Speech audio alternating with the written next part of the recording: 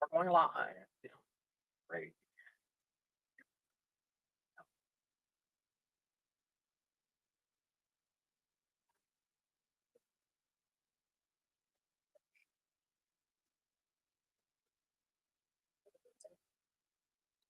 Oh shit!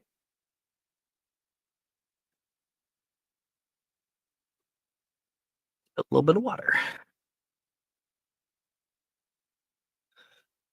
I'm back. Welcome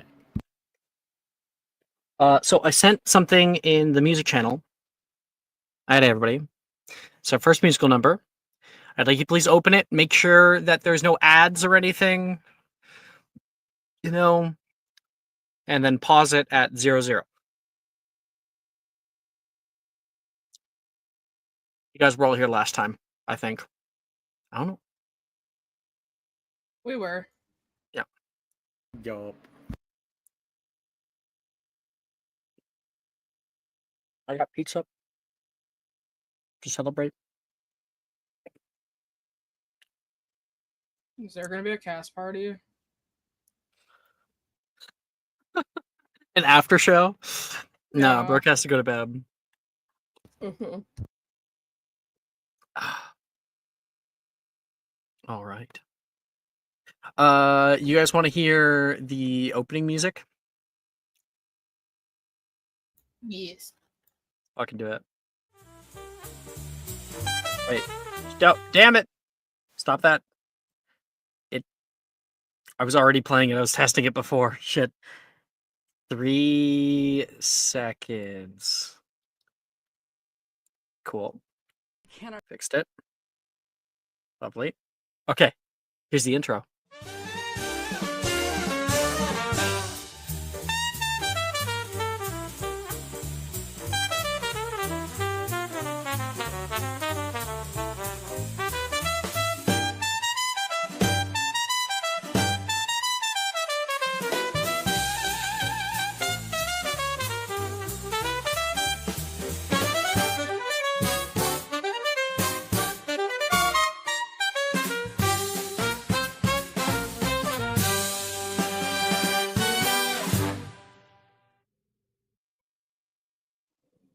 Welcome, everybody!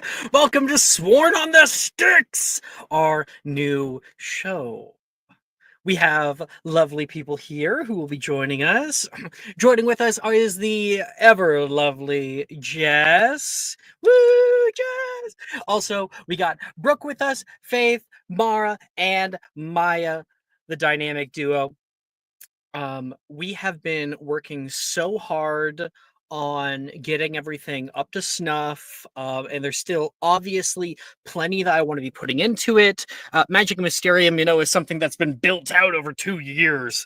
So it's definitely a new challenge to be beginning something new, because with like Magic and Mysterium, we didn't have a lot, but we have more now than we did back then, and like my standards are quite high for what I want to have ready, right?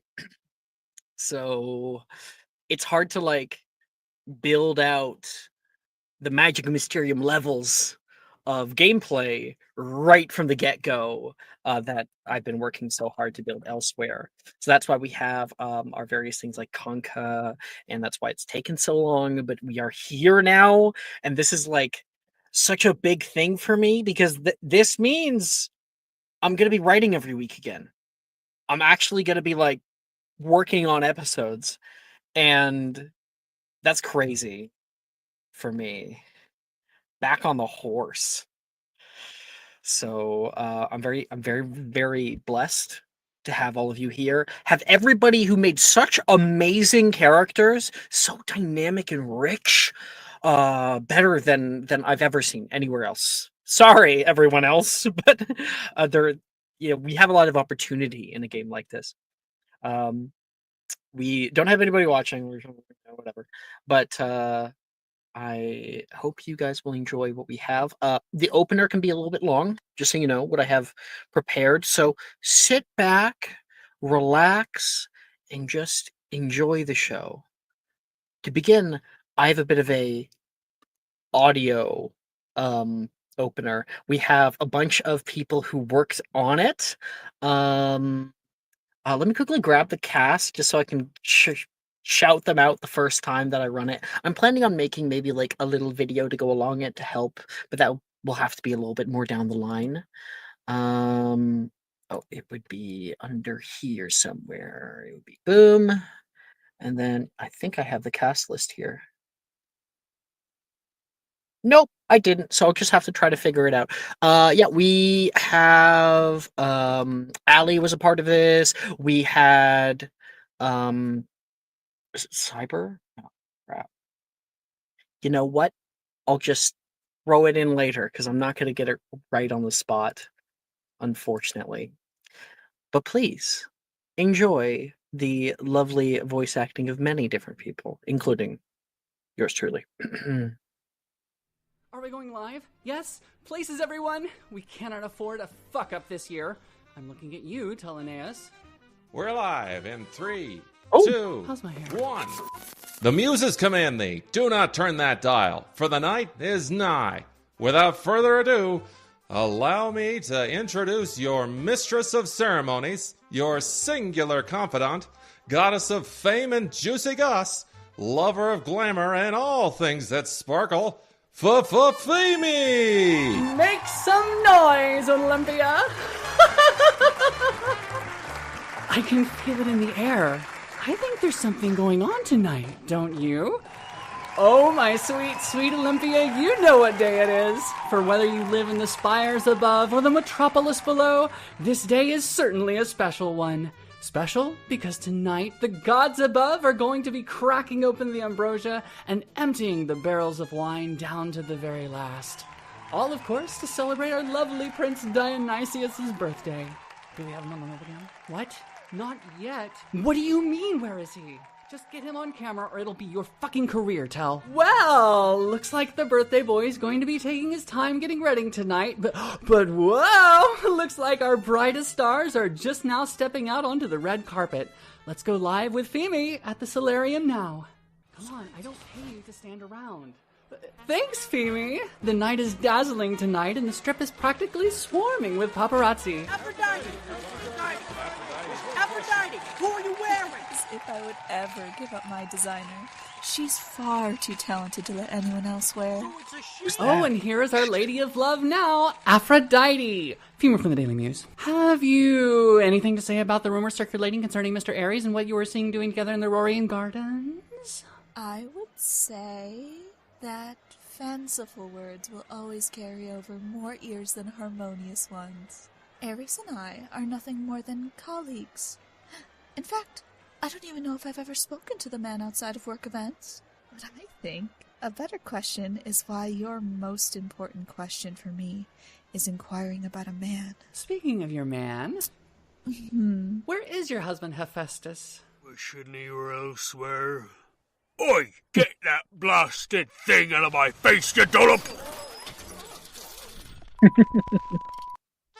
Oh, well, looks like we're having a little bit of technical issues. But I'm sure the feed will be back up in just a moment. Someone order a grande decaf white chocolate mocha iced half ristretto in a venti cup, 3 pumps sugar free vanilla, 2 pumps caramel, 1 pump hazelnut with sweet cream cold foam, and extra caramel drizzle no whipped cream with soy milk and light ice. Oh, that's me. My God, Hermes. Femi, hiya, what are you up to? We're doing the show. Oh, really? I couldn't have possibly known. Hi. What are you doing out on Dionysia? Oh, just burning daylight, which I hear is going to be coming by very soon. Ta-ta! Oh, I'm getting something. This just in, we have located the birthday boy, and we go live to his dressing room now. I'm not going. Hush, child. Femi is here. It's your birthday. Your big day. Everyone will be waiting. Why won't you attend? Please. The people have a right to know. Because, Femi, this is the 20th anniversary of my stepmother's terrible and inhumane prohibition on nectar. Here's your neck. Apple juice, Your Highness. Thank you, Rose.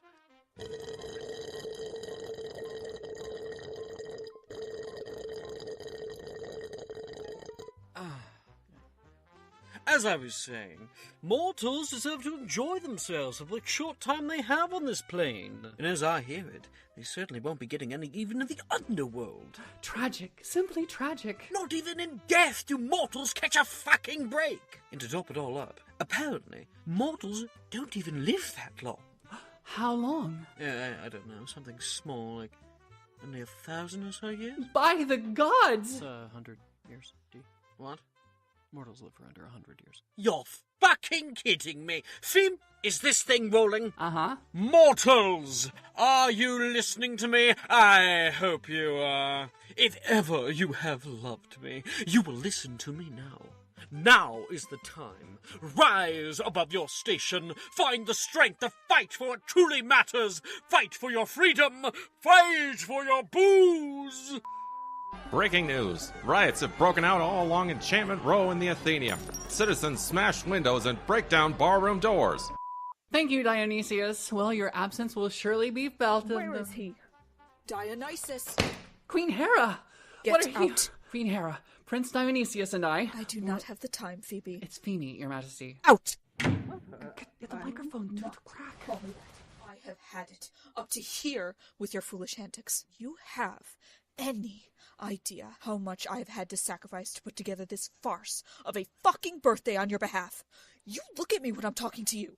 Prohibition isn't going anywhere. You, however, have been utterly out of control for the past few millennia. I will not have our high-born name tarnished by an ungrateful, sniveling layabout who— Wait. What the hell is that thing? Cover blown! Back to the red carpet. Run! Breaking news. Rioters have been sent home and the fires have been quelled thanks to the frosted winds of Demeter. There will be no fighting.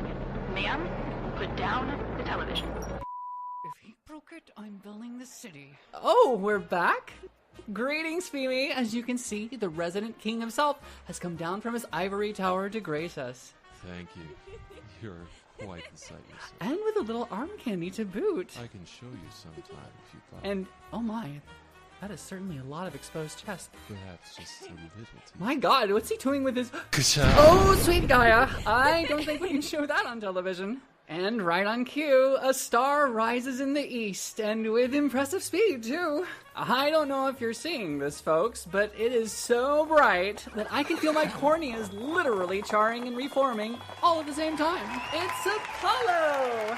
He has touched down with his chariot and horses, and the sky is returning to its magenta haze. Apollo, welcome. Oh, sorry. My hands are tired from riding. Can't do autographs, but smiles are free, love. No, it's Pheme from the Daily News. We met after your last Olympia tour. Oh, Pheme. Kisses. Give all my love to Calliope. I just wanted to ask if we should be expecting your twin sister Artemis to make an appearance tonight?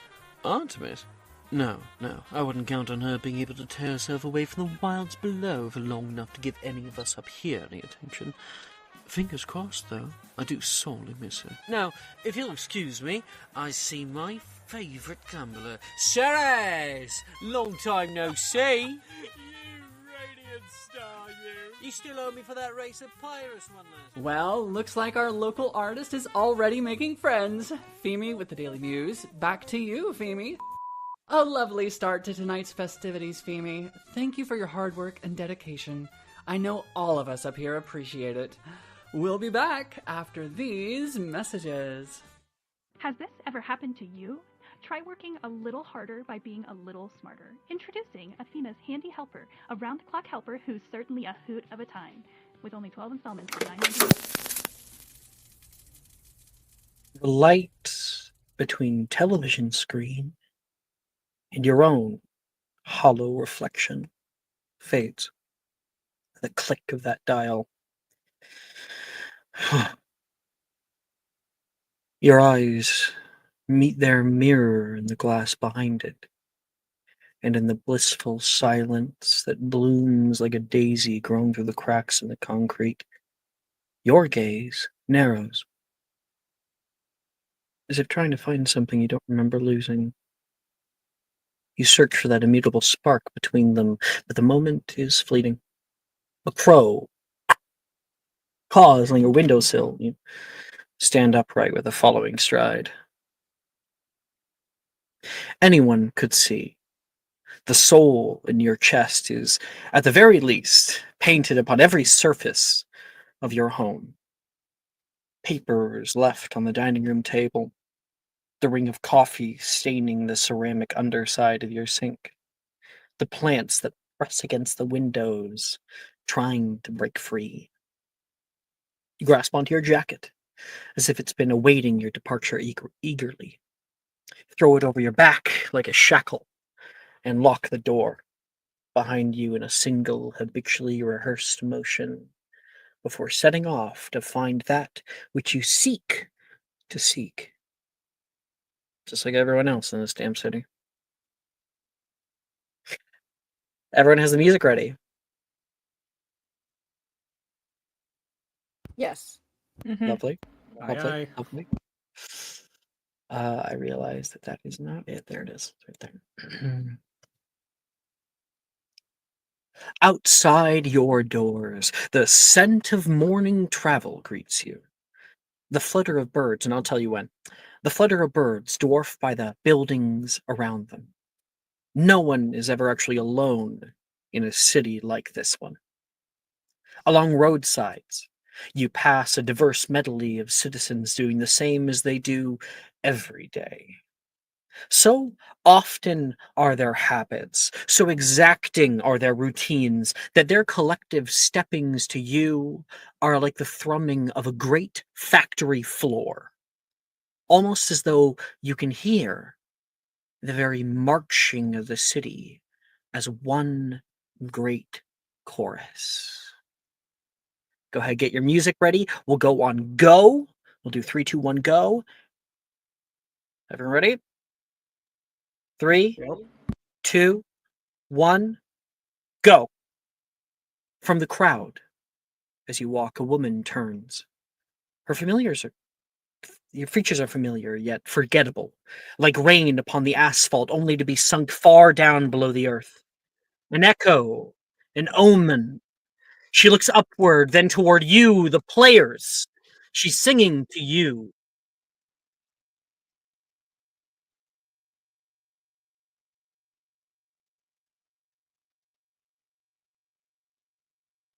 Who is she?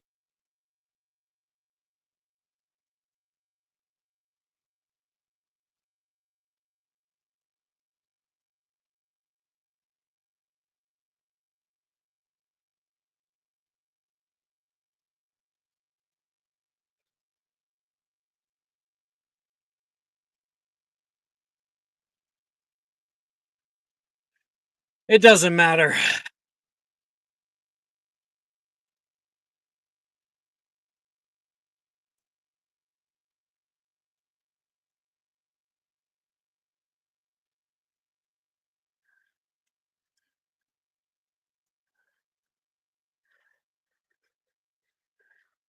The city sings!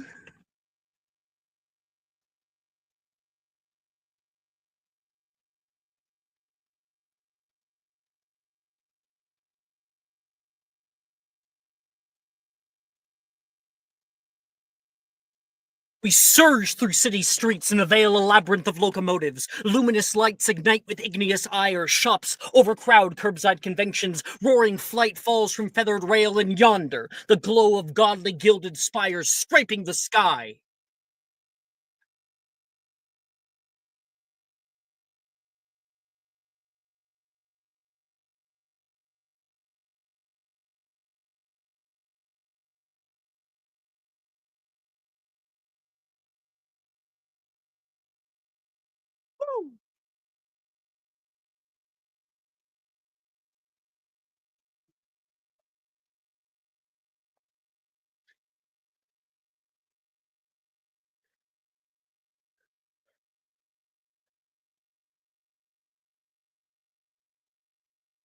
The avenues are alive this eve, and the city sings out as one.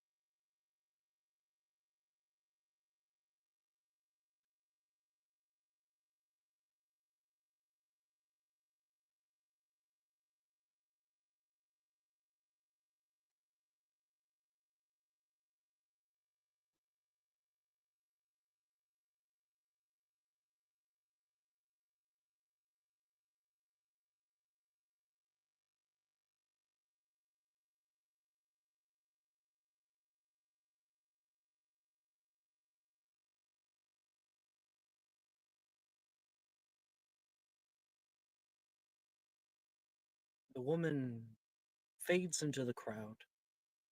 The sights and sounds dim as you reach your usual haunt. Good thing, too. From a few stories up, a storm cloud coalesces onto the high rises. Chris, a harsh line of rain rolls toward you, and you take shelter from the weather within the warmth of the Calico Club. And I have new music to fill your beautiful ears. I will send it your way. I just want to say, chills. Fuck yeah! Oh yeah. I was messaging Brooke throughout this, and I was like, "Oh my fucking god!" We were kind of screaming. Spectacular. Okay. There you go. There's some music. I recommend playing it quietly in the background, like always. Chris. Inside the Calico Club. You've been here many times. It's in the Chimeric Quarter. Beautiful place out here. It's a refuge for the downtrodden transitory. The ceiling arcs into a dome of hanging sconces. You admire the aged oak. Music fills the haze, and you can see the booths and counters of this old sedated place. Rain pats out its own tune, rolling across the windowsills. With mindless habit, you hang up your coat onto the rack and hear the augmentation or argumentation of Wallace, the establishment's manager behind the counter. Are you blind? I ordered 12 crates. This here's 3. Where's the rest of them? He asked to you, Palace. Oh, sorry. Tariffs. Fucking kidding me. You didn't pay extra. Sorry. He can you hear this growl underneath of his voice. I paid exactly for 12. You have no idea what you've just done, he says to you kind of nervously. He kind of notices Chris waiting nearby. Ah, Chris! Lovely to see you. Wallace's demeanor shifts to a more softer exterior. You stay here. And he kind of walks around toward you. Hard to No find good help these promises. days. Hard to find good help these days. Will be the usual. Yes, please. Of course. Lovely. The show is soon to start. Feel free to take a load off. I'll get that started for you, he says. Turns back over toward Palace. And you kind of slow down hearing him. And the two of them argue for a minute. Palace, can you please describe your character? Yeah.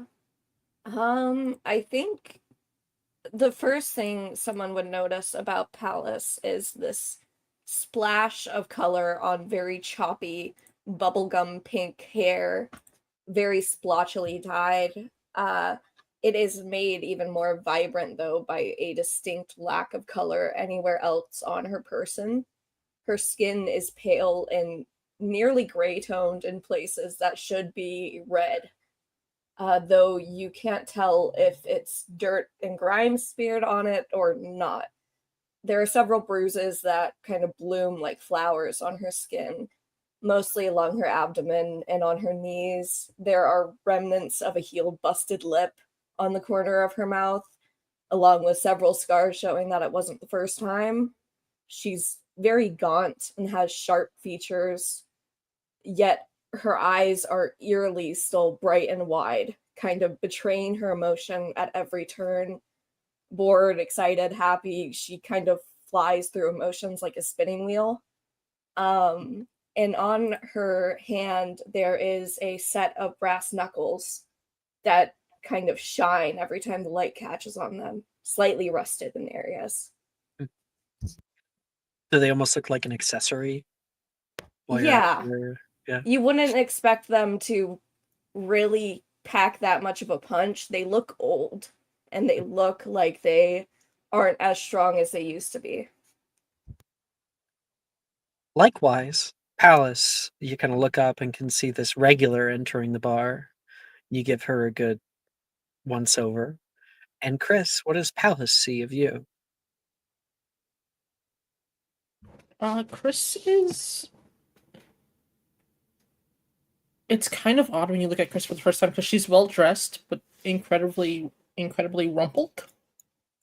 So she's wearing a nice shirt that looks like at one point it was ironed. Now it's wrinkled. The sleeves are rolled up. Her shirt's come untucked on one side. There's mud on her boots now. And she carries kind of a large notebook that she sat at the edge of the bar and is now flipping through.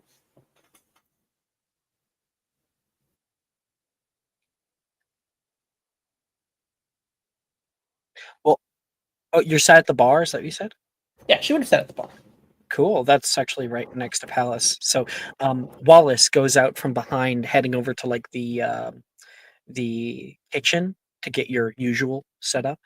Meanwhile, Palace is out here like with a clipboard, and there's a little cart that she has with a bunch of crates. And you sit down at the bar there. It's kind of this awkward like closeness between the two of you, just in proximity. You look out around the area around you, and you find a stage at the very back. Stage lights coming down, and there's like a band that's kind of softly playing. A few other people are around the area. And then your eyes drift back over toward Palace. And I feel like Palace is kind of weirdly looking at you.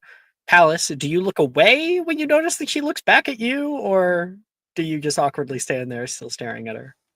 No, I think she's staring very obviously, like wide eye. Can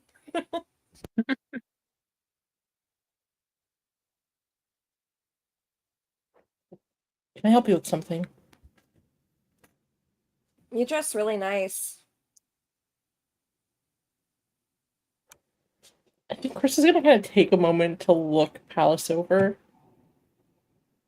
You go ahead, make an eye for detail roll.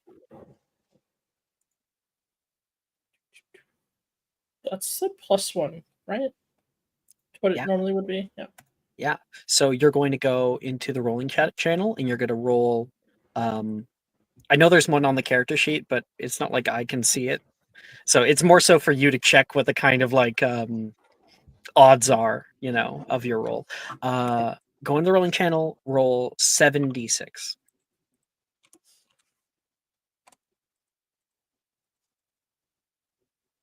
29. That's 2 successes.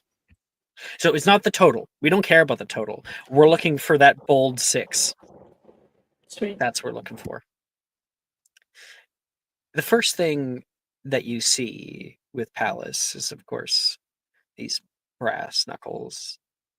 She's I think like on her right now is maybe some kind of like apron or something. It looks hastily put on, like she's not usually here. There is a sort of grime to her, a bit of a smell. It's very earthy. Columns. She's from below. Working out here today, apparently. Far from home. And she's staring at you, meaning that likely she doesn't interact with many people up here that often. She might be a little bit odd because of that. From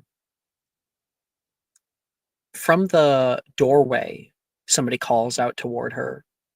Can hear another worker going, "Oi, Palace!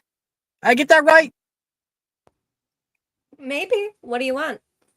I'm gonna head out for a joint. You may as well take your 15 now, capiche?" Yeah, sure.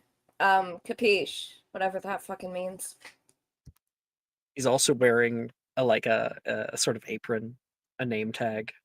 He's actually wearing a hat for a delivery company. And he Do leaves. you know any of these people? Because I never really asked their names or anything. I've just kind of been pretending to know him. I'm new, by the way, in case you couldn't tell. Oh, didn't notice at all. You fit right in. Oh, really?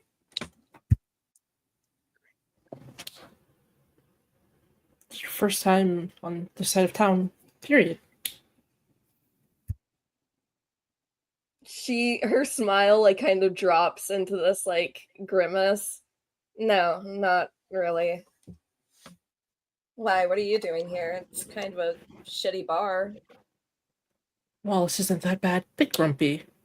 I know who we're not going to be doing any kind of business with in the future. You can see Wallace coming out of the fucking kitchen, overhearing what Palace said. Do you have any other choice? In this city, there's always a choice, he says. He comes over and drops down. Sorry, Chris. I didn't mean to be dealing with this in front of you. Here's your usual. And he says, sliding some food over toward you. And I'll pour you a drink now. Just put it on your tab, right? Yeah, give the girl a break, by the way. It's her first day. Oh, right. It is my first day. Listen, Chris, Honor's been breathing down my neck is all. Let me tell you, he says, looking toward Palace. I wouldn't be caught dead bringing in 3 crates if I knew it was good for me.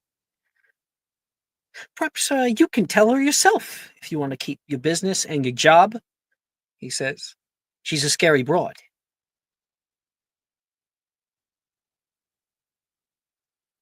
I think Chris kind of will look at Wallace at that before looking at Palace. So surely they're not going to blame her for. It's not like she owns the delivery company. Well, we take responsibility or what?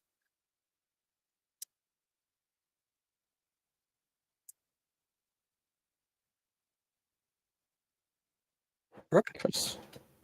Oh shit! Sorry, I thought you were still talking Mara for some Chris just reason. looks at Palace. I was So like, oh okay. I can. So he said, I wouldn't be caught dead bringing her no. So Owner's been breathing down my neck. I wouldn't be caught dead bringing her no 3 crates if I knew what was good for me. Word. Okay. Perhaps I you can got tell it. her yourself. She's a scary broad. Well, it depends. Is she actually more tolerable than you? Depends on your disposition. My best bet? No. Please, I think you're just trying to scare me. Is it working? Not at all. Either way, I'll get you here with the mistress. You can tell her what the fuck went wrong. You do that. I'll tell her that you shorted her payment. Shorting! She knows me way better than she knows whoever the fuck you are off the street. Sorry, Chris. But does she play with her money? And he will leave at that point. I'm gonna get some art for him. Or I have art for all of these people. I just need to find him another thing. Wallace. I love Wallace. The art I found for Wallace. I don't know. He just seems so uptight in the best way. Here it is. I will send in discussion.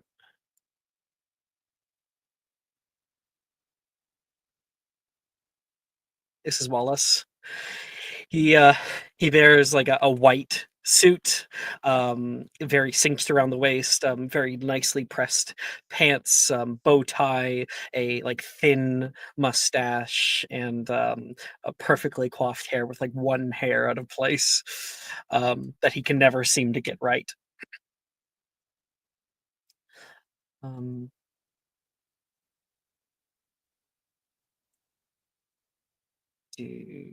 Nearby, Wallace hands you your drink and rolls his eyes. He heads off toward the back. There's like a door next to the stage. There's a kind of nice, deep ruby red curtain that he feeds through. I do also have a sort of like fun thing for you guys, I guess. I have a logo for the Calico Club, and you can see a little collage of like the vibes they sent in discussion. I guess I'll show it on screen. Here it is.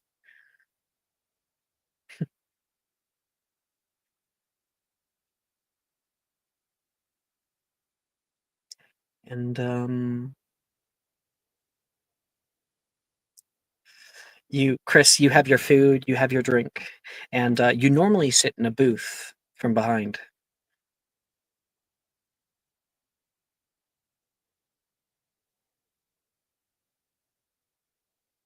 All right.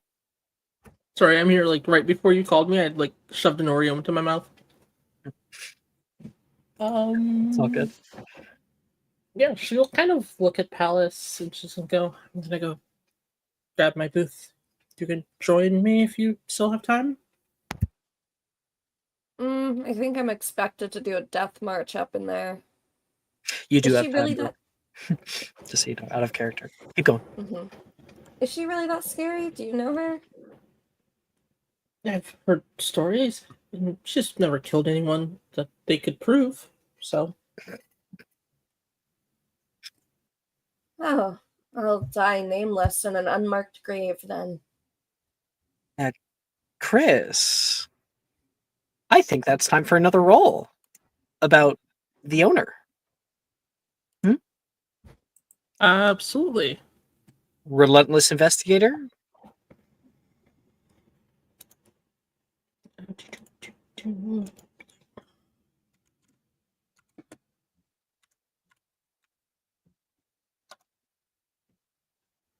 That's one success. The owner. She's odd, tall woman. Seen that. She always wears very dark clothing. Keeps her face mostly hidden with like a wide brimmed hat. She doesn't come down here very often, but you've seen her a few times meet up with guests before disappearing out in that back room of hers. You always see people turn the corner and walk upstairs. There must be something upstairs. Other than that, you've only heard her talked about as the mistress, she's called.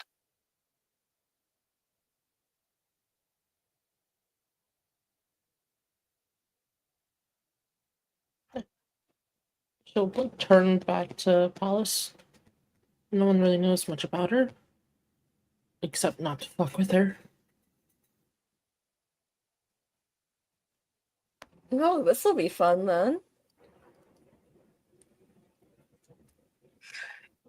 You guys head over to go sit down, or at least Chris is. Palace, do you join her or do you stay at the bar? She offered. I don't think Palace would. One thing, that's fine. Free food. That is true. She is very hungry all the time. Like, you can still say no. It's just, you know. She doesn't for a second, and then she like sees Chris eating and is like staring at it for a while. And then she's like, you know what? Fuck it. I've done worse for food. And she's going to slide into the booth. All right. You probably Palace feels a little out of her comfort zone. But we don't quite slide into the booth just yet. Chris, you head over to go to your usual seating, and you see it's already occupied by another. You see a beautiful woman currently sitting there. She's just fitting her shoes a little bit better. She's kind of sitting on the side of the booth as if she might be leaving soon. Amalia, can you please describe your character? Yes. You see a woman of average height. She is a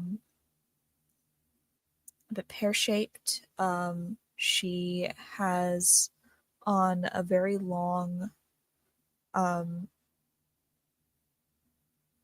almost a little revealing, kind of whitish blue dress with a very like plunge neckline. Her hair is very her hair's long, black, curled, not a hair out of place. She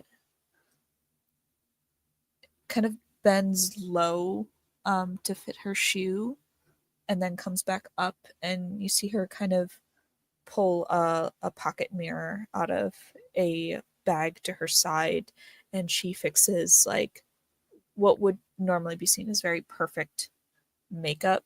Um, and the movement seems nonchalant, slow, um, almost like she's not in really any hurry. Um,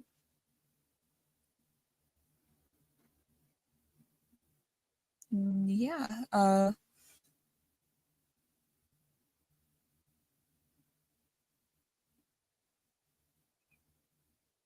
I wish I had more of a description. I think that was a very good description. Thank you. So that's what you see as you walk over to your like habitually usual booth. She looks like she's just fixing her shoes. Chris. I think this is kind of gonna pause, like a bit confused almost.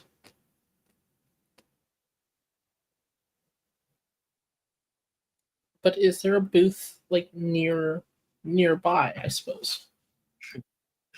Yes, there definitely would be. So like you kind of stand there like, oh, you look around, and Amalia, you look up to see a few people walking over toward the booth that you're just pit stopping at, and they look like they want it. She's looking around like she's gonna go somewhere else. Oh, my apologies, dear. Did you need this booth? Sorry, I just usually sit there. It's fine if you're using it. Not at all. And she will stand very slowly and kind of collect her bag. Please. Thank you, Chris, by the way. Amalia. Pleasure to meet you, Chris. Nice to meet you as well. And like she'll look back to see if Palace is there. Palace has been like very quietly behind you this entire time. But once you look back, she'll kind of step to the side. Palace?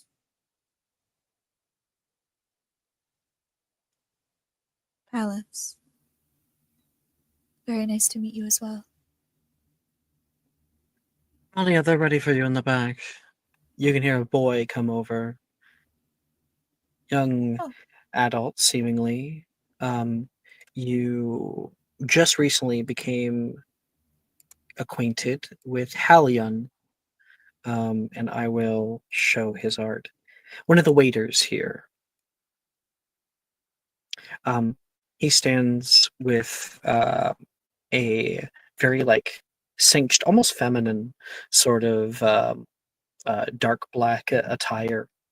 much like some kind of gentleman's club. We have all the performers waiting. I've been sure to get ready a small booth for you, your own vanity. Thank you again for coming by. I'm sure the mistress sends her regards. No need to thank me. She'll be watching this evening. Oh, I was wondering whether or not she would come down. Oh, Hope it's not too much trouble. I see you've met one of our regulars. And Hallion turns and gives a big smile toward Chris, and the smile immediately like goes kind of serious as he looks at Palace. Like, you do not look like our usual clientele. She does like a finger wave. Is there anything I can get you, Chris? Looks like Wallace already got most of it. Yes, can you actually grab me another bowl of the house special for my friend here? Certainly. And a drink, Amelia? Oh, just water, please. Certainly. Better for the vocal cords. Indeed. And they walk away to go get their stuff. I feel like a little bit of time passes. As they walk, actually, no, that's perfect. As they walk nearby, you can hear, "Oi, waiter!" Oh, sorry, wrong voice. I need to get it. 1 second.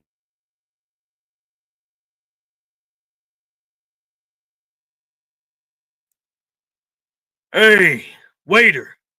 I've been waiting for damn near 10 minutes already. When are you gonna come by? You can hear from the corner booth. Oh, yes, of course. Let me grab your order. Let me grab your order. Yeah, fine. Palace, you perk up at that voice. You see, some kind of like the side of an arm only from your like perspective, and the arm is big, real big. Next, you can see a woman that's on the side of the booth. She's more visible.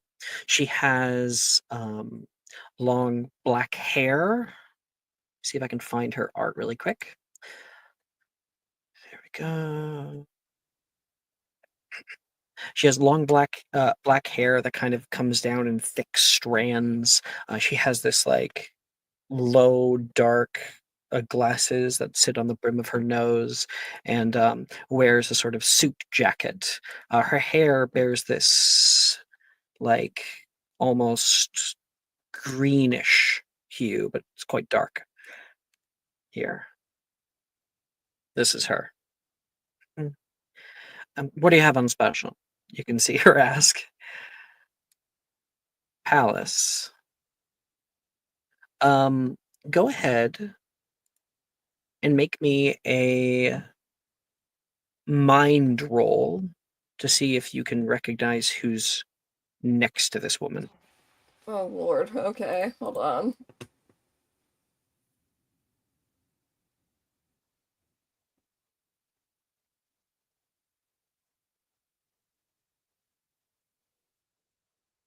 If I have 2 in it, it's just 2 dice, right?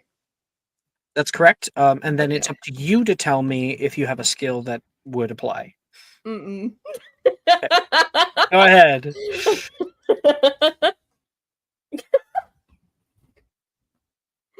I got a 1 and a 5. Lovely. Yeah. So like as you're looking over, trying to see who that is, there's some kind of familiarness that hits you about them. Something that you can actually feel your heartbeat beginning to go a little bit faster. And then Hallion comes back. Got your food? It drops it down in front of you. Palace, you look down and, oh my gosh. this beautiful broth. Looks like it was created in a 5-star restaurant. You don't get food like this very often. I think her hand was kind of itching towards to like touch the other hand's brass knuckles, but then the food gets placed on there and her eyes just go wide, pupils dilate. Like, where's my spoon? Yeah. Actually, I don't think she bothers with a spoon. Yeah, she probably eats it like that. Lovely. I'll see if I can find. I have like a lot of concept art, and I did get food concept art. I'm gonna see if I have one that can apply. Ooh, that one's okay. Oh, here it is. Found it. Sending in discussion for the food.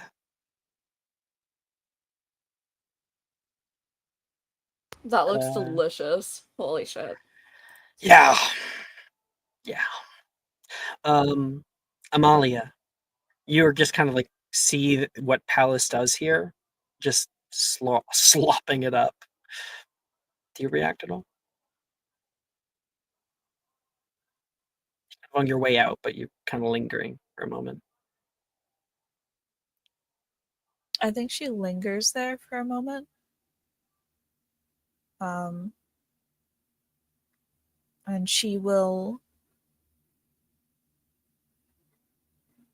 think about it. But she will eventually like turn back to the table, kind of sliding into her clutch once more and like pulling out like a handkerchief. And then just kind of setting it on Palace's side before walking back off.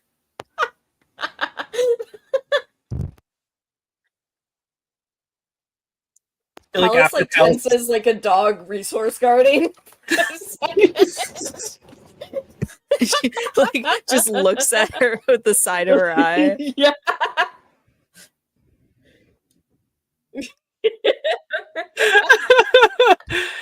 That's great. And so, Chris, you're like, this was a mistake. Okay. Selene. Hello?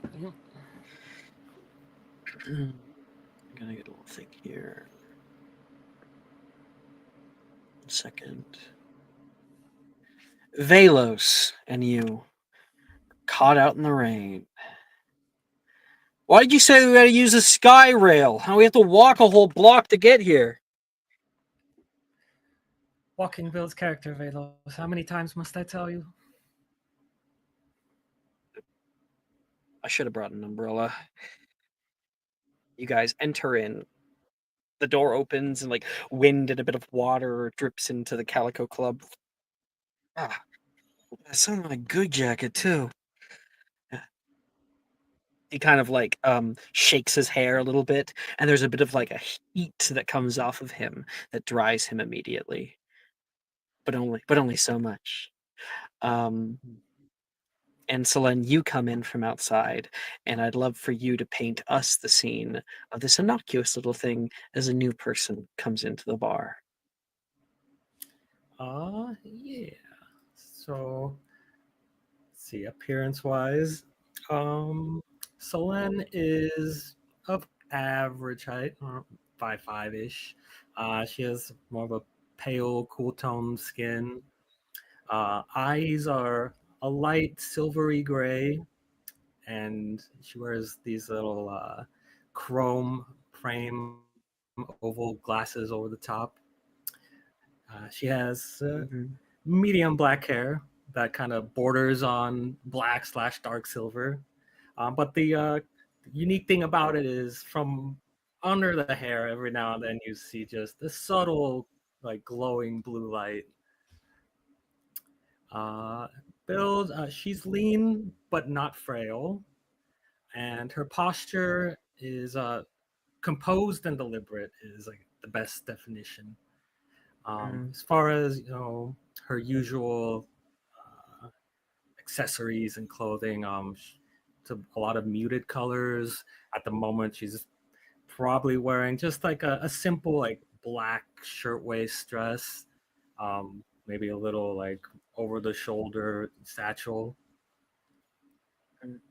and yeah, and she's also definitely wearing. She always wears gloves, whether they're short gloves to the waist, or in this case, she has gloves that go up a little past the elbow.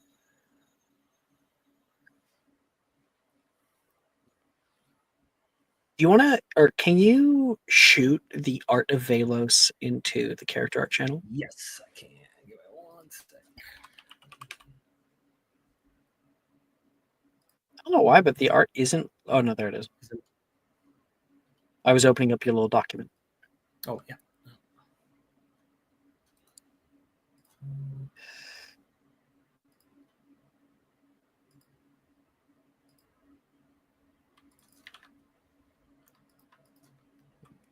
Hold on.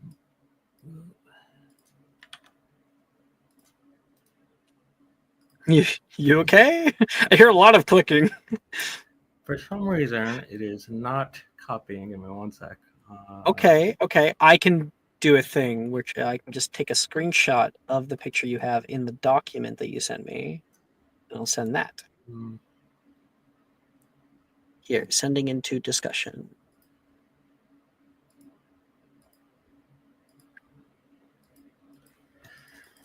And yeah, Velos is almost the exact opposite in terms of just demeanor and posture. He does have a similar sort of black hair that's again just bordering on like deep black and dark gray.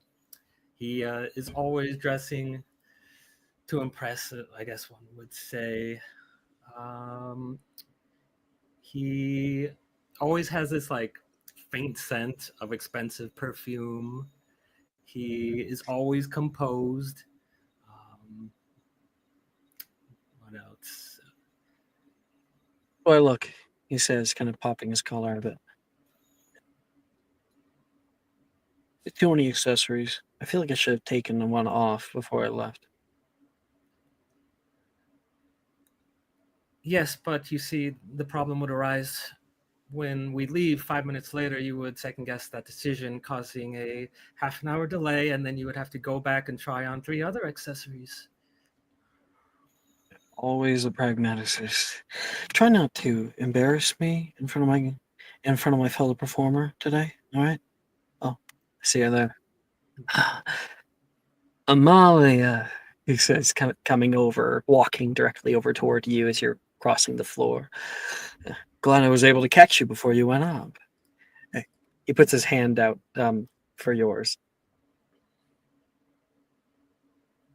Velos. Takes yours and gives you a kiss without breaking eye contact. Oh, and this is my favorite and only sister, Selene.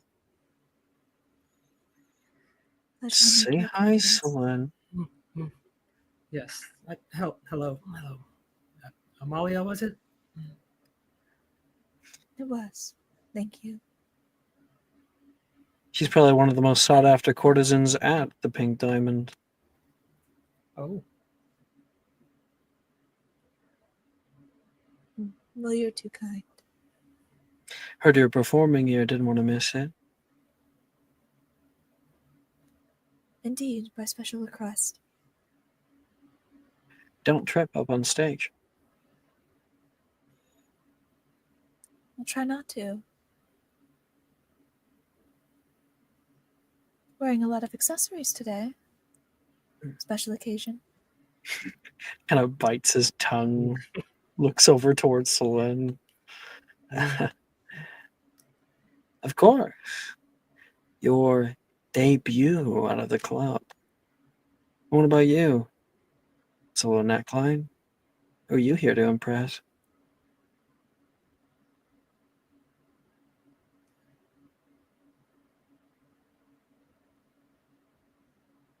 Please, Velos.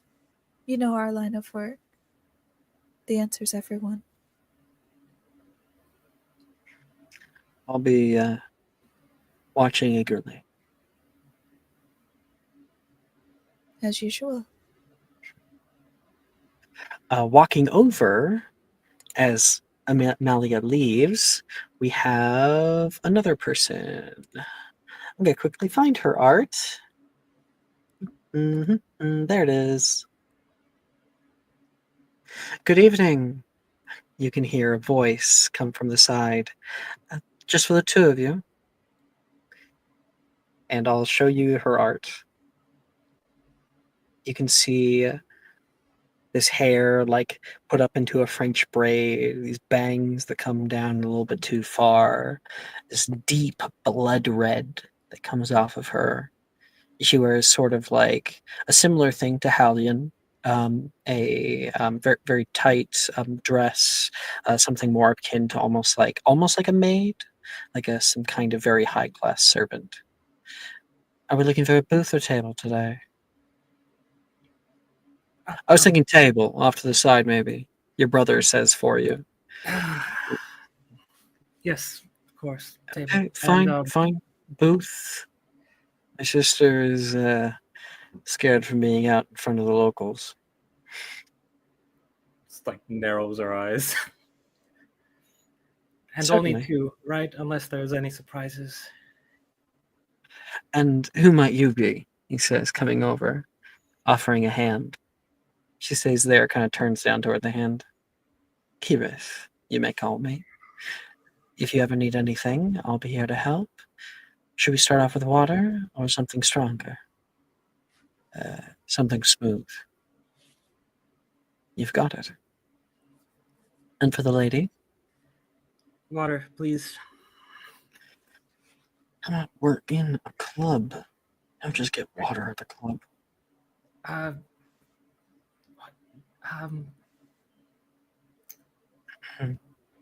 don't know. What do you...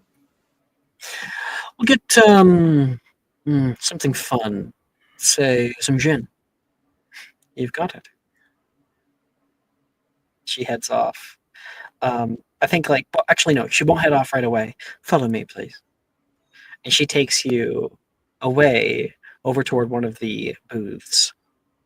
You can hear. Finally! How long, damn, does it take you people to make a simple meal? In the corner, there's like curtains that come down that kind of obscure like a VIP corner. And you see like a large hand come out and take a few plates. As you're walking, Selene, you look over and see something that you haven't seen in a while since moving up here to the metropolis. You see a lizard folk sitting next to that big man from earlier. On his other side, you would see like a chameleon, a huge chameleon sitting there. He's wearing his own kind of simple outfit, a vest and whatnot, cream shirt, and one of the eyes like flick toward you as you walk by. I think she pauses like mid-step, just like looks over. It's like, totally like, what is that? You would have seen them a lot back in the day.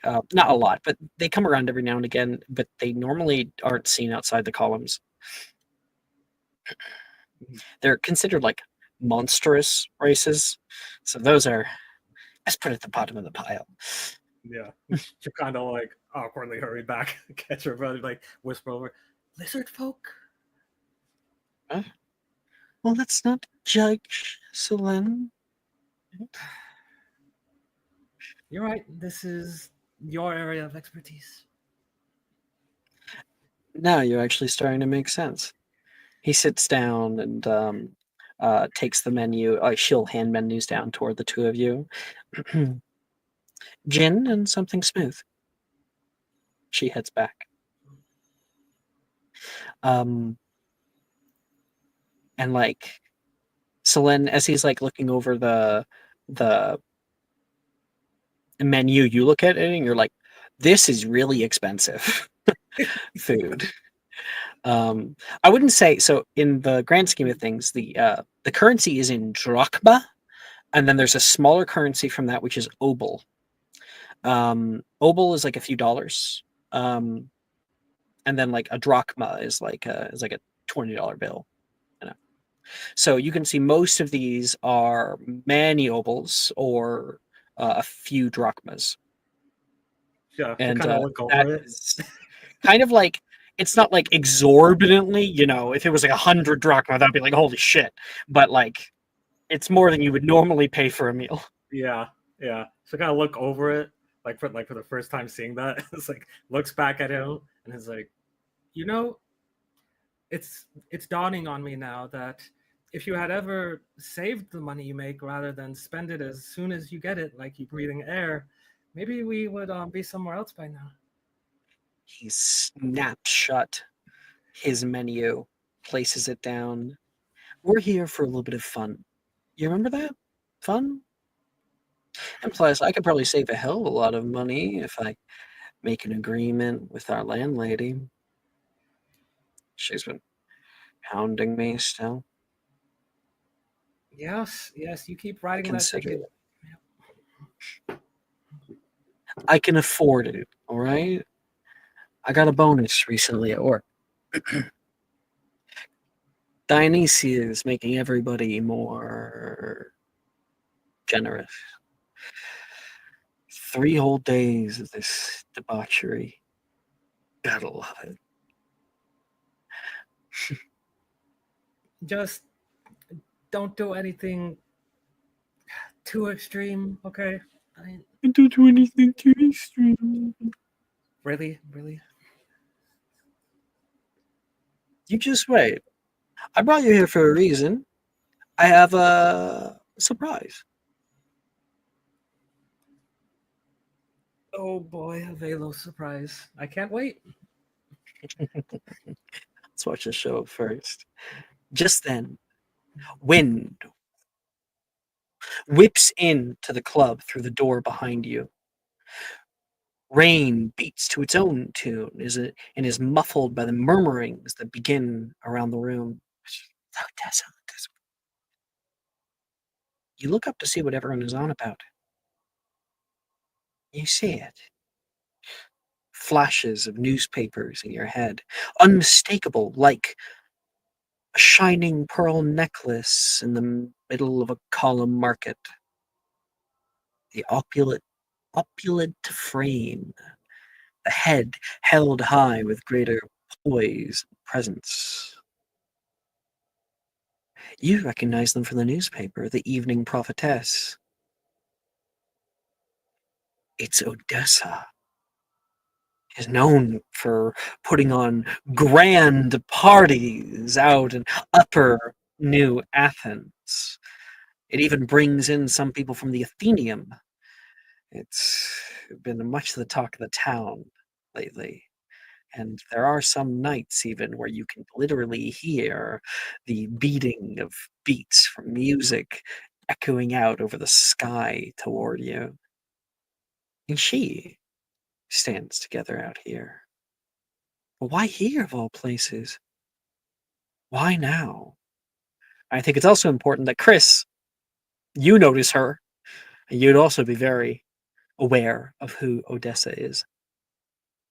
Odessa, describe your character. Sort of walking into the room with a confidence like she belongs here. You see a woman with very, very striking features. She has a very dark olive toned skin. She wears her makeup in a way that is meant to catch the eye.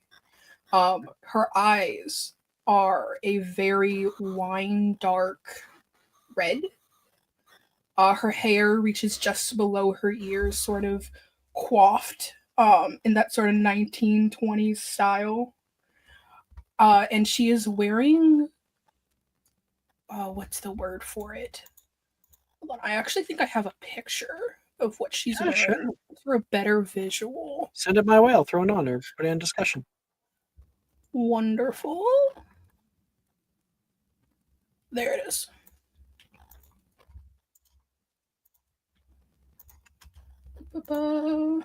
Yeah, so she's wearing like business attire.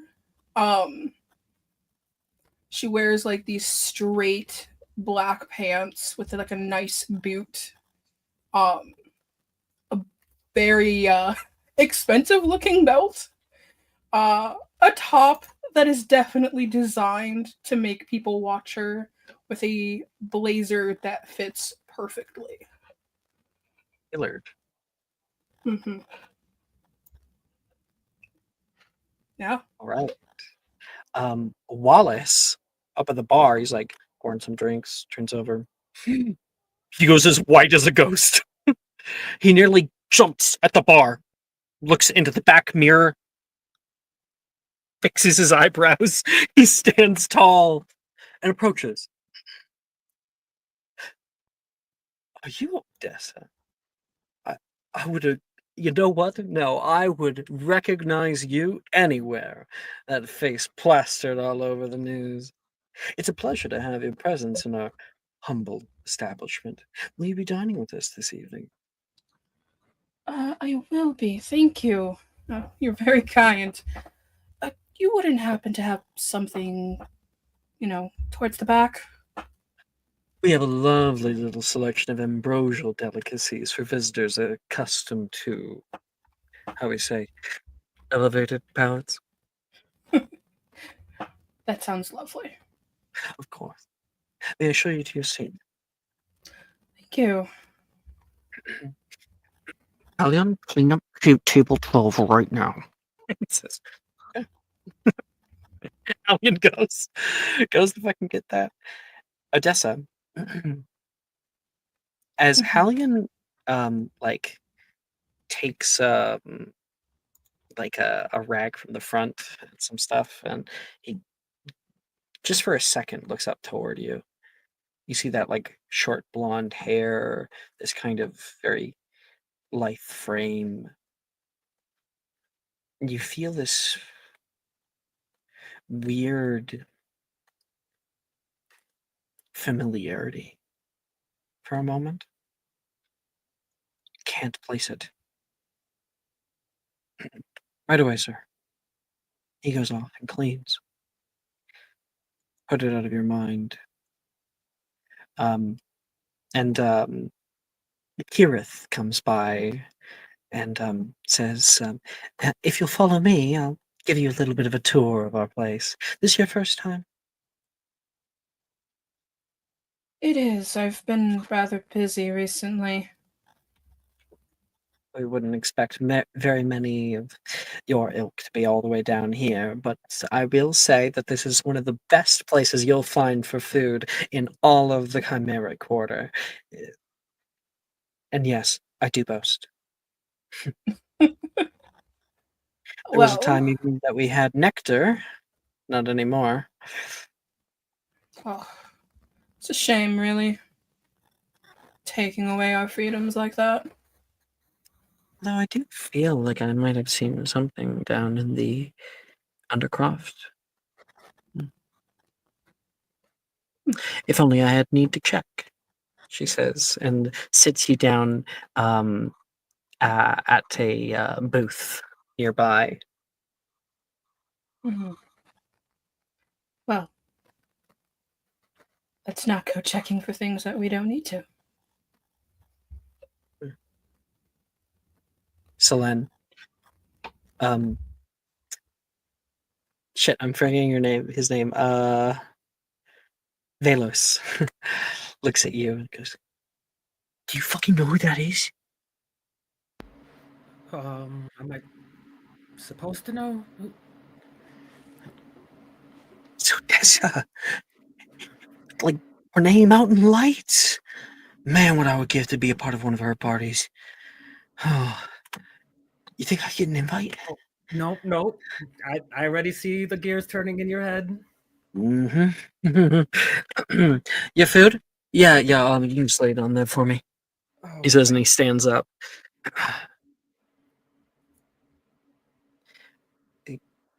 He's gonna get up. Yep. She will kind of like put her hand like and pinch the top of her head, like, all right, go have fun. Excuse me, miss, do you have the time? This man stands over you.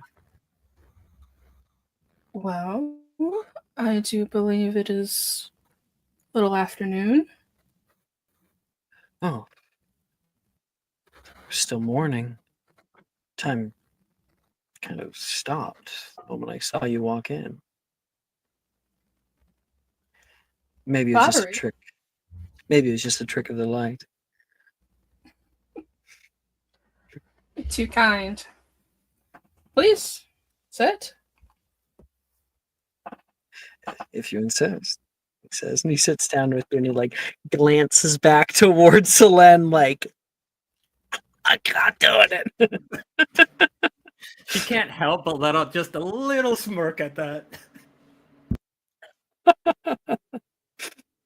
He says, you walk in here and most of the place starts to lose their mind. You must be somebody important. And he like has brought his drink over.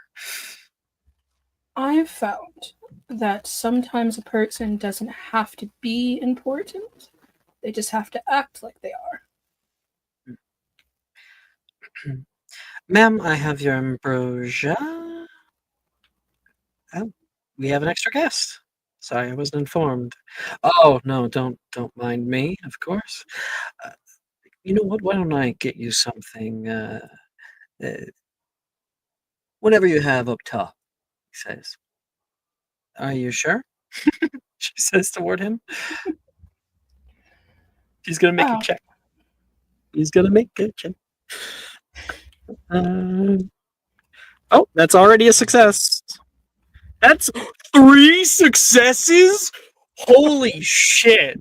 Okay, that's gotta be some fucking, like, bonus he got.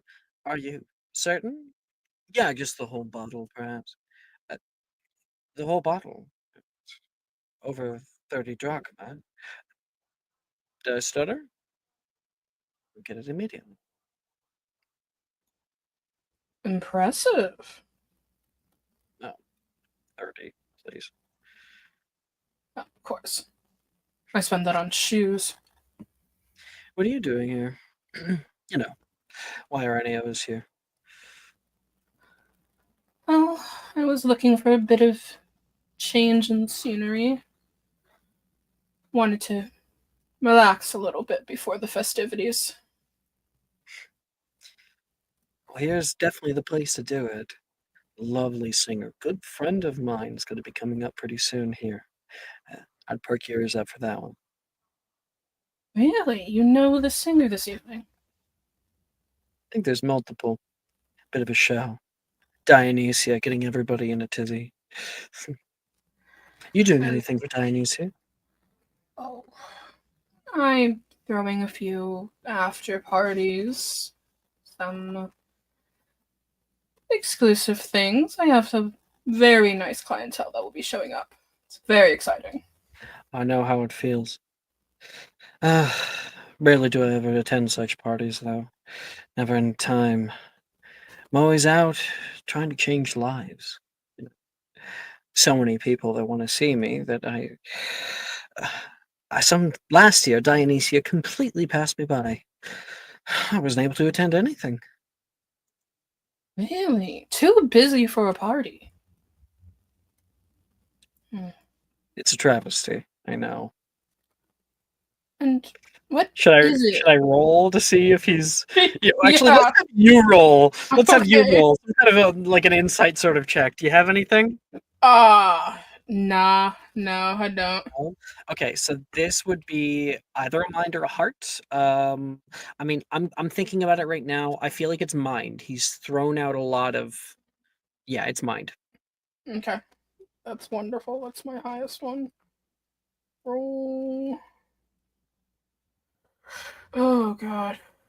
5d6.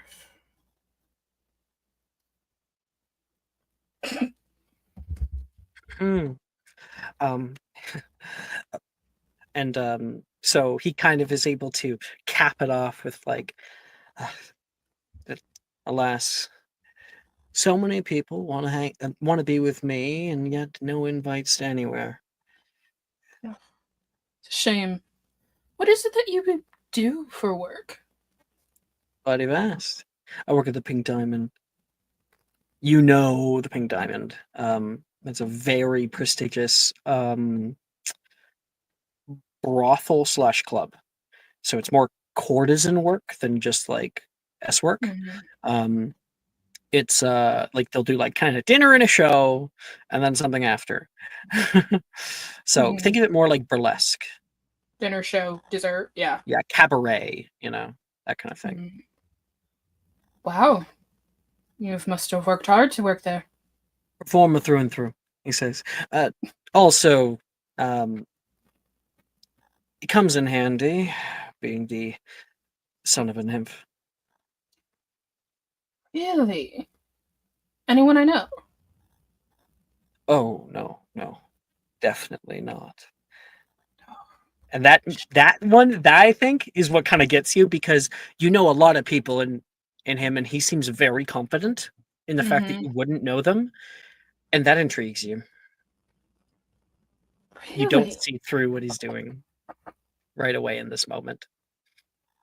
He's definitely. You probably think that he's trying to put the moves on you, instead of you don't know him trying to, that he actually knows who you are. Yeah. It's not every day that I meet somebody that I don't know a name from. Velos. Sorry if I didn't give it before. Lovely. Odessa. Odessa. No. Really? You heard of me? I think the whole damn town has heard of you. Sorry, what am I doing sitting here? You are far too good for me. Sorry. Please, I've taken up too much of your time. No, it is perfectly fine. My sister's been probably waiting for me. Bring her here. Have her join us. See, why not? And like coming over, a bottle of a very, very fine wine is set down. And Odessa, you look at it. It's a good wine. It's a good year. And like, I think he like turns around one moment. He stands up. I am this close. He says to you, back turned to Odessa, right? Can we put on a bit of charm? She will smile sarcastically. Of course. No blinding lights? The most charm. Yes. Lots of breathing? Okay. I didn't know who Odessa was. I didn't know until we're done there. Yep, okay. All right. He like takes your food, and his food comes over. And Selene, might I introduce you to the prestigious Odessa?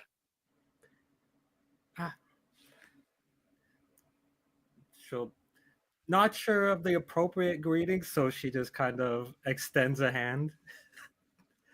Oh. Lovely to meet you. She'll like reach forward and shake her hand. Pleasure. He sits down nicely and helps you to sit down. He starts pouring drinks from the bottle. Actually, he wouldn't pour it. He would like snap, and Hallion will come over and pour drinks. So you two are siblings. Indeed, as much as most people wouldn't believe it. Twins? What, is it that hard to see the resemblance? You like put the face together.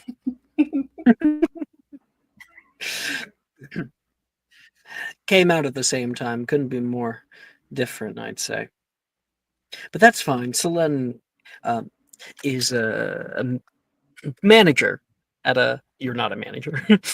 at a lovely little bookstore nearby in the Chimeric Quarter. It's not too far away, actually. Really? That's correct. And how long have you worked there?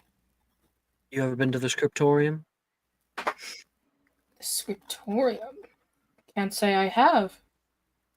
Oh, sure that there's lots of great bookstores up in the Athenaeum.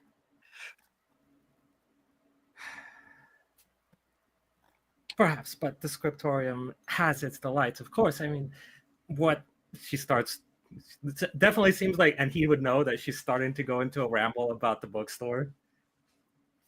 And he's like, oh God, why did I bring it up? Selene, is there any check you want to make about your ramble? I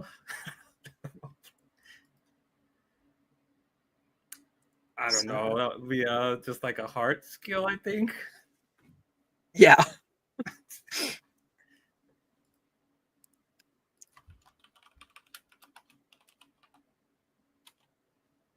1-6. That's a success. Lovely. So, I mean, Faith, I can take it away, or you can talk about it if you want. She will start going into a spiel about how I have the oddest customers every now and then. Sometimes I have customers who just want a pretty book on display, and for that I take them to the historical accounts and memoirs, and I just point them to books that look heavy and gilded, and I tell them, looks important means nothing, perfect for your shelves, right? But then we have the more inquisitive types that she goes on. That was a good one. That was great. Yeah, she goes on and on about it. That is to say, she loves what she does, which is only what we can all strive for, right? I am a woman who can appreciate passions. And you seem very passionate about your books. I think it runs in the family. Passion is something that I have somewhat of an expertise in. It certainly wasn't anywhere where we come from. That was a dreary place. Oh. Did you grow up somewhere down there? There's only one place, of course, that he could be talking There's about. only right? one. Yeah. Yeah. Down there. Yes. The columns. He looks at Selene for a second. Oh no, not I mean, in a matter of that. speaking, But down there would be correct. He's laughs at his sister for a minute. We actually born in the underworld. Really? There it is. That's probably what intrigues you most, because you don't meet many people from the underworld ever. That's not really a place people come from for the most part. She leans forward, kind of resting her her chin just on the tips of her fingers. The underworld. I don't meet many people from there.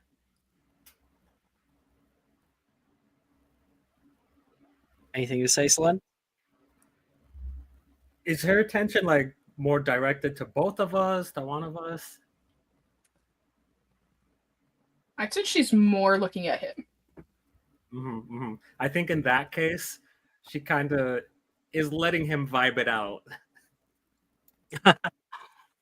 All right. Amid this conversation, very quickly look back. Chris and Palace. Palace, you noticed when Odessa walked in. Seemingly so did Chris.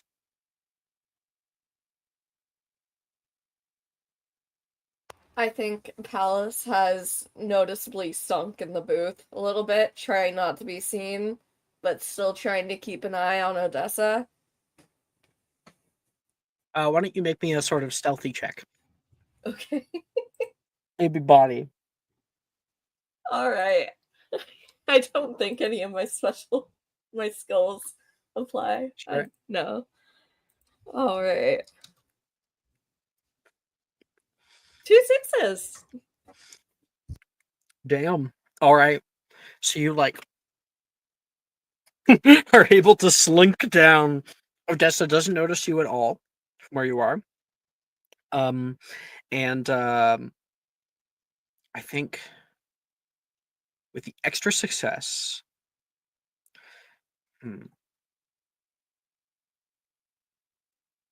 you're like lower on the table, and so looking back over toward that corner booth they were talking about earlier, the guy's like, "More wine!" You can see a hand that is on the table, patting, and a hand underneath the table on the same side that's patting his leg. Big, thick, meaty thigh. That's two hands on the same side, large, thick, and now you remember who that is. That's Little Man. Oh Do I no. need to remind you who that is? No. You know? I'm like 90% sure. Let me just double check. Thank God for the fucking Kanka. Little Man. I don't know if it'll show up if you look up Little Man. It does. Oh, it does? Okay, yeah, I know him. I know Yep, him. It's yep.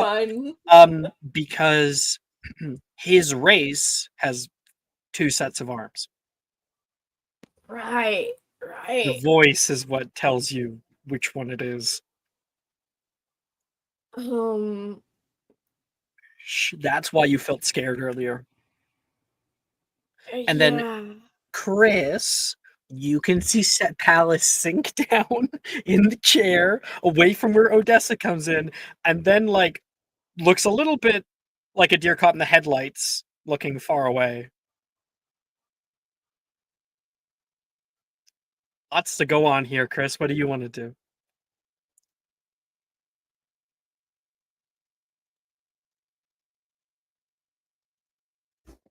I think. Sorry, I was like thinking. Oh, sorry. I thought I just heard you like come back to the computer. No, there's so much fucking happening here.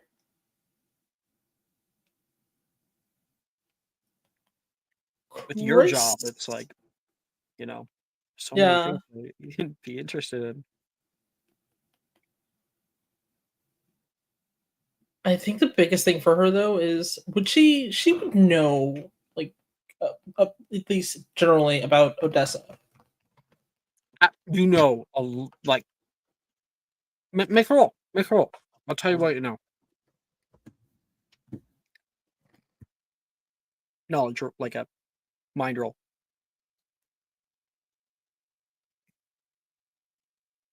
And again, if you have a skill that applies, you make. There's no way you only have 1d6. That's No, not I possible. rolled the wrong number. I'm gonna use Relentless Investigator again. One success. Now, of course, we have to get rid of one because you already rolled one, but that's fine because your 6 is in the middle. Even if we took it from the start or the end, it wouldn't matter. Okay, what you know about Odessa? Odessa kind of came out of the woodwork, kind of out of nowhere a while back. First, there was these parties that were going on. Huge, loud, was even causing some issues in the area. The hoplite were brought in to like break it up. And then nothing for a few weeks, and then week after, another party.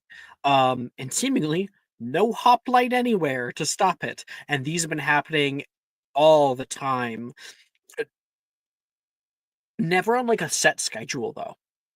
There's never like been a known time when they're happening or when they're going to start.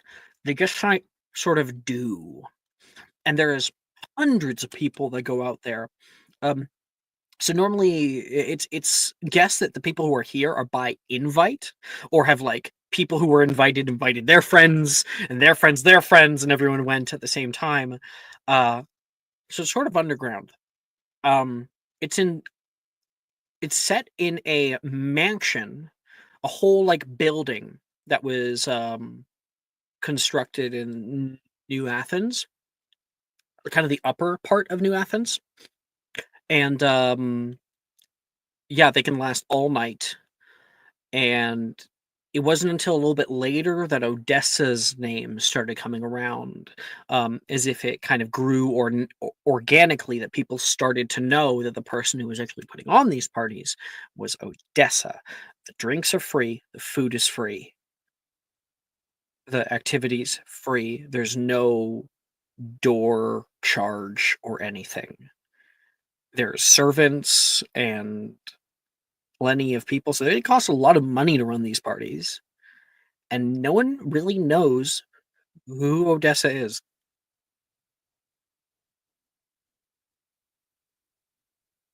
Enigma.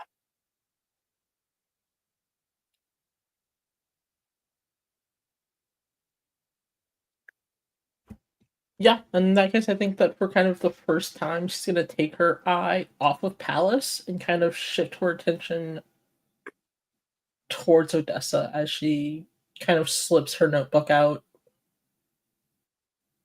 Alice, you see her writing in a notebook. What are you writing? Just observations, notes. I'm a journalist.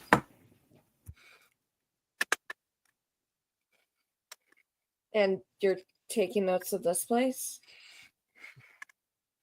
Do you have any idea who that is? You know there are more important things to report on.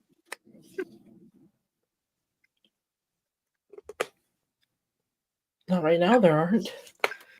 Palace, I want you to make me a check. I want to maybe look at your character sheet. Could you send me, you're one of the people I didn't get it from. Can you send me a screenshot of your skills? Yeah, 1 second. Anyone who hasn't sent me a screenshot, like Faith, I have an old screenshot. Could you send me a new one? Yep.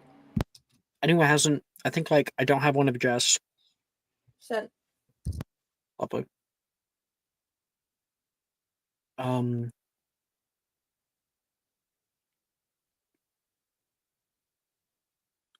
All right. You're gonna make me a flaw roll, Palace, for quick to spark. Okay. So a flaw roll. I actually have to. It's been a while since I wrote these rolls. I have to quickly look at a flaw roll. 1 second. Flaw roll. Oh, wait, it says here. Fatal flaw rolls are on page 17. There it is. Zoom in here.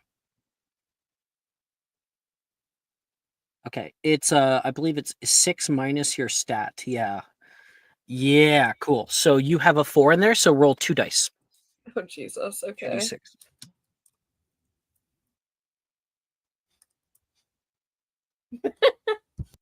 Okay, you're good. You just don't want to roll a 1 on the die. You didn't roll any 6s, but then again, that's only when you initiate the roll.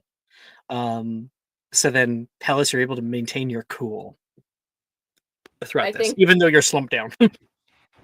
Her eye still twitches, and her gaze kind of flicks between fucking little man and Chris for a moment, and goes into a bit of a getting ready for fight or flight mode. Mm-hmm.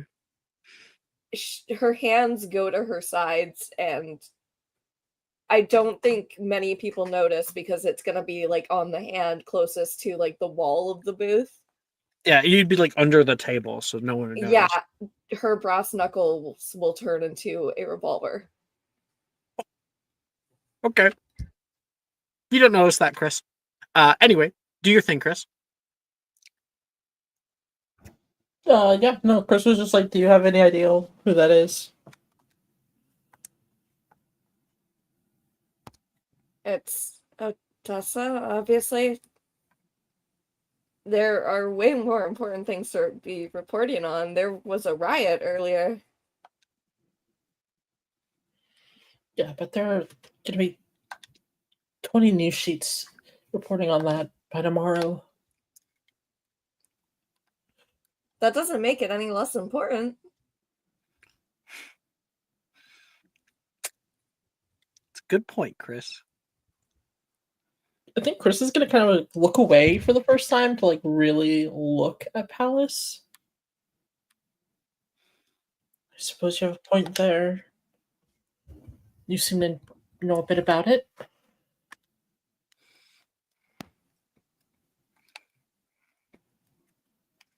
What's your take on the whole thing? She kind of gets excited to be asked. I think she sits up, puts slides the gun into her back pocket so that it doesn't show, puts her hands on the table and leans forward. I am so glad you asked. I think that the gods are brutal dictators who need to be taken down at any cost. And the news outlets that don't report on the riots and whatnot are part of the problem.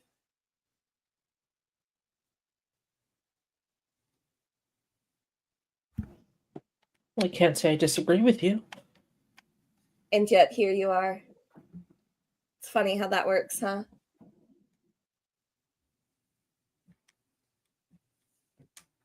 She kind of gives her that touche look. The stage lights illuminate once you give her your look. On the far side of the room, patrons turn, and you can hear the bands start up as a host to the right of stage speaks into the microphone from the stands. It is with greatest joy this evening that we welcome our Calico crowd favorite. Men, lock up your ladies. Wives, lock up your husbands and keep their hearts closed. We're given a few songs from this one. Who knows what might happen? The Calico Club presents the invenerable Atheris. And I will send music. Here. Sending it off to you guys. I'd start playing it in the background here. It's not like a musical number. We're not going to just sit here for it for a little bit. It'll just be in the background. But I will get her art, and I'll do some description while you guys listen to it. A spotlight comes down, illuminates on a person with soft, almost reflective skin. Some of you might be aware of Atheris. She has a little following. Certainly enough to sell albums. This is her. She has a sort of pixie cut, short, blonde hair. There's a glitter that comes over her. And this soft, pink dress. She is close to the microphone and holds herself with great poise. The band plays around her, and many people look up and out toward her, taking her in for the first time.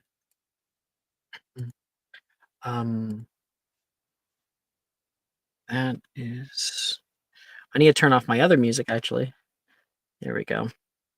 And there is a little thing I want to do, I think. I just have to quickly double check.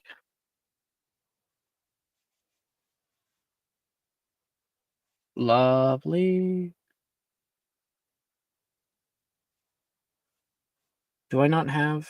Oh, shit, talking mushrooms. It would be in here. Okay.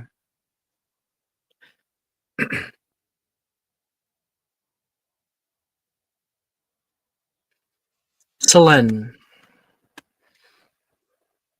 You stare out toward her, listening to her music, and there is something that comes over you.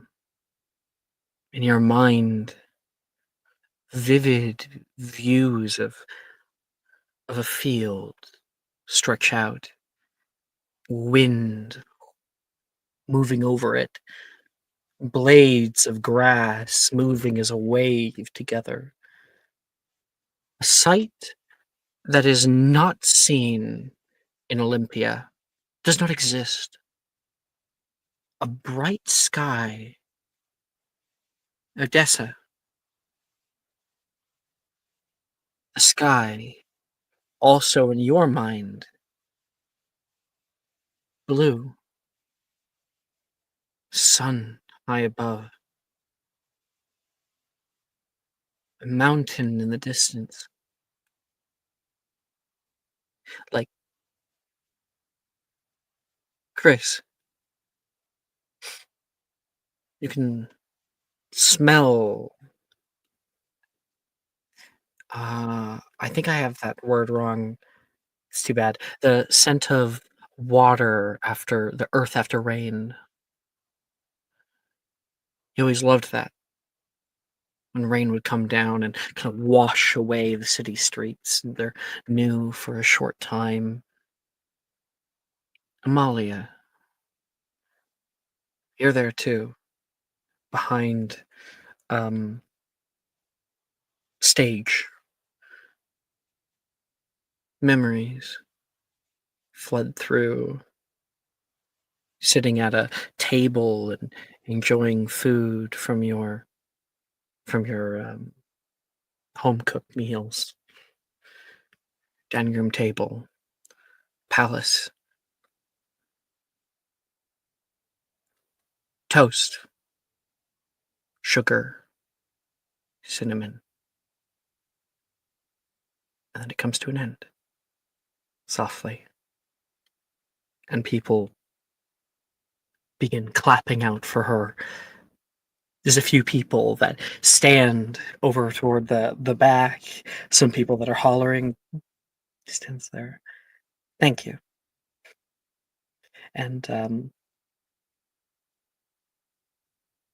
thank you everyone who's come out tonight. I know that it might not be much. We'll just be doing a few more songs here.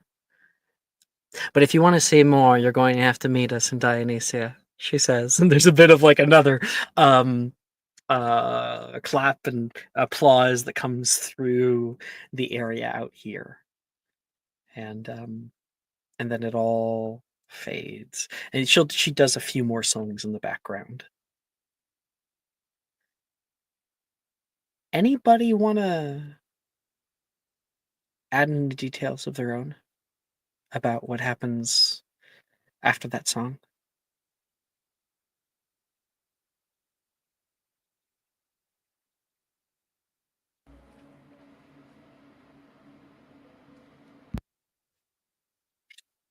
Mute and unmute from Faith. I was trying to put it to words. I think for Solon, after hearing the song, seeing that it's more of like a just kind of lost in the moment kind of expression, just like. The word, as Jess has told me, is petrichor. And the word I had in my mind was, I was like, nope, that's not the word. It was ambergris. I'm like, that is whale vomit.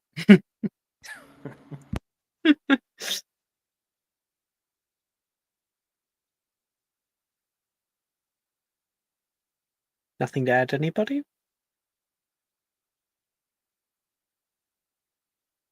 Anything the camera sees?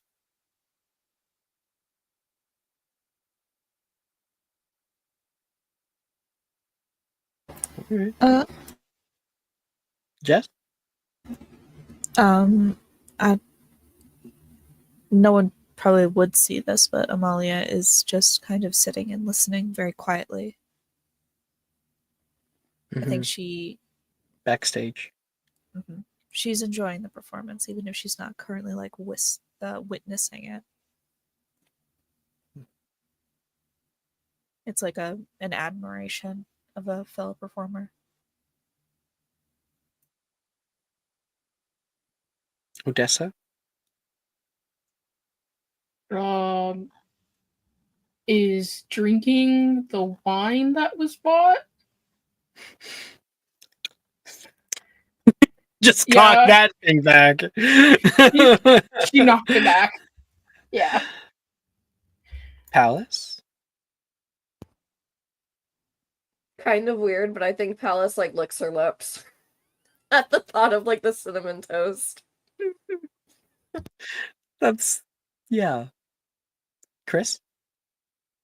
Chris is definitely kind of reflecting back on old memories that smell has brought up for them.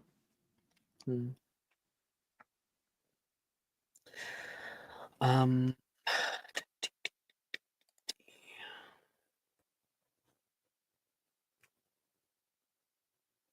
Okay, I think that's where we're gonna take our break. Okay. Sounds good. We'll come back in 10 minutes. See you guys soon.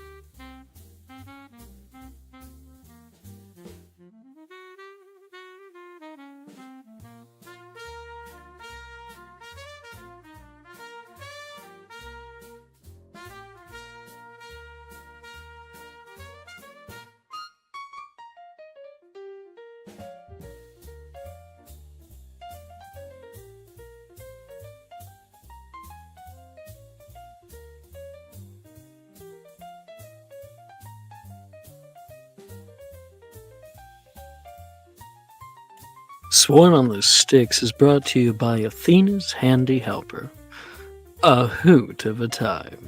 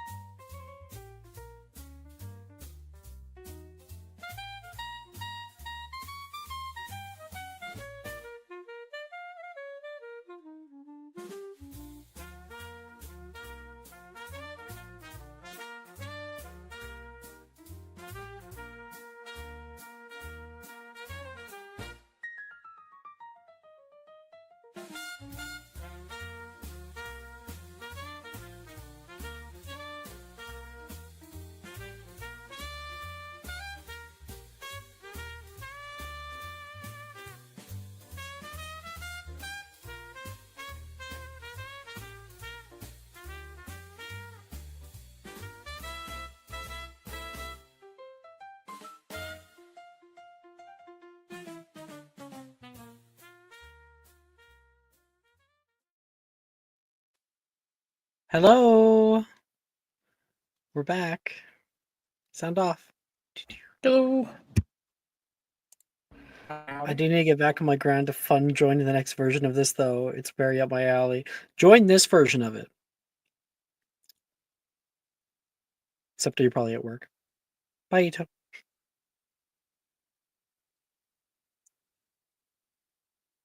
Hello, everybody. Wait, have I heard back from everybody? I heard Faith and Maya, I think.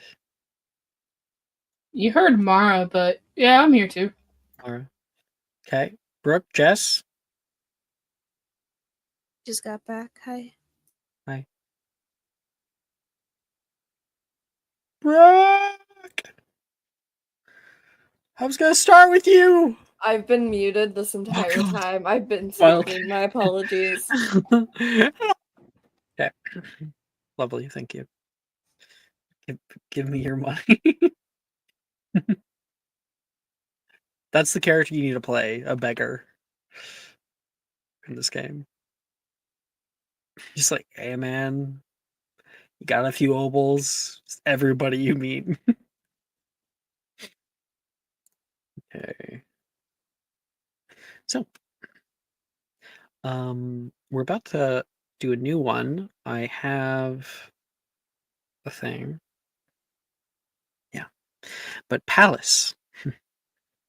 Licking your lips there. The music continues for a while, and you settled into this a little bit of comfort with Chris. And I think that you're just happy with yourself that you were able to like tell it to her face.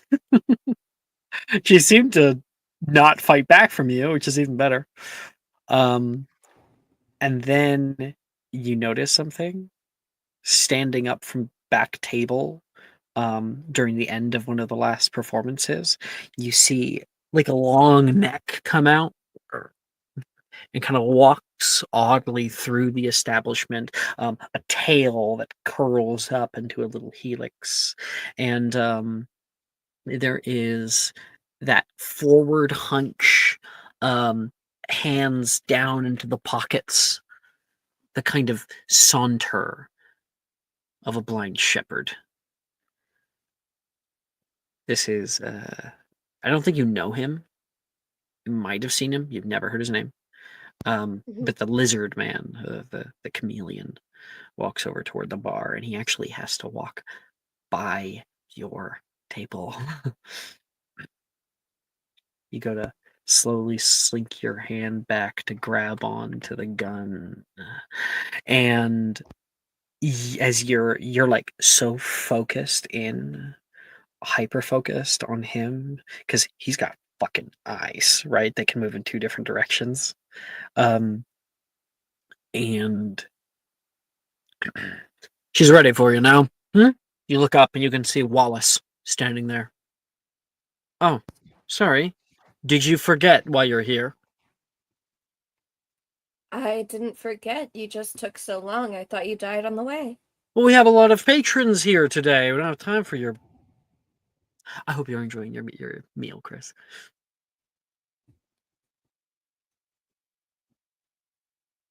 Chris.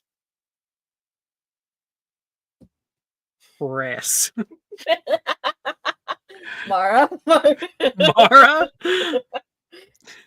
God. I did walk away that time. He's like about to yell at Palace, then he like sees Chris and goes, I hope you're enjoying your meal, Chris. Wallace is at your table. You know what, Chris, my dearest friend, now, I think you shouldn't tip Wallace here. Chris will kind of smirk and like raise an eyebrow at that.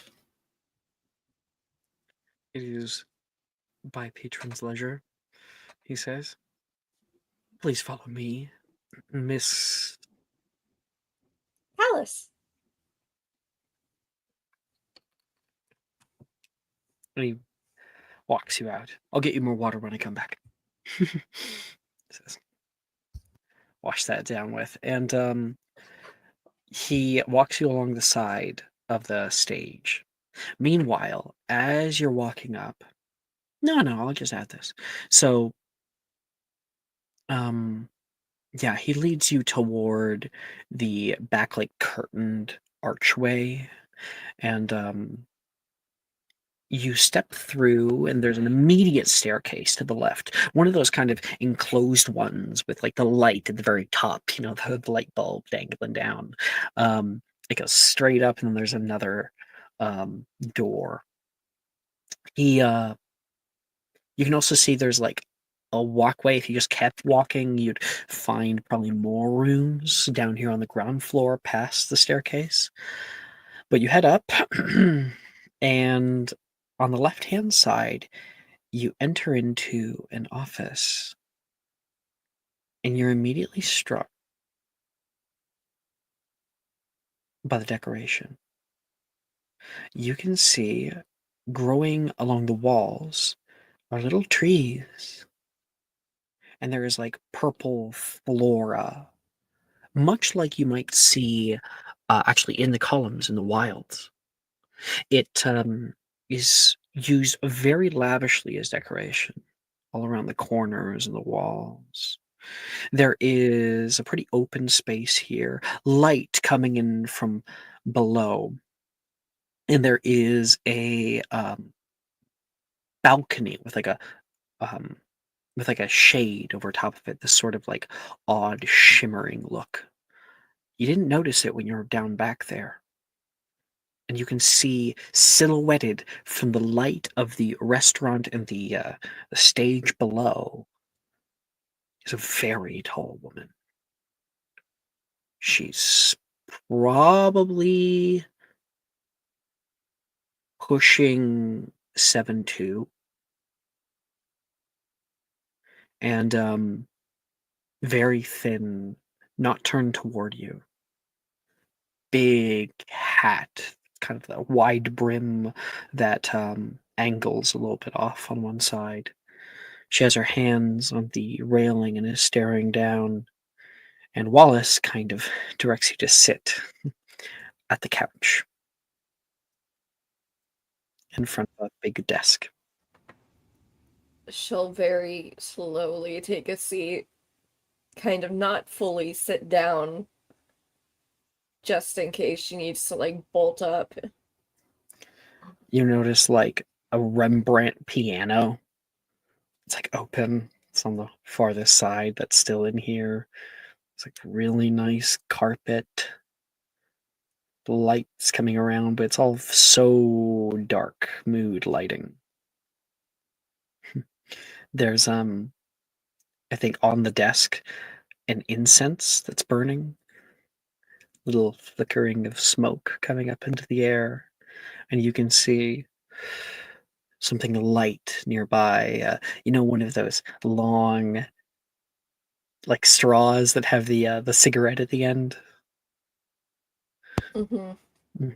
She's also smoking, and she puts her hand to the side and flicks it twice. And from down below, you can hear, and everyone else who's in the bar can hear.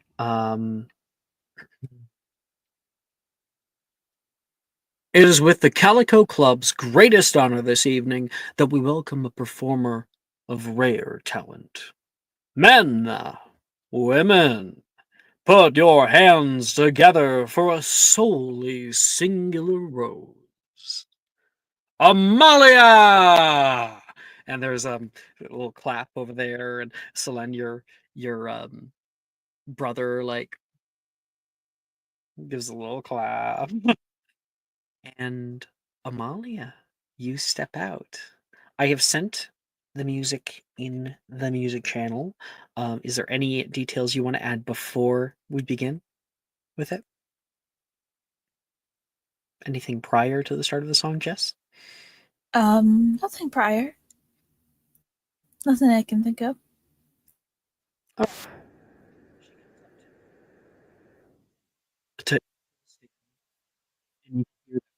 We'll start to see in the background. Go right ahead and start it if you guys haven't. And once again, this is something we can play in the background. Jess, adding your own flavor, please. I don't know if I can. Oh, okay. She has like all of her makeup and everything done up. She has a command of the stage. You can see her move. She does not allow herself to be stagnant on the stage. By the time that first kind of beat drops, she takes the microphone and begins walking around. She stops nearby at like a table, sits on the side, and lightly caresses the underjaw of one of the people there who are enamored. She gets up and continues her way through.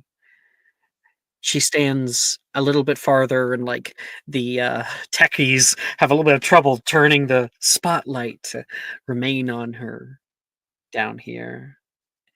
In the back, there's a part of her band that's playing a sultry sound with a guitar, and she kind of does a little dance, very, very just like feeling the music for herself. She looks back behind her at other people looking at her, and she steps back up to the stage for that second verse.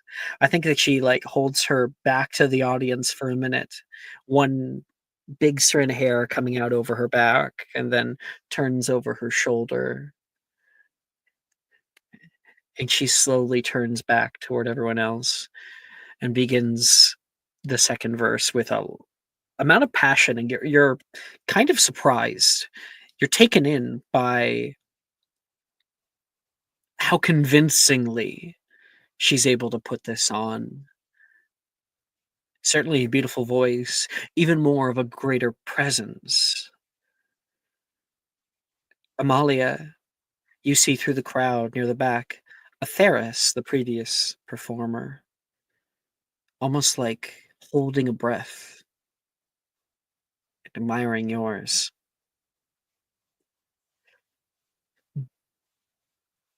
What's everybody's reaction to this?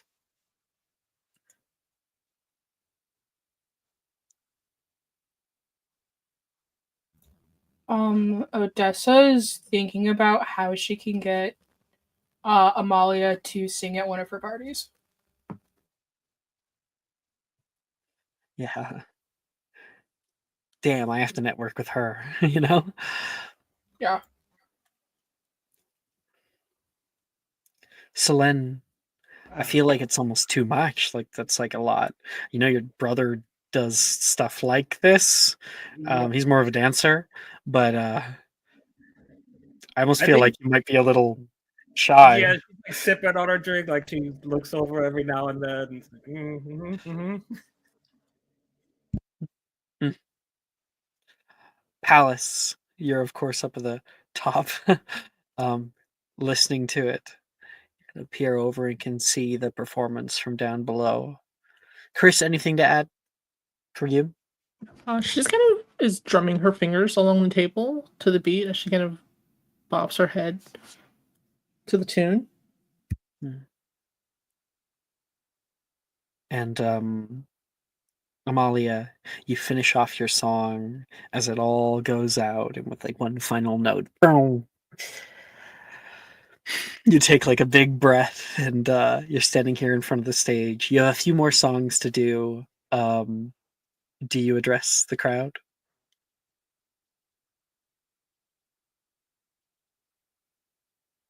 I think that she just thanks them with like a low bow. And then like blows a kiss into the audience and then walks out. Well, you'd do a few more songs while the next area goes. Alice, you're up there on that second floor. The first song ends, and this woman lets a little bit of ash off of her cigarette.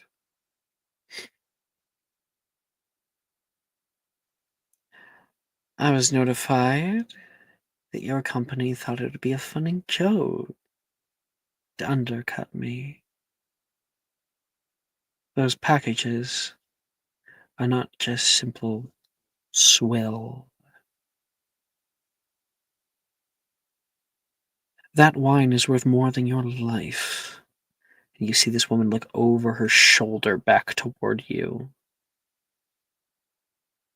So why don't you give me one good reason why I shouldn't make an example of you to your betters. Because I can get the other 9 casks.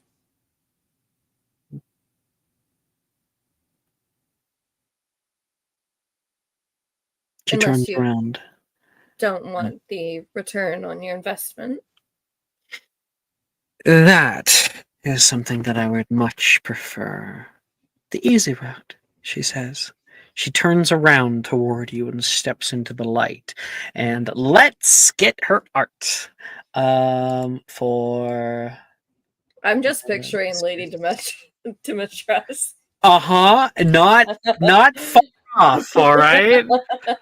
If she wasn't so bam, this she's like rail thin, this woman. Mm-hmm. You're so right. This is weird. I'm trying to find her thing here. Come here, quarter. Characters. Did I not put the mistress in here? Or, you know what, do I have to put a different name?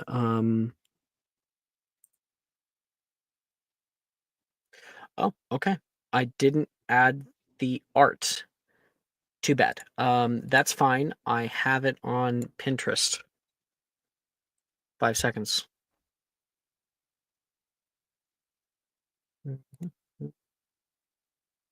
It's too bad. Earlier I had it. I was like, oh, I'll get it up early. Nah, no, I'll just find it later. Stupid of me. Always gets you. Right? Mm. I'm close. I'm close.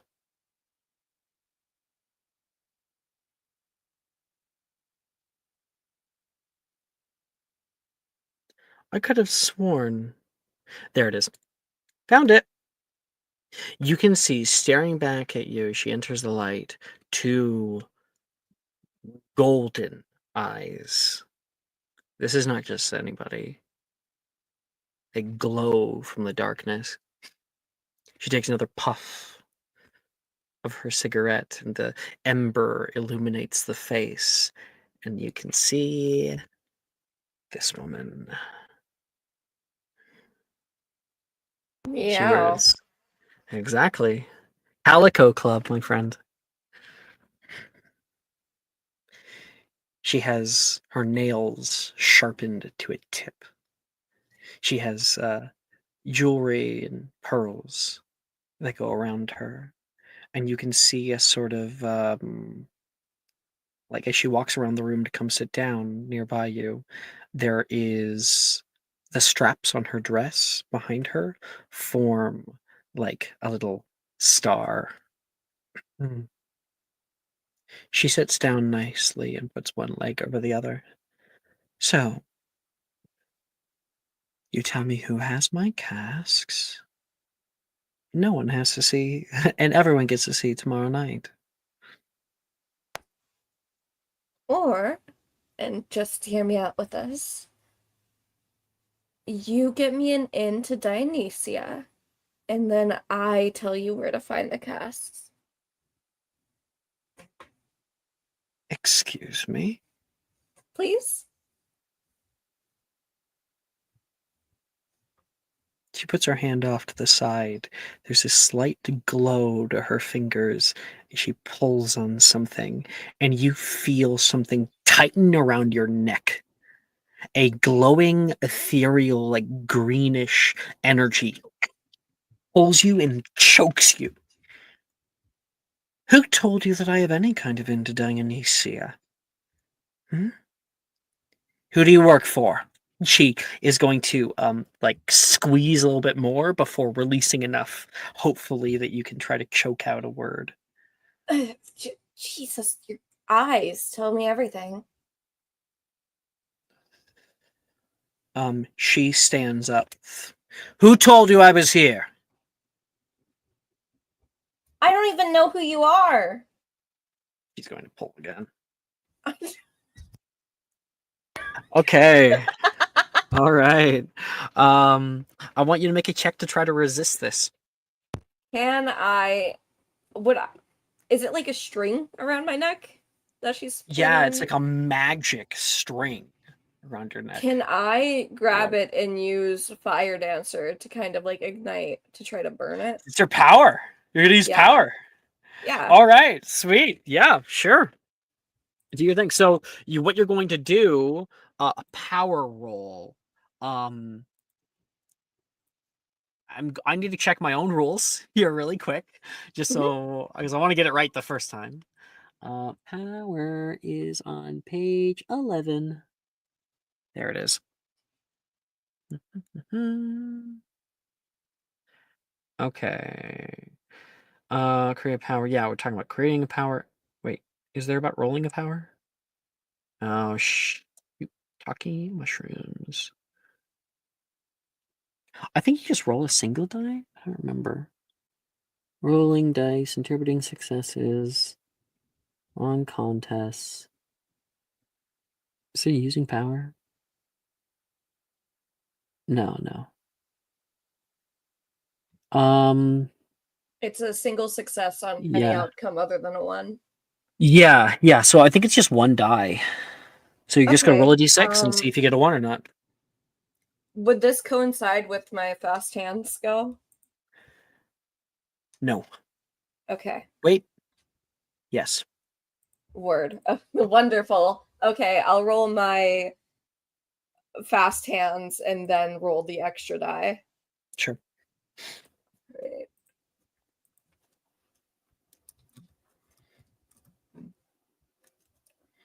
Oh Jesus. Okay. Mhm. Yeah, I think it's good that you roll. Ah! Oh. Yeah. Okay, My that's fun. luck persists. Holy shit. Now this. Remember, this is fun because when power fails, that's something big, right? So you put your hands up and try to grab onto the thing. You do successfully and like try to channel power down through it. Do you want to add any more details about how you're trying to get out? Not how she's trying to get out, but how part of how it fails, I think. She's tugging on the string and her hands do kind of spark, but they burn her neck instead. Ooh, I like that. Well, I'm gonna add a little bit more. So yeah, your hands spark with a fire from inside your palms, and you do end up hurting yourself a bit in the process. And you pull against it, and the rope does snap for a moment before that magic. You see her flick her head toward you, like really surprised, and that tendril wraps around you completely. You are thrust up toward the ceiling and smash onto the ceiling, heavy. And fire. She gets close toward you. You're no longer being choked. But she has like one eye is twitching right now. She's looking straight up toward you like she could fucking burn you to cinder. She looks over what you're wearing and for the first time takes it in that you do not look like a delivery person. Not only that, but your Underneath power. the fucking apron, it's like grungy clothes, like a crop top and some shorts and shit.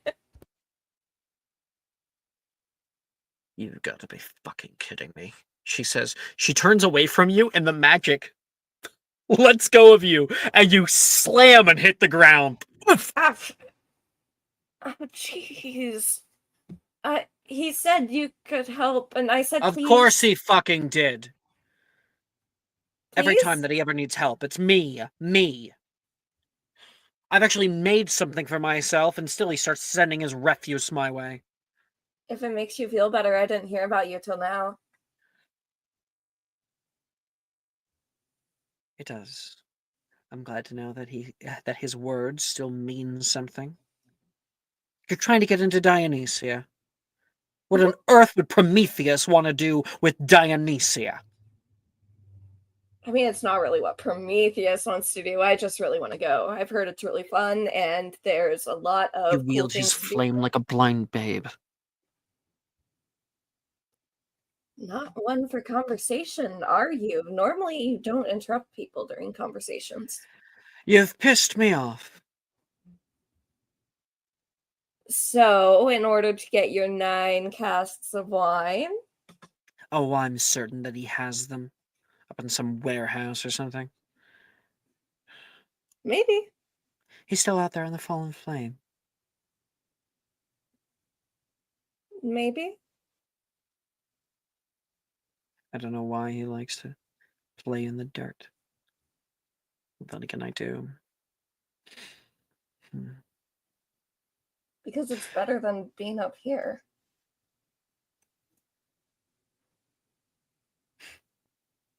You truly think that? Absolutely.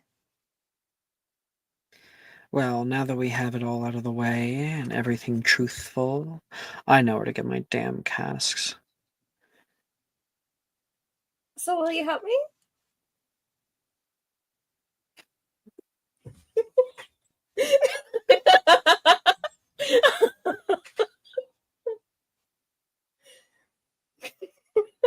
Okay, go ahead and roll for me on a sort of persuasion check. Can if you have anything. I do heart with burning will or for being fucking annoying? for being I feel like it's more for like taking the beating and still being like, please. Like you have a lot of you're not scared like she would expect you to be. So like yeah, sure, I think that could definitely all right. So remember, this is not a fail. This is a unforeseen circumstance. Mm-hmm. I'm foreseen. Berg's masterclass and don't ask, don't get. What is Ito been saying? Oh my goodness, what's going on here? I need to read this. We need a Butlerian jihad. they had to ban cigarette holders and smoking indoors to stop making people look like triple S plus bad bitches. Butlerian jihad? Goodness. You wouldn't Stick understand figure it. ass body type. Would you sleep with them? It's just stink bug noises.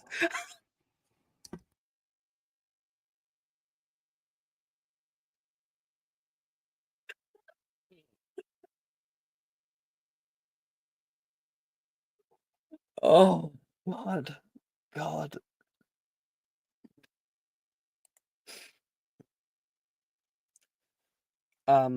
I think she like looks down at you. Sure. I mean, why not? Right? Really? Me and him do have our own little pact. And I did say I'd help him out when he came calling, like he does every few millennia. Fine. And you? Just you? Only one I know of. It makes it easier. Certainly. I think I have just the way. She snaps her fingers, and you can hear, yes, mistress? Actually, I need to change that. Yes, mistress? You can hear the shit talking mushrooms.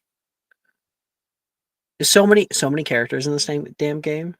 Kirith, the female waiter, shows up. If you could please escort Miss Palace. We need to get her ready for tonight. She'll be joining you. I'm sorry? Kirith says, yes. I thought it was just going to be me and Hallion.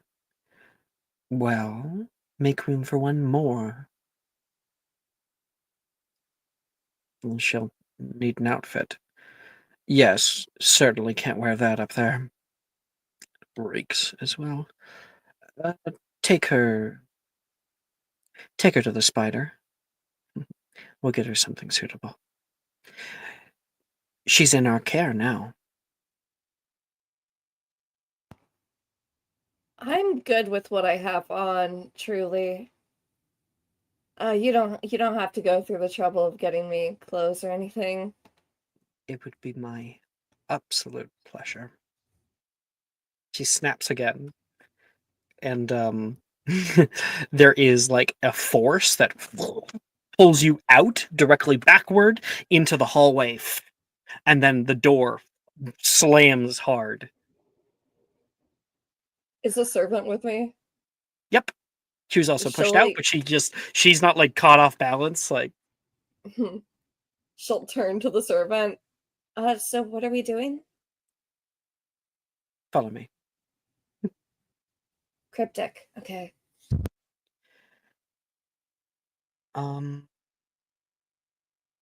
She takes you back. She actually takes you out of the place itself and walks you not too far away. We have an agreement with an underground seamstress, someone who makes things for the mistress.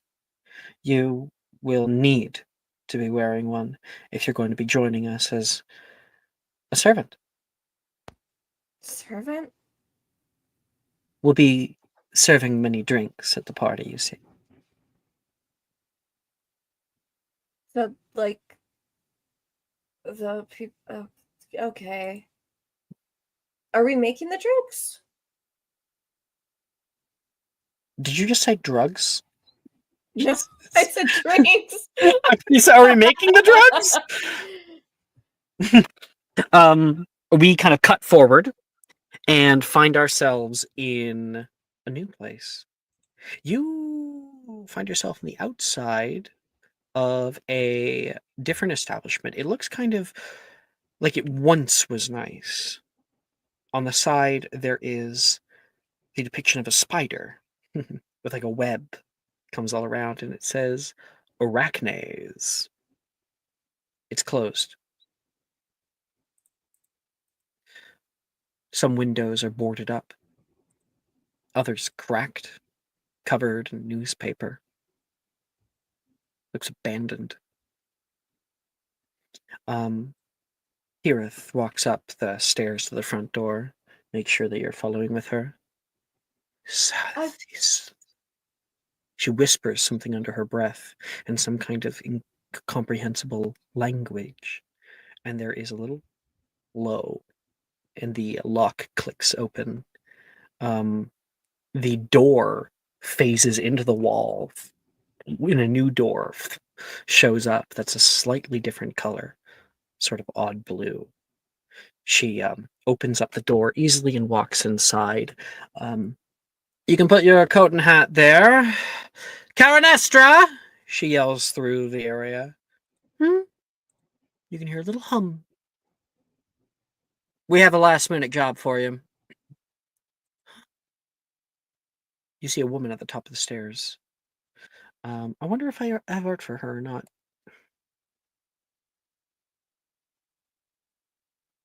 Oh, I do. Lovely.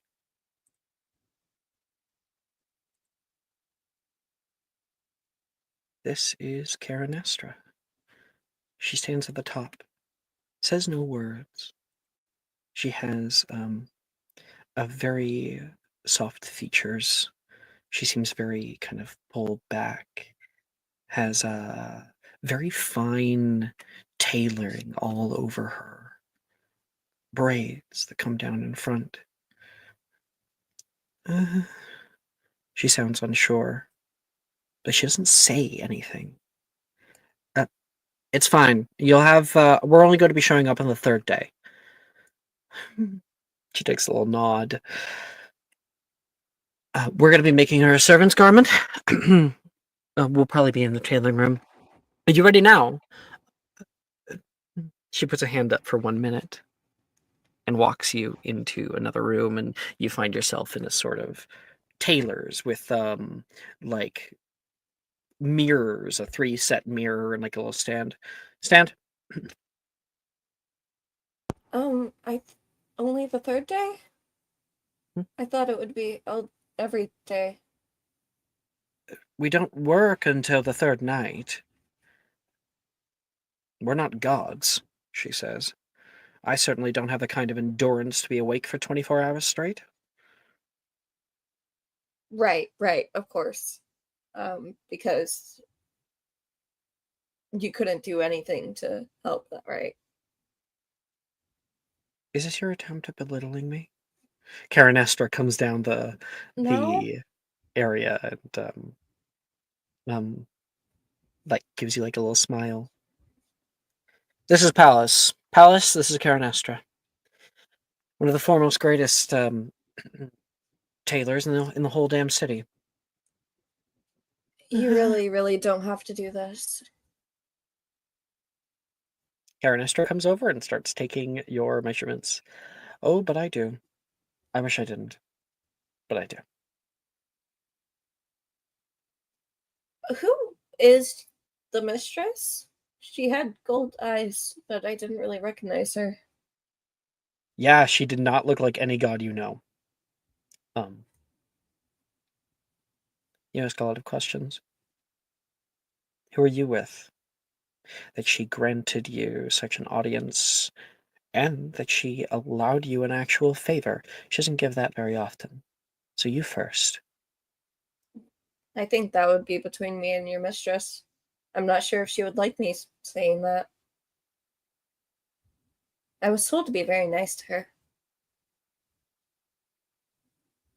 You were told of her. Not really, just that she was called the mistress, and to be nice, and not start anything in the establishment, but that's different. Perhaps it would be best to ask them then. We'll be together for this night and this night only. Coming up. You will show up in the proper garment, or I will not be letting you in with us. You understand? Right. Whatever you have planned, keep it far from me and Hallian.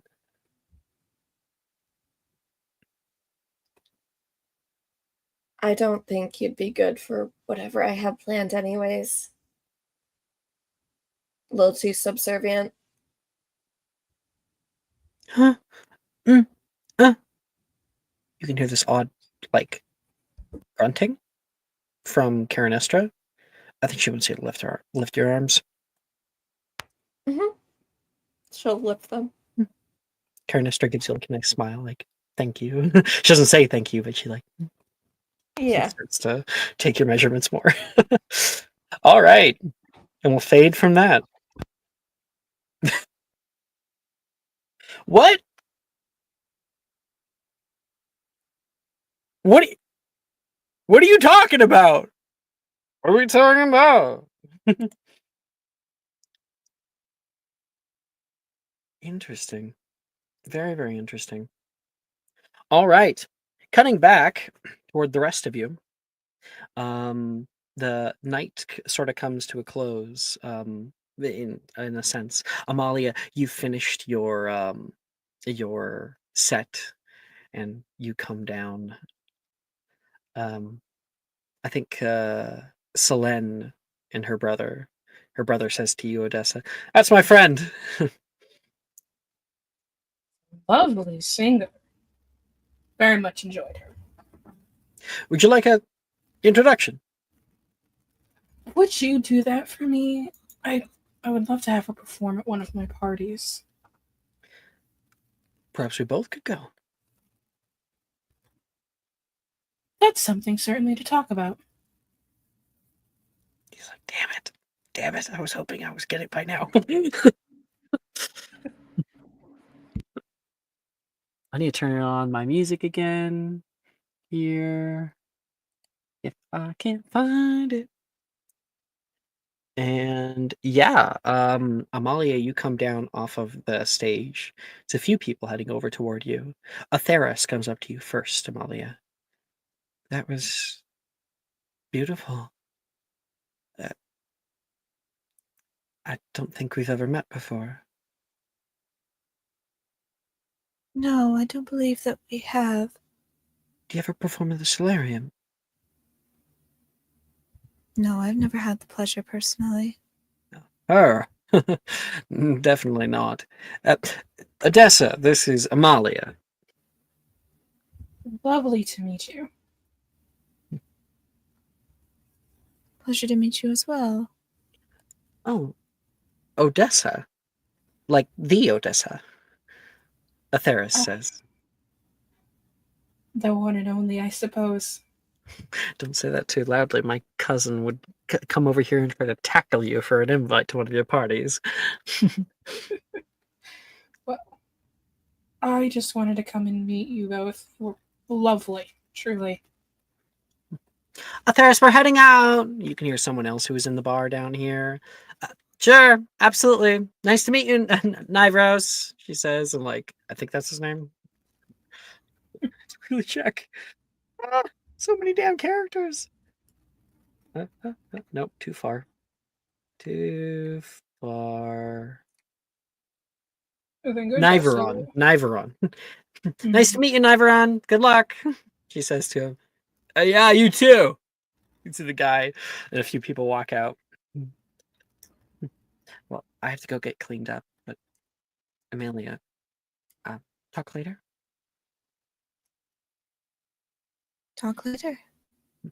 It's nice meeting you, she says, and she'll head off. Truly, I can't stop thinking about your performance. It was breathtaking.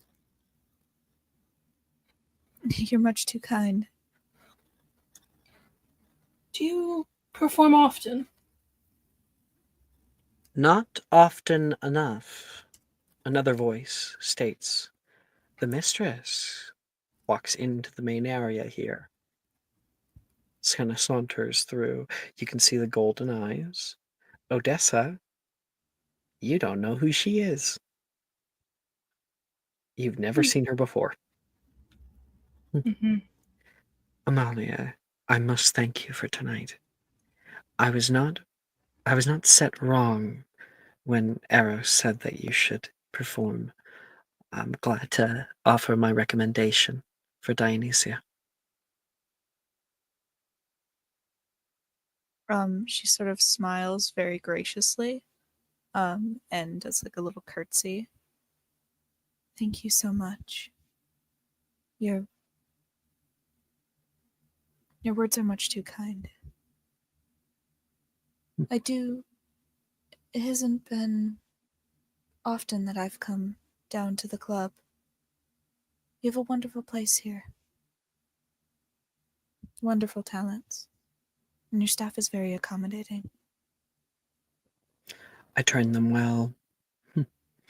Loyal little lapdogs, she says with like a little chuckle under her breath.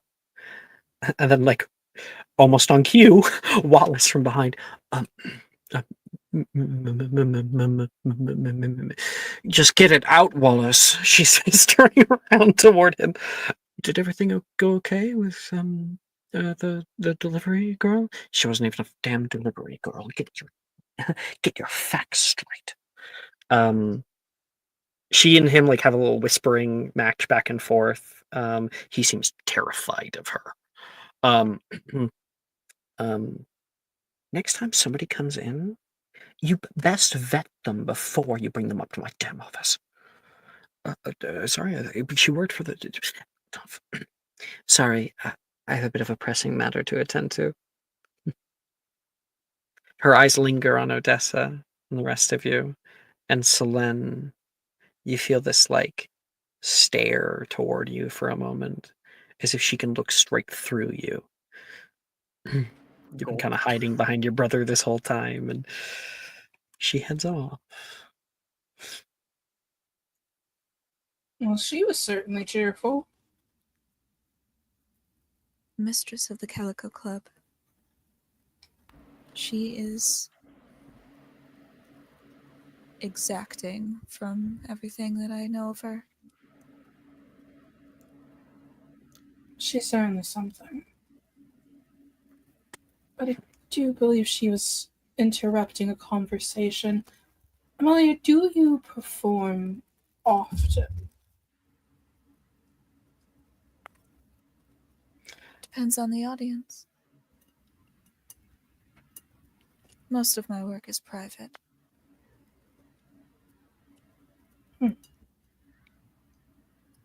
And I suppose if somebody were interested in having you perform at an event, is that something you might be amenable to?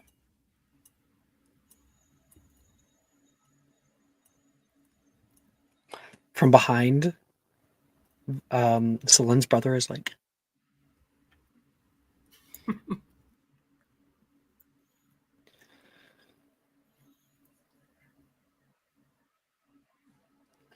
Depends on the event, but yes. Wonderful.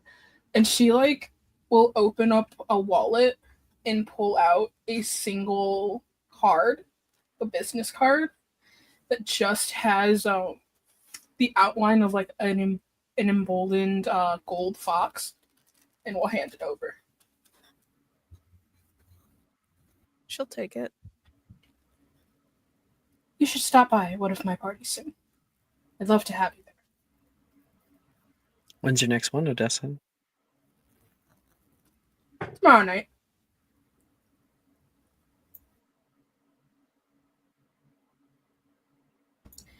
It might be short notice, but I am having one tomorrow night. Love to have you. Hey, Chris. You overheard that as you were heading out. You know the time and location of the next party.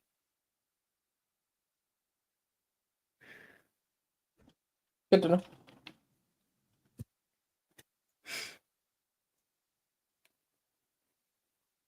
Bring your friends. Oh, you're much too kind. Much too kind. It was been a lovely time staying here with you, Odessa. That a surprise. Why, I'd say that the fates might have put you in our path. You'll have to find me at the event, but when you do, I'll introduce you to some friends of my own.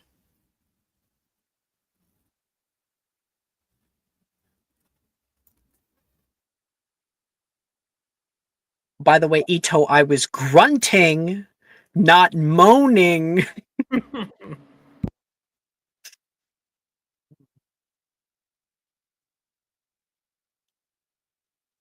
Gosh, did you hear that? Selene, did you hear that? Far too kind, Miss Odessa. It's appreciated.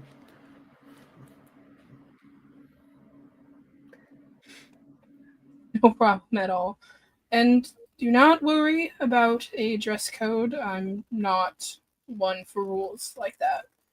I am simply looking for people to have a good time and enjoy themselves and forget about, well, certain things.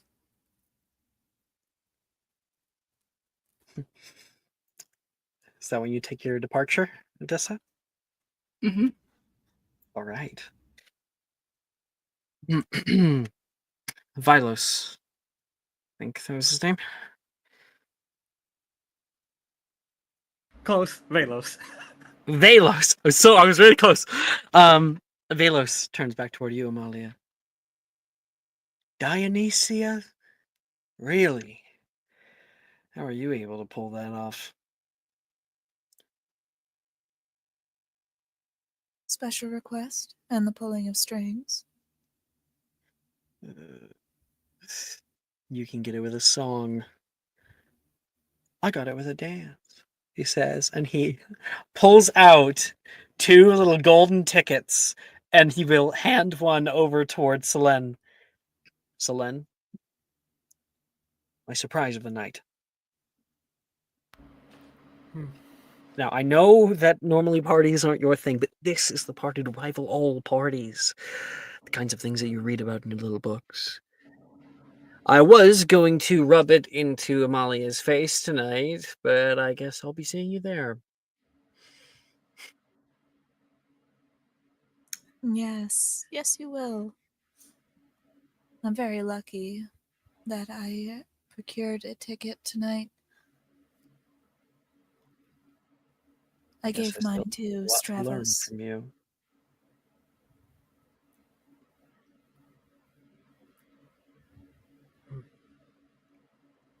It What did was you say, Jess? I said, I gave my original one to Stravos.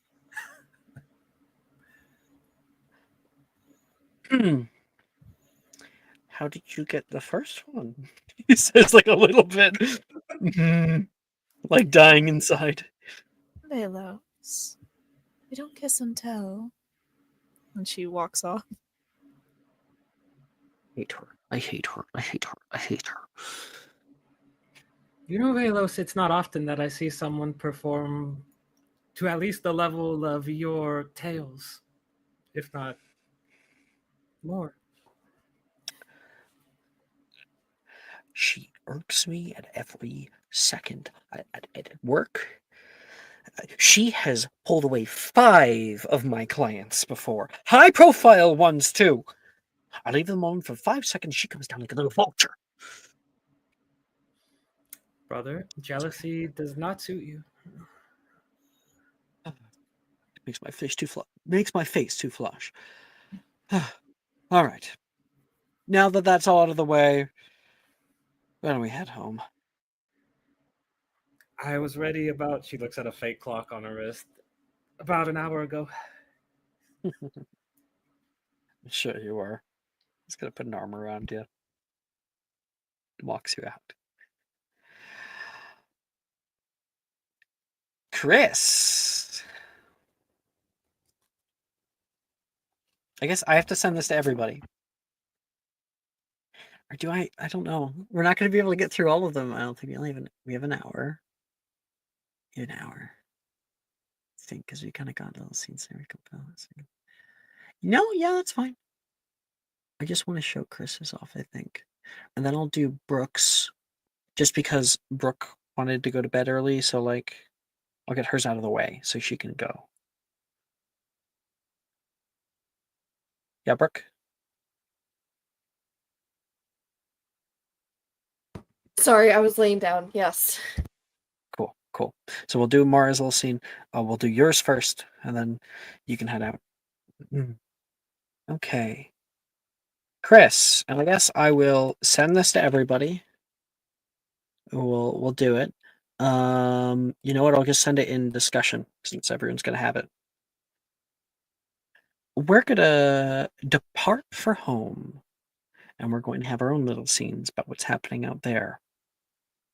So here's the questions.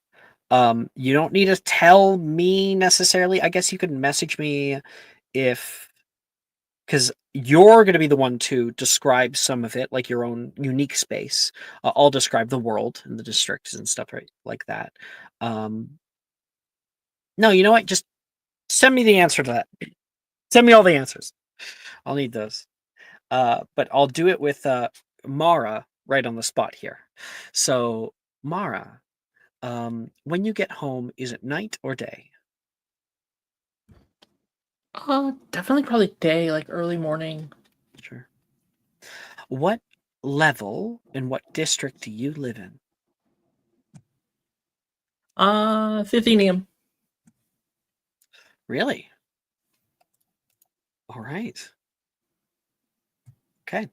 What district do you live in the Athenium? Because that's a level. That's a ring. God, honestly, probably the Arcadium, or like somewhere near it.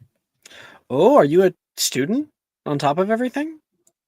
No, but I think she likes kind of the flow of the campus. Okay, cool. Cool. There's a campus, but there's also like houses and stuff around that area too. So okay, cool. And then the rest of them you can think while I do my shit. Okay. I have music for everybody.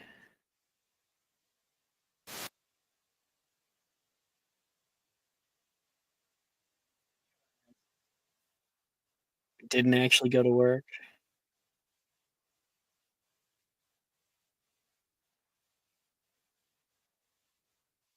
It's too loud. I'm gonna turn it down. All right, Chris. Stepping from the bustling streets of the mortal realm, the door of your Aether Model 3 glides open on its own, beckoning you inside. The seat adjusts to your form, and the cabin pressurizes with the soft click of its lock. This would also be for Odessa as well, I believe. So this description's for you too, Maya. Oh yeah. Within moments, the car detaches from its earthly tether, rising gracefully toward the Athenium above. Through the window, you catch sight of the Hermes sky rail. A blur of faces flash past, going gods know where. And beyond, you attempt to spot the festivities already in motion. First night was already something to behold. The solarium seems to be afar off, too far to see by flight alone. But zeppelins still mingle in the area, bringing goods and moving crowds to the 3-day party. You take it all in here. The sun pierces the clouds, bathing marble causeways in gentle warmth. Light spins across gilded surfaces of the Olympian spires, scattering into dazzling fragments throughout the sky. Even the constellations remain faintly visible during daylight's reign. Below, along the sparsely populated thoroughfares, sharply dressed passers-by stroll with impeccably groomed pets, while master tailors make last-minute adjustments to those soon to mingle among the city's best and brightest. And Chris,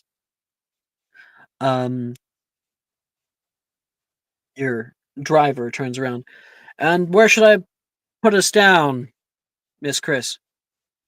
Your driver asks beyond tinted glass. Just on the street there, in front of the apartment's fine. You like fit a few coins through, and the door opens up, and you step out into your home. You head up into your own house, and this is where it's all you, Mara. Um, your imagination is what makes reality here. So tell me about your home out here in the Arcanian, the academic quarter. Yeah, she has like kind of a small loft, brick walls, exposed beam ceilings.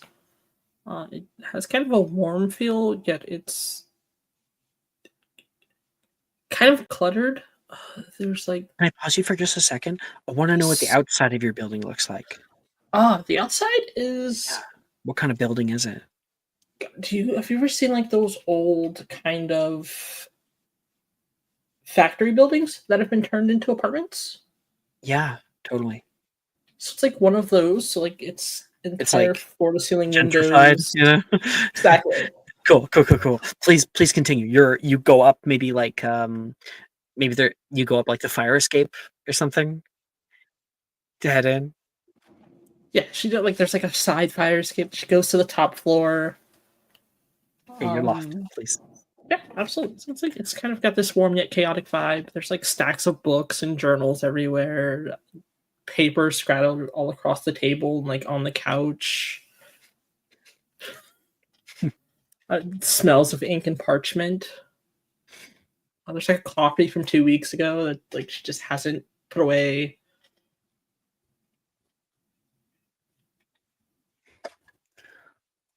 Lovely. I'm gonna open up some stuff on my side. Walking through your apartment, you head over to the kitchen just to double check. Um, it's been a long day. You like to just grab like a little snack. You have work soon since it's morning, and you open up the fridge. Oh, you know what? Here's what I'll do. You arrive late. You go to bed, and that's when you get up. You get up in the morning. You go over toward the fridge and uh, open it up. It's empty. Ugh.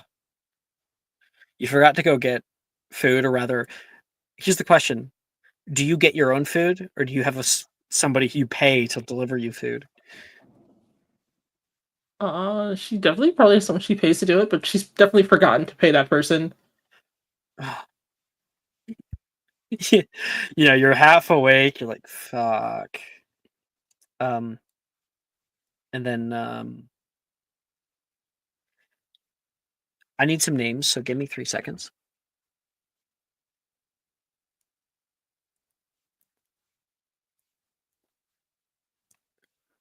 Where are we? Trying to find your people. Where are they? There it is.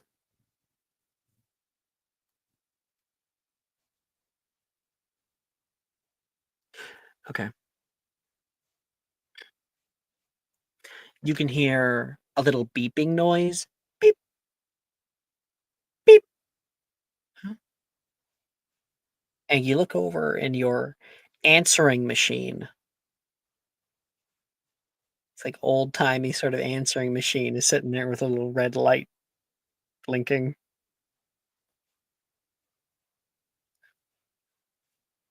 She will kind of go over to it, let out a deep sigh before pressing the play button. Beep. Chris, Theo, where the hell are you, man? You don't get here in the next 30 minutes. I think they might be giving your spot away to Demas. You don't want that to happen again, do you? Seriously, I've left you like 9 messages already. Get your ass down here. You can hear, and you can hear like the sound of like papers flying and like phones ringing in the background. She will like swear, and then knock a bunch of stuff over as she rushes back in to change clothes for the day. We see like a little montage where you're like hopping on one foot trying to get a thing on. um all right. You head back out through and take a quick cab. Flies off toward the Daily Muse. You can see the side of the building emblazoned with the words. And then there's like little illusory banners with Feeney's face on it. And it's like 3 nights of debauchery underneath. Rushing inside, you enter into a busy ass newsroom. There is so many like I think I need to talk a little bit about this. There's so many reporters buzzing around trying to get this. Now, I went to school where they were training reporters. It was like one of the things you could do with the college course I was in, and it definitely is made for a different time. Nowadays we have social media. Things are a little bit different unless you're playing at the highest levels. MSNBC and stuff like that. But before all that, and we're of course in a retro sort of thing. There's no internet, right? So people's news is everything. Not only that, timeliness is incredibly important. You see, when I was in school, if we were late by a single second on an assignment, we got a 0. A 0. They were time stamped. and I had someone who got their homework in 1 second late, got a 0 on the entire assignment, even though they had done it all. And that's the kind of cutthroat nature that reporters at this time have. Theo's out here. He's like, "God, Chris, where the hell you been?" Alarm. They're in the situation room right now. There's been a whole clusterfuck after last night. Why didn't you stall them? Stall them? It's been hours. Your mom's in there now. And Demas. They would be in there together. Here. You need something at all. Just carry this, this folder. It'll make it look like you actually were doing some work. Theo just gonna take the folder. Where the hell were you last night? I went to the Calico. You'll never guess who I saw there. I'll tell you That's about my it later. fault. That's my fault. I'm the one who told you to let things go, to let loose, and try to relax. Stupid. Can you please describe Theo for us?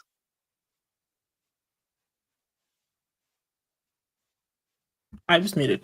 I can actually send you his artwork, but yes, You have I can art for describe. him? I am working on it, but I do have his general look. Yes. Sure.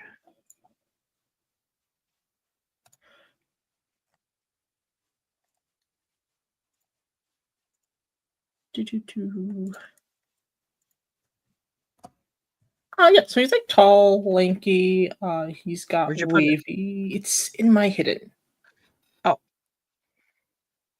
Oh, he's so cute. Yeah, he's got wavy dark hair, wire rim glasses. What does he work here? Does he work in archives? Yes, he does work. Cool. Did I just call that? Or Oh yeah, or no, you just he's actually an archivist. Genuinely.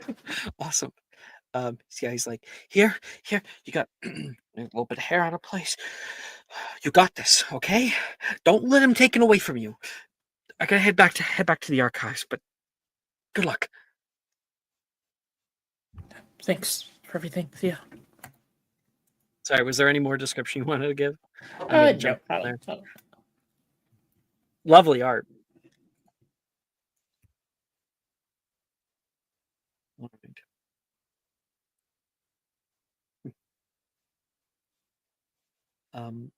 You can hear. Okay, so you walk through the busy newsroom, in through a door. It's like a big meeting room. There is windows so you can look inside of the room, but there are shutters on it, so you can only see a little bit through. You try to get a little peek, and you can see Cleo, goddess of history, muse of history, at the end of the table. She's looking a little annoyed. She looks over toward her sister, and Calliope is talking right now. And when you walk in through the door, trying to be very, very quiet, not to interrupt anything, you can hear Freddy was not supposed to be there. We had the script and everything. They sent it 3 weeks prior, and yet they blindside us with this bullshit. We need somebody there who's actually going to show up on time. A guy at the end who's talking looks out toward you, Chris, entering in. Oh, speak of the devil, and she shall appear. Chris, thank you for. I'll handle this, Demas. Chris, thank you for coming by, gracing us with your presence. Your mother says from the very end. And give me a description of Demas, the guy who looked at you with the side eye. You have art for him too? I do not have art for Demas yet. Even if it changes with your art, just tell us what you imagine. He's very like tall, graying hair, mustache, like J. Jonas Jameson is like the image I have in my head. Yeah. Fuck yeah. I was kind of thinking the same thing, like a bit stocky, like a bit built, like a brick. Not like fat or anything, just a little bit. What do you think? Yeah, like kind of imposing, and you're just like, God, I hate this Mhm. guy so much. Wonderful graces with your presence, your mother says, muse of history. I have not yet decided on how exactly she looks. She holds herself with a lot of confidence here. She has the glowing gold eyes, like all gods have. She currently has her hair like braided up into a little thing, and she is wearing like a power suit. Where have you been? I was following up on a lead. Really? Oh, please. If you have something more pressing than what's going on right now, love to hear it. The pieces are still kind of falling into place, but Sure, I can sure. pick. Yeah. I'm sure that it's a really big story. Anyway, on back on the Freeney lead, because that's actually happening right now. We need to get people out on the ground floor looking for her. We think she might need she might be in the south. We saw Ares go out recently out into Colossus. She might have been following him. Okay, that would be good. I think that you should follow up on that, she says. And Chris, you're supposed to be the liaison at Dionysia. So yeah, Simiko, that kind of seems like something I should do. What? No. You're a lead. Something big, right? I can do both things at once. It's Two things at once. What are you, a god? Demas, please. it's called multitasking. Some of us are talented at it. It's fine. I understand. You need sleep and rest. I think it would be best not to overburden you. That's why I'm going to be placing Demas on Dionysia lead this year. But if you have something else, then good eve, she says. I assure you I can handle it. It's fine. We'd hate to overwork poor Demas. They've already got so much on their plate. Did I stutter? She kind of looks down and away at that. Of course not. That's what you And feel. it should be understood, right? Everyone else understood me? Yes? Yes? Calliope's like, I am going to get ready for tonight. It was good seeing you. Chris?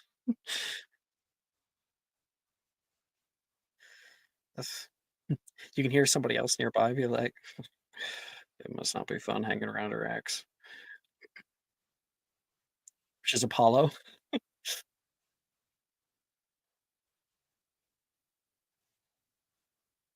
Your aunt had a divorce with the god of the sun about a decade ago. Oh, God.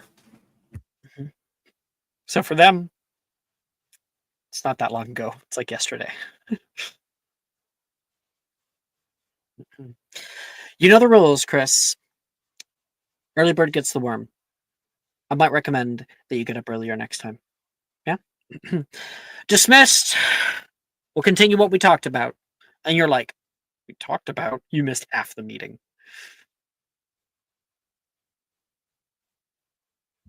Yeah, she's gonna like subtly look around the room to like see if she can get any clue as to what she's missed. Yes, make an eye for detail roll.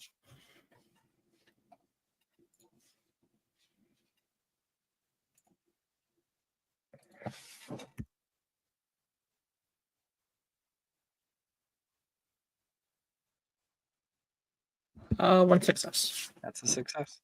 Yeah, as everyone else is like filing through and you're like desperately trying to look around, you see somebody's papers. They're turning and talking to a colleague right now. And you can see them fanned out. There's a few lines. They're in like a little folder. That's going to have the debriefing of the entire meeting in it. Oh, they're the person who takes the minutes.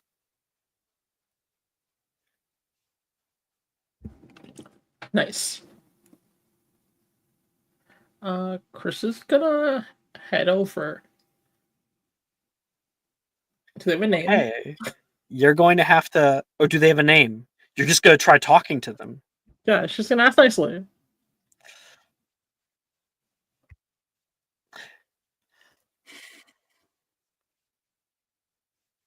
Sure.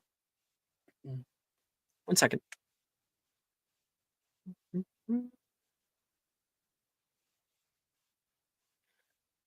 Their name is Maldora.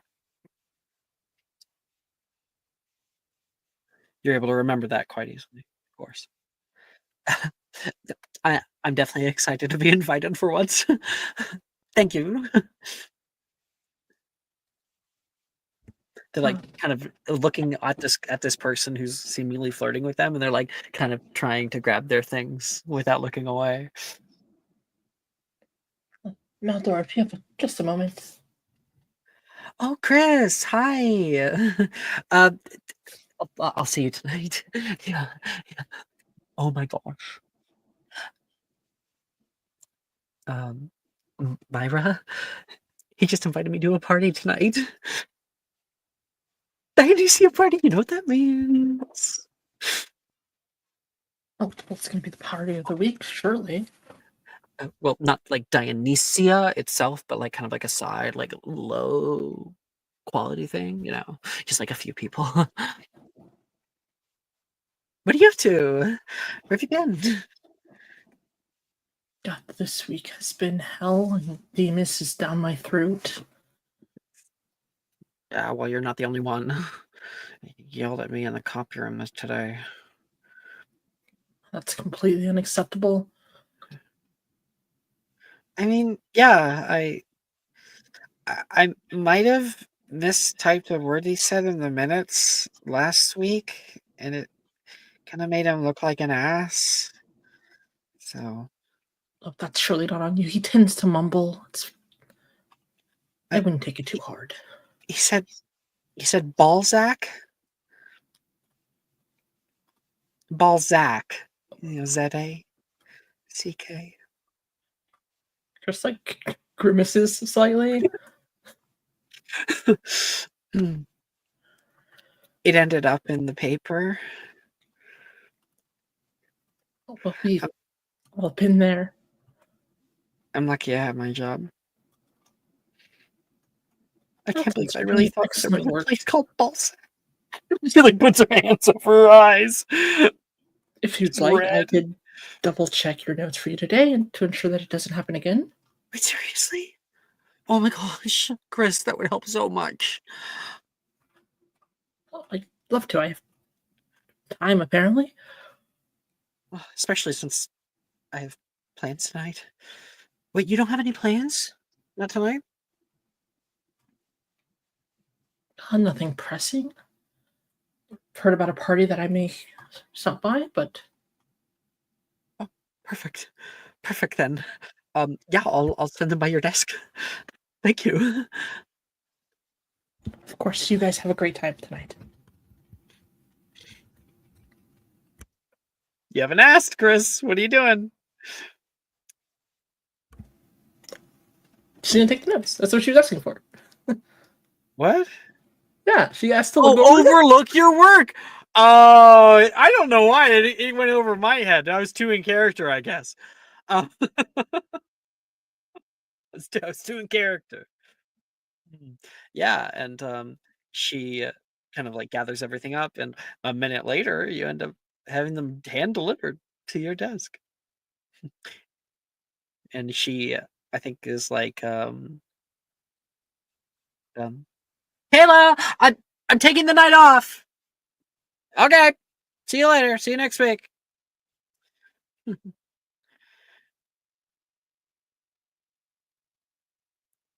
Okay, I have to make sure that I don't lose this name. What was the name I gave? It was an M or something? Maldora. Just gonna give it a little bit. You know, I'll mark it with like a pink, and then I'll know to come back to it. Awesome. Yeah.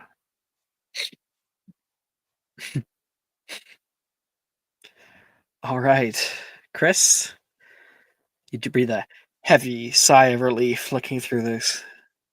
Sweet, it's the whole download. Fuck you, Demas.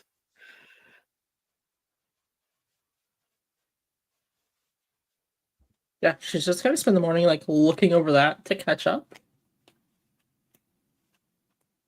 Okay. And that'll be your scene. Alice! Hello. Hello. Your journey, Palace, is a long one. It starts first by navigating to Helenaeus's close, the little street. Oh, new music. Because we got a new vibe going on here.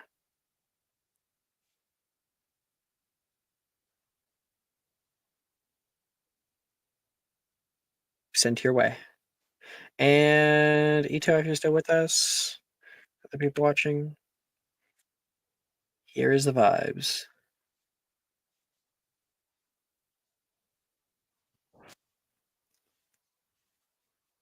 A different area of the Roaring 20s. Hope you guys enjoy. So, Palace, as you near Helenaeus' close, you can already see the change in regulars. A group of rough-looking drifters wait for the elevator, same as you. You stow your hands into your pockets and stand along the sunflower-painted metal. Why is it always late? Seriously, it's always fucking late! A frustrated worker in forge slacks complains to his less than empathic comrade. Pipe down, Len. Seriously, I don't know. It's coming now. You hear it? Ah, yeah. 30 minutes late. Shut the fuck up. You're not the only one waiting here. You're just making it even unbearable. And are you gonna call me my lost wages, you piss stain? Len yells back at him. This is pretty irregular. The elevator ascends to street level, and the metal shutters open like a maw of a great beast, now vomiting a crowd of workers from its throat below. You push past the crowd arriving and enter onto the wide platform to depart. People quickly fill the compartment and pack in like sardines. The man Len grunts near you in the elevator before it descends. Make it time and a half. The whole platform shudders with a sudden jolt, and the elevator descends into the hollow below. A thin metal wire lattice is all that separates you from the abandoned buildings and falling into the chasmic streets below. In its way, the surface of this world, below the city, is an unappreciated beauty in its own right. From this high, you can see the columns, and why it's called as such. Short and ancient high-rises covered in ramshackled additions that jut out from them almost impossibly can be seen all around old Athens. The expanse betwixt mingled with structural support beams that serve in the end to hold up the streets above like the lid on the world's largest cookie jar. Left to waste. Make sure I'm on the right line. left to be forgotten and done away with. But still life teems in this old jar. Not like most people ever have the courage or the misfortune of witnessing it firsthand. Old violet flora creep up to the edges of neighborhoods. The wilds encroach from everywhere. Down here, however, there is seldom light for them. Only at daybreak and the setting of the sun does light grace over the ruins and windowsills for an hour or more at a time. Those lucky enough to find shelter higher up set out wall planters on the side of their dwellings, tend them meticulously. Those below, not so lucky. Those citizens often travel to the wharf for food, but the city still has power most days. The twinkling lights of old neighborhoods offer solace to those still with the eyes to admire such humble beauty. And when the power wanes, there's always the glow of Hephaestus's forge in the city center to keep the streets hazy. The elevator comes to a halt as crowds come into view. Large pay stations separate the populace like the bristles of a fine comb. Past the barrier, a woman begs. Please, I just need a few obols to visit my son. Won't anyone help me? All right, lady, you think I was born yesterday? You'll probably just turn around and spending on hypnosium assaults, fucking dreamer. That same man from earlier pushes past her. Lem blasts by, knocking her off her feet onto the ground. Oh.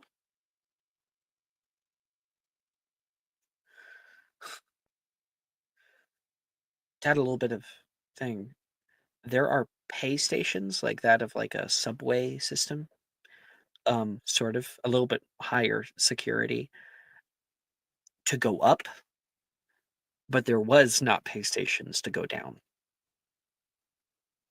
Mm-hmm. I already told Brooke that, but I want to tell everyone else that. Alice, look down at this woman. A thought. Best get out of here before someone picks your pocket. Where is I your home? think she'd bump into the woman and like kind of drop an obol or two. Oh, thank you. Thank you, dear. I actually have art of the woman, surprisingly. Oh, word. Yeah. I'll show you. You know what? I'll just send it to you as we continue. I'll find her. Where is your home, Palace? Old Athens. Probably on the outskirts of it, I'd imagine. Not in the bustle of any neighborhood or anything.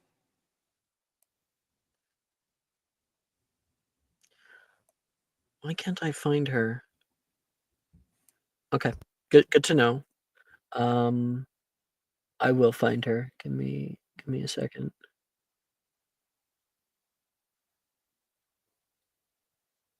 Where has the woman gone?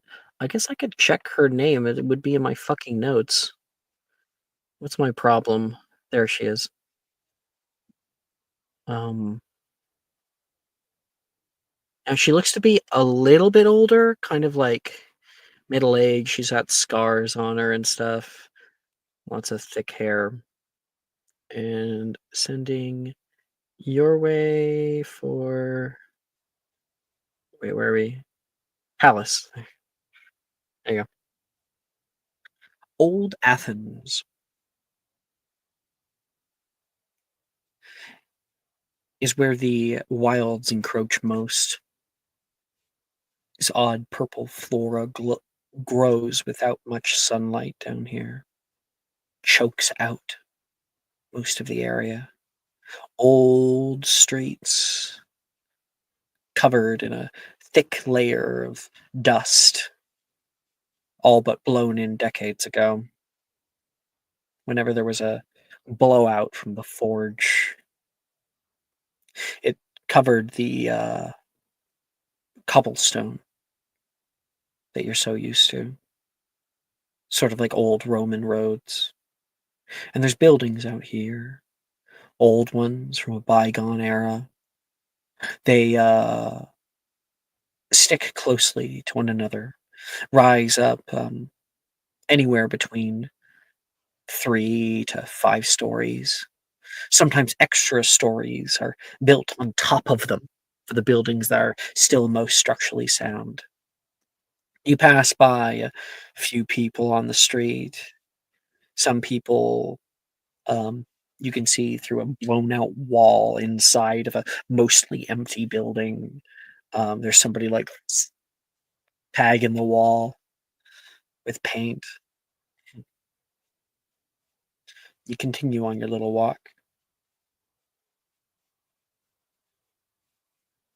I needed like a perception sort of check from you. Okay.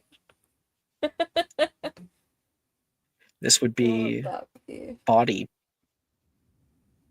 Okay.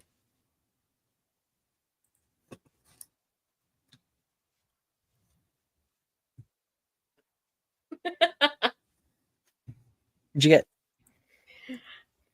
No 6s and a 1. The one doesn't matter. Just so you know. It doesn't make it any worse or anything. Okay.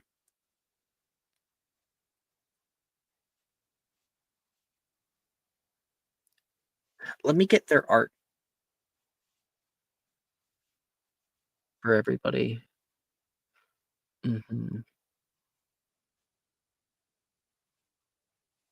Boom, and go to that one.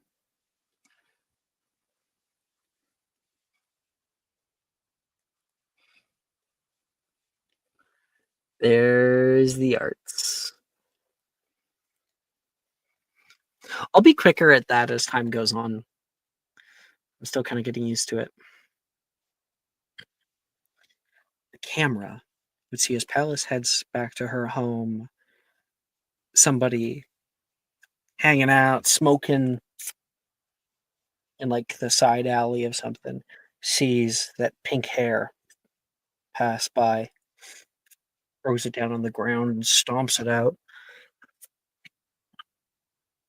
He says to the man beside him, and some kind of large lumbering thing blocks out the camera. And we cut to Palace. Like, I feel like you get home a little flamboyantly, like you know the way, you know the little shortcuts and stuff. So you head in through one of the smaller alleys and grab onto the side of the fence and kick over it and kick up onto a crumbling like fire escape and swing to another side and hit the other side. You tumble a few things to the ground. Oh, hey, Palace! You can hear like it's not one of the kids, by the way. It's just some extra person who knows you as you go past. I don't think she says hi back. I think she kind of side eyes them, like, why the fuck are you yelling my name here? It's one of the kids from PEMS. Then she'll, like, kind of soften and give them a nod. They're like hanging out in a trash pile. That might be where they live. When they're not at PEMS. Ain't nothing Palace hasn't done. Yeah. And as you pass by that alleyway, two people walking on through it. That kid like pulls back into the side, and then Palace, as you're walking, you notice like a little bit of like a ink can. It's on the ground. Someone tagged the wall over here. You take a moment to admire the look, and then you're like, wait a second. I know this tagger.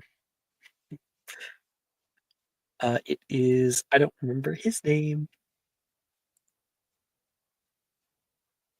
Nope. It is Hadrian. This is Hadrian's work. If there's any paint left, I think she would do a little dick on the side of it. You like get that and like shake it up for a second. Roll me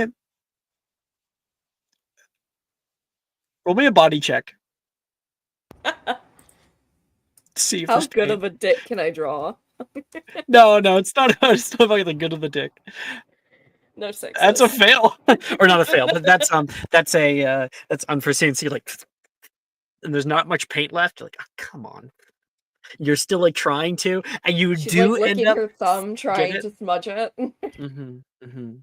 Meanwhile, somebody steps out into the alleyway.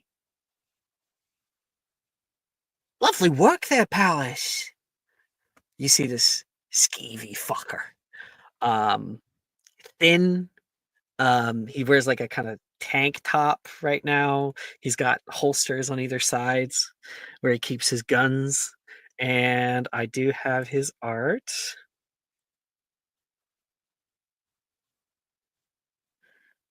Long time no see. Very long time. I think I forgot your name. You're so irrelevant.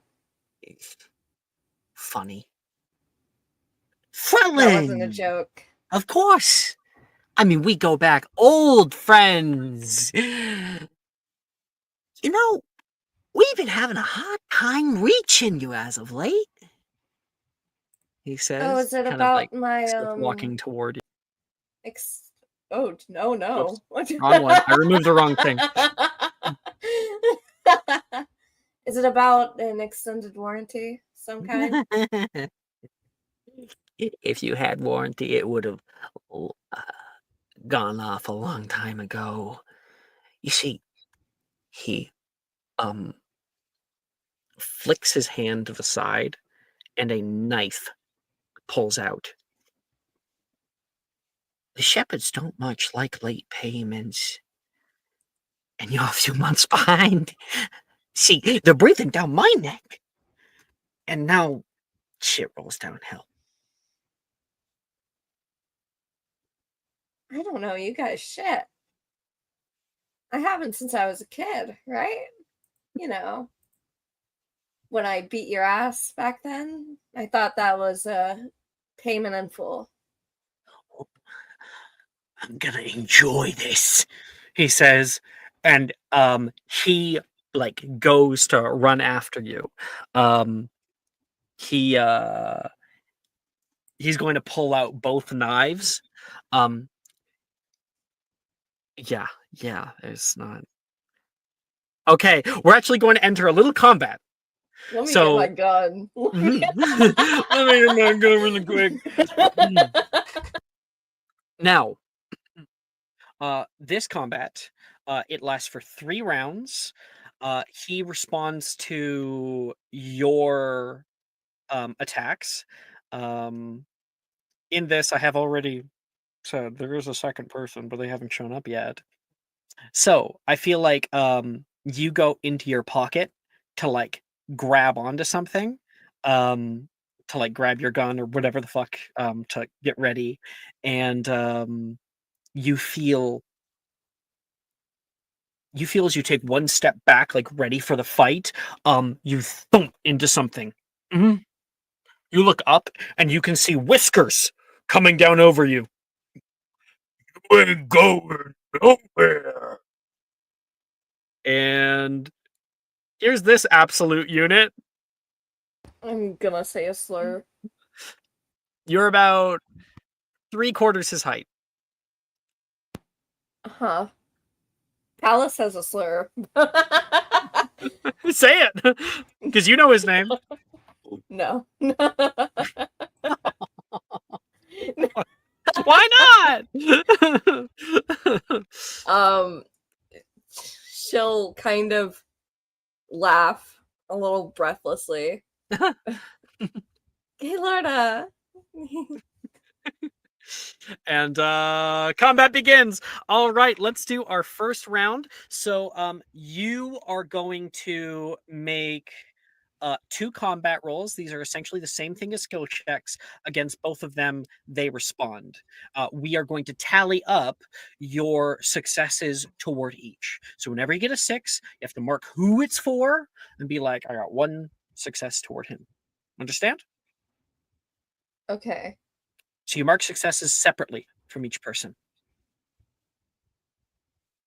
Okay, so I'm rolling for each like I'm rolling once to attack Gaylorda and another time to attack the other Exactly. dude? Okay. Exactly. And they respond. So I'll be rolling that skill. So what skill do you want to use against Frelin? And which skill do you want to use against him? They have to be different skills. Body sharpshooter for Freylin, so that she can quick draw and shoot him. And then let me check my. Can I do heart bomb building for Gaylord? Yes. To like shove something in his mouth or some shit. Yes, you can. Yes, you can. Wonderful. Down his shirt or something. Mm-hmm. Give me one moment. Okay, so these are both one's body and one's heart. Yes. Body is against Frelin. Okay. 2 6s on Frelin. Okay. 1 6 against you. Against him, you kind of win that round. So and then against Gaylord. Duh. Oh, one Gaylorda? second. I'm just like making a note after I roll these so that I don't forget who they're for.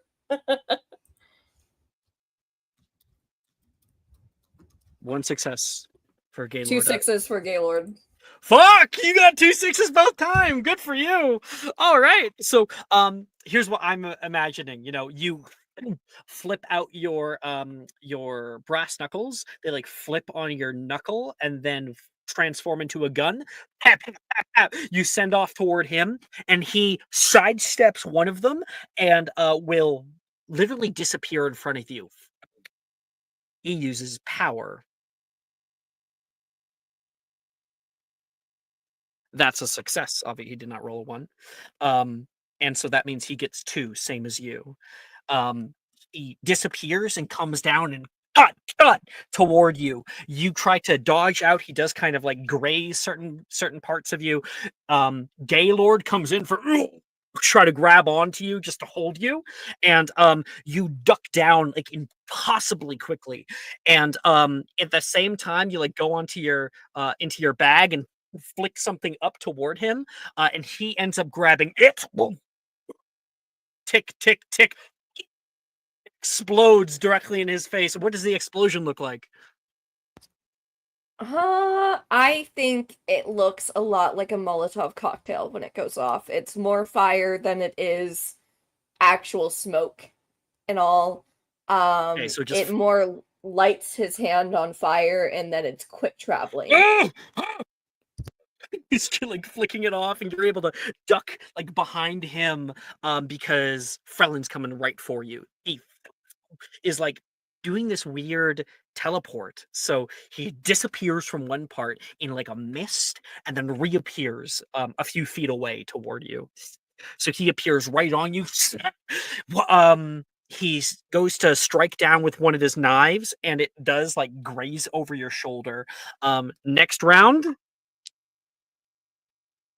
you want to do the same thing or something else? Same thing. All right. And I just started blasting. No 6s. No 6s for him either, and he already used his power. So, all right. So we have kind of like a war of attrition there. You know, you're able to like block. You are able to deflect with your gun, his knife. One of his knives goes shooting like it attach into the wall, and he just like pulls another one. All right. Okay. Oh, 1-6. Okay, Lorda. What's yours? I accidentally rolled too many dice. Do you want me to just roll again? No, no. So by one too many? Yes. Or how many? Just one. Just one too. Then we'll just take off the last one. So you still got a success. Okay, word. That'll be the way we do it from now. If you ever have to take off dice on accident, it's from the very end. So you got one success. He got one success. We also have that like same sort of thing. So he flips around. His hand is on fire. He puts it out and then runs out toward you. You throw out a bomb toward him, and he swallows it. He like it doesn't stop him. He's mid run toward you, and then he goes for a belly flop. Oh shit.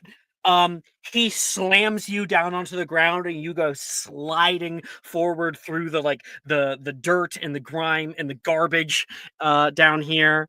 That second round. I think we're even on both sides now. So this is the last round. Let's see. Yeah, okay. I think she'd change what she's using. Or can I use 2 skills in this? Or does it have to be like different Has to be body different and heart? No. It can be like it doesn't have to be the same like stat. It can be sorry. It can be the same stat. It just has to be different Okay. skill. Oh, word. Okay. Then yeah, I think she'd start switching up tactics then and be like, okay, I can't fucking get my bullets to move fast enough for Phelan, so she's going to switch to these hands. Because she has the fast hand skill. Bam, bam. You're like ready for him. You're like trying to hear where he's coming.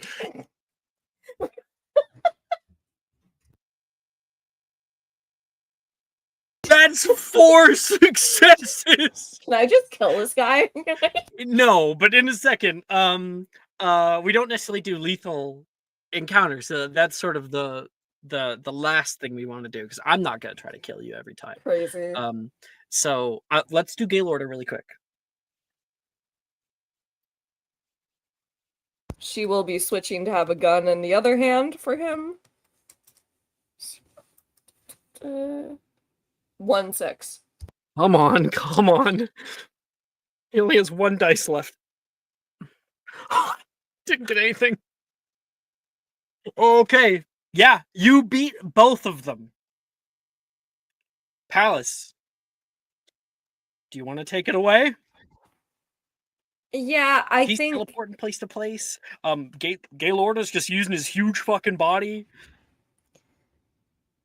her eyes are kind of following wherever he's teleporting every spot, and she's kind of picking out a pattern for, oh, he likes to go high, then low, and then he likes to go to the side. And so she times it so that she is punching directly into where he is teleporting. And he's like teleporting and then going off to run, and then he runs right into her fist. Hell yeah.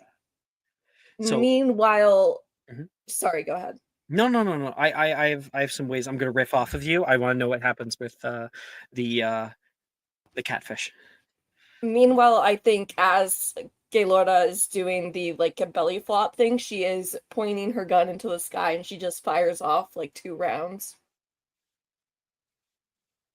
All right. Kind of stop his momentum. Okay. Love it. So as he's running toward you, Frelin's like, "You asshole, swallow her!" And he opens up his large mouth and is going to try to swallow you whole, and you send off bam bam 2 gunshots throughout the back. Ow, he says, and starts putting his hand out from his back, and he pulls up blood. That hurt, he says toward you, and he like sits down. He says toward Frelin. Frelin's like getting tired. he goes out toward you to try to cut you up for not paying them back, and you see him teleport. Boom, boom, boom, boom. He's trying to like mess you up, and you the voice in your head. Come on, Palace. Use that brain of yours. For once. You go for a single punch off toward the left-hand side. He appears right there, and you punch him directly in the gut. And he goes flying backward with a small explosion from your fist. He lands directly on top of Gaylorda. Got her, says, and the two of them are there. Frelin's like dazed. Tell your boss he should be more careful about where he goes to drink. Had the perfect opportunity. And you go ahead and off. Yeah, she'll fuck off. Fuck yeah. Good fight.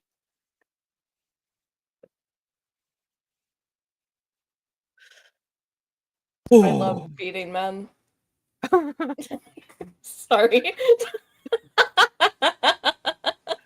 Wow. All right.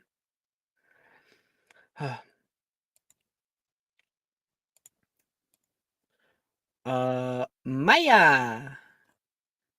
Maya. That's what's on my birth certificate. And if you want to go, Brooke, it's all good. We'll see you later. Yes, I will be taking my leave. Good night. Night, Brooke. Maya, inform me of everything tomorrow. Okay. Okay. Maya. We already gave your initial thing, you stepping into your except you would have a different car that you get into, right? Yes. Flying car. Do you have art for it? No, because I couldn't find anything that I liked. But I know what it looks something like. that you're like, oh, I like that one. Oh, you know what? You sent me that one blue one that I liked. Yeah. Let's see if we can find it. Because I liked that, and I was going to just change the color of it. Oh, I see it. I see it. Oh, wait, no, it was this one. It was like the deep royal blue one. Mm-hmm. Right. Okay. I'll send in discussion. Odessa, you step out. Like the rain has passed by here. I'll go back to that other music I sent last time. Let's use I'll send different music. I actually have two. Is this the right one? Yes, it is. Sending to you guys.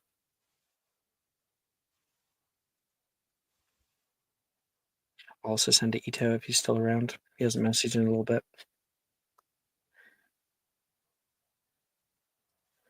Okay. For you, we're going to be arriving, at night.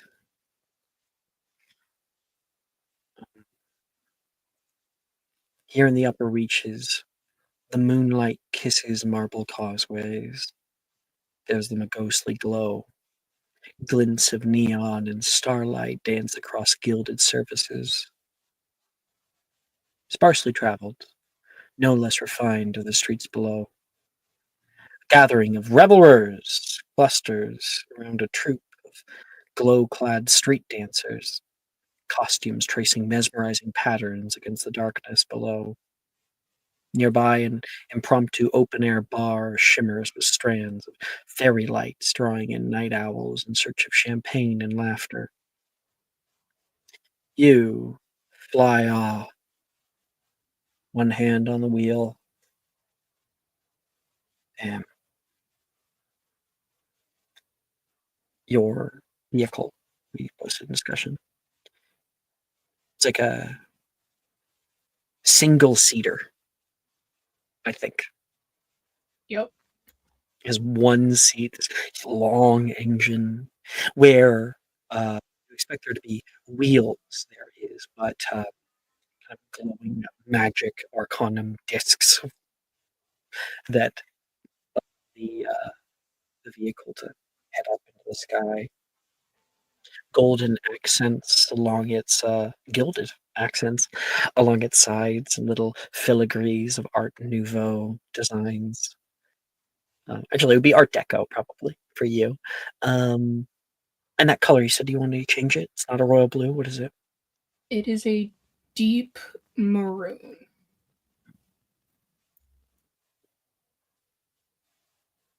You arrive at your home. Maya, describe to us. Out here at the top of New Athens, high up above, all the apartment buildings below, the streets wind higher, surrounded by a few other large estates. What do we find of yours? I have a Pinterest board.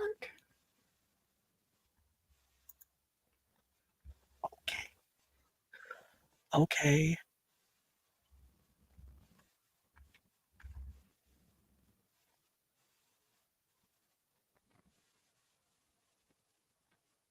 Damn, nice.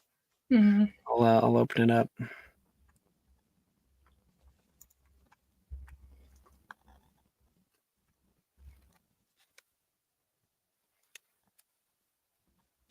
Yeah, so kind of pulling up, honestly, where that red car is in the picture, Huh? is where Oh, yeah, she's right like, there. leaving her vehicle.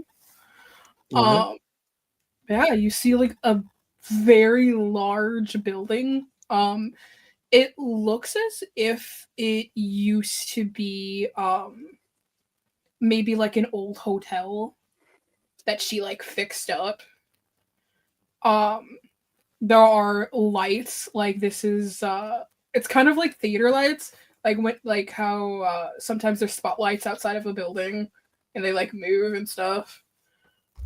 It kind of looks a little bit like that. Very, very luxurious. And so when she walks on in the inside, it looks as if it is an old hotel lobby. It's very open spaced. But not pictured because I couldn't find the right thing. There is like a front desk like in the center of that lobby. And there is a woman sitting there. Gotcha. Is this Thal?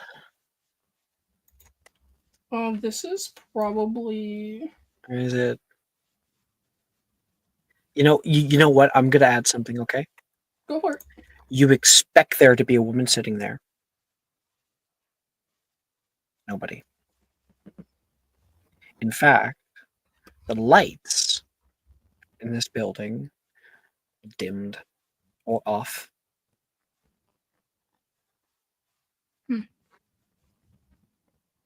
It's like everyone just up and left. That's not normal.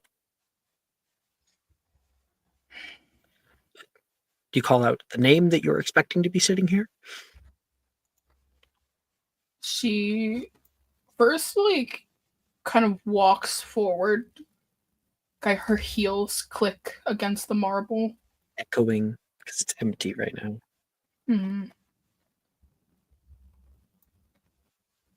Noah.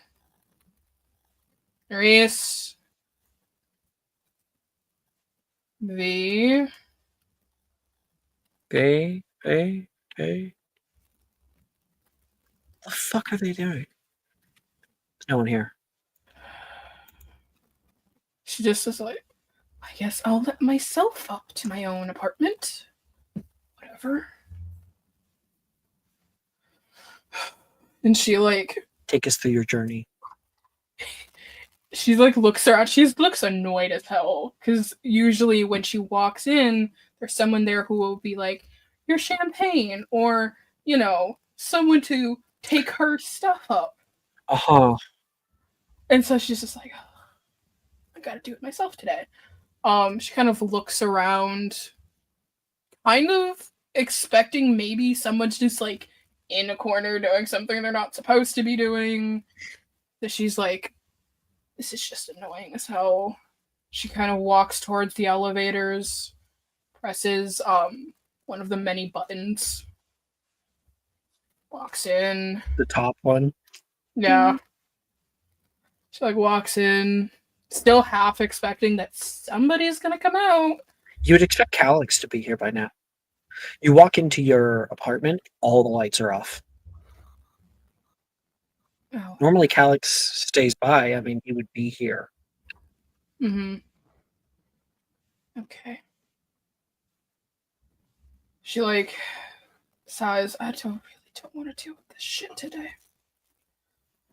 If you're here to rob me, I must warn you that I am armed. Ooh. How scary. Give him chills. Hear a voice from your right. You turn into the living room, and you can see somebody sitting in the dark, waiting here for hours. Where on earth have you been? You can see Dionysus, and he is almost completely naked.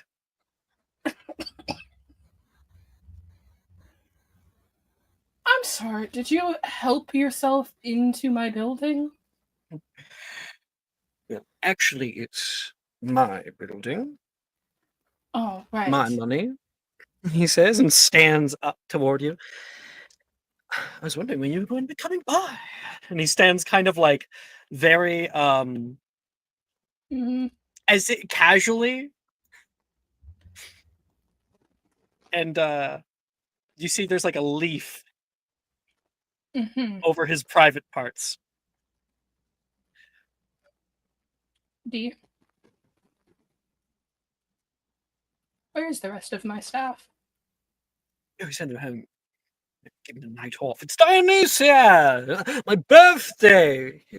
Celebrate. Right now, I'm actually still in the solarium. Took me a while to make this. You're not even here and you chose to show up half naked. What's up the fig leaf? That's why you might as well not even have the fig leaf. Is that what you prefer? He says. He starts walking over toward your bar. He snaps his fingers and the lights turn on and he starts to make himself a drink. I mean, there was a time that you enjoyed a bit of fig leaves. There was a time where I enjoyed quite a few things. And now, the things that I enjoyed have wandered into my home and are consuming all of my alcohol.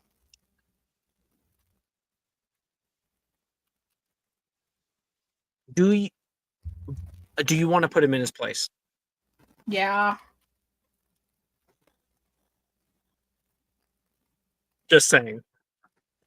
She'd do it. She'll walk over and do it. It's still new. It's still all new. Please, get off. Oh. He leaves the drinks out there. Oh, don't even have any nectar.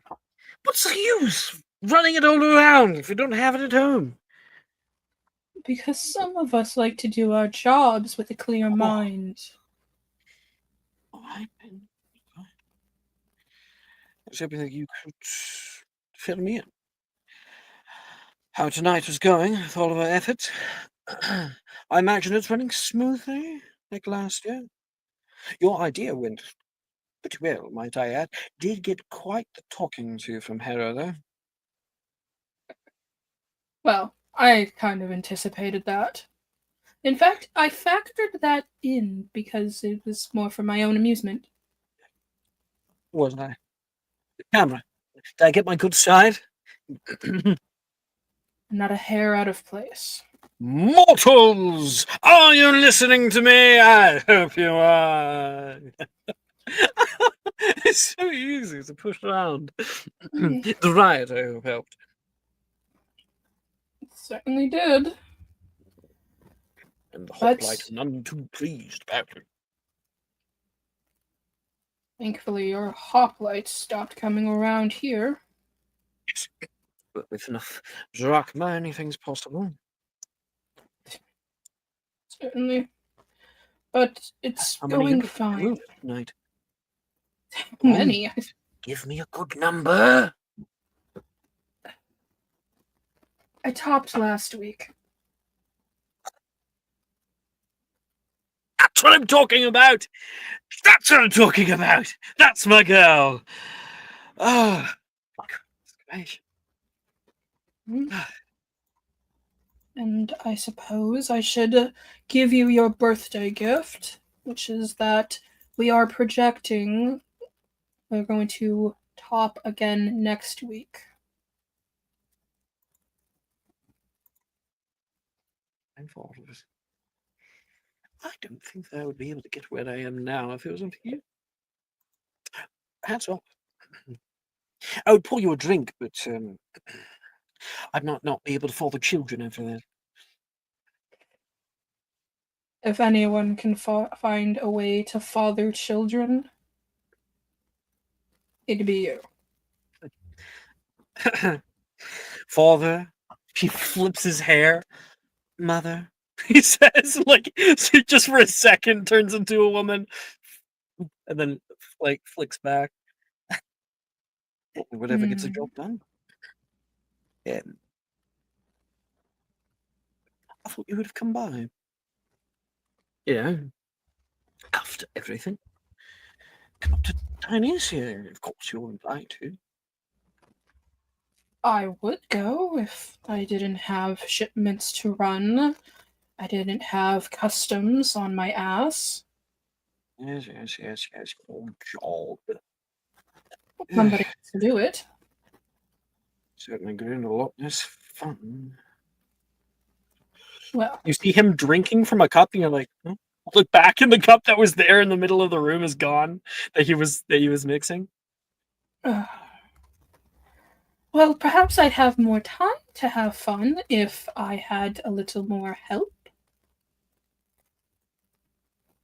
Are you kidding? What are you suggesting? They go down there into the columns, talking to the ne'er-do-well. Chthonic Market. Oh, hello, it's me, Dionysia. Sorry. Hello, it's me, Dionysus. Please, take my wares. How do you think that would be? Even when I transform myself, people tend to take notice. I mean, that's how we get dolphins, after all. You would know a thing or two about dolphins, wouldn't you? Oh. Do you remember when we did it to those marketers that came by? Solicitors hate them. God awful things. Invention of probably Calliope or something. Yeah, Plutus. Damned Plutus. Lovely Plutus. That's lovely damned Plutus. Plutus, I don't know we have all the drachma that we have. Blessing us from high above. If the money comes in, doesn't care where it comes from. Thank Hades for that. Yes, well, I will need all this. I don't have a slew of retinue, servants all the time. It's a time that you were a servant. Don't enjoy it anymore. Higher things to do. Well, if we're being if you ever get too stressed out from your job. If we're being quite honest, am I not still a servant? Good girl. He says, comes over and like touches your hair lightly as if you're a doll. How have you been feeling lately? Been okay. Been a little tired, but Shipments. Would you like me to help you with that? You're doing such a good job lately. I suppose a bit of a reward is in order. I would appreciate it. Come here. Puts his hands along your neck. Holds you close to him. Feel his chest against yours. You smell. How are you feeling? Give us a little sneak peek as to what's going on with you. I think even though he's touching her, he has his hands on her neck, her hands have not moved from her sides. They kind of wrap into her clothes as if she is trying to keep herself from like wrapping her arms around him. She's very tense. He comes forward and softly presses his lips against your forehead. And he puts his hands up toward your head and down across your hair and down over your arms on the sides. And you feel this feeling wash through you. Deep relief, as if something like a weight has been drained away. He does this every now and again. Not every day, special occasions. And you feel lighter. You feel calm. You feel a tad happy. How's that? I will find a way to be at your birthday events this week. At least one day.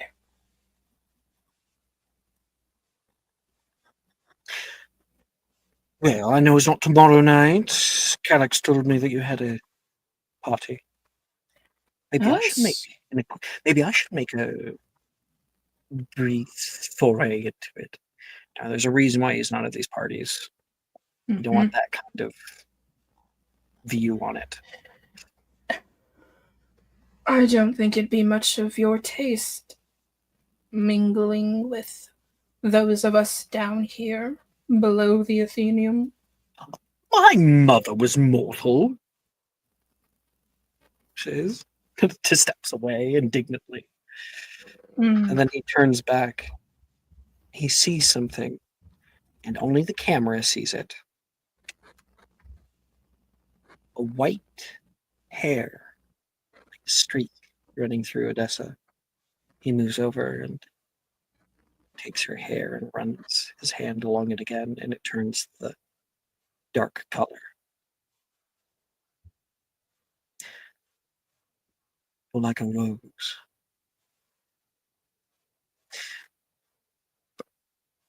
Beautiful ripened grape, he says. Thought you were going to tell me I was like a rose, wilted and dying. No. Never that. Now, you joking? Are you actually going to attend my birthday? I will attend one of the days. Of that. Lovely. I will be seeing you on the 3rd. Yes?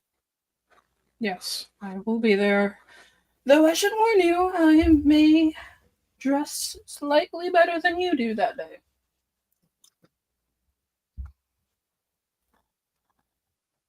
Blasphemy. I learned from the best. I learned from the best. He smiles at you. He doesn't normally do this. What's his motive? Why is he being so nice? Narrow. See you in 2 days. What did you Ta-ta! He drifts away into vine, like leaves that disappear. She walks over to her like bar, grabs a bottle, and knocks it back. You like, I feel like you like pour a glass and then look at the glass and look at the bottle and just fucking take the bottle. Yep, 100%.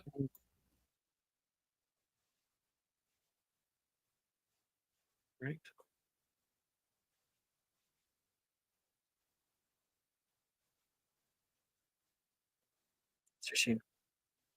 Thank you, Maya.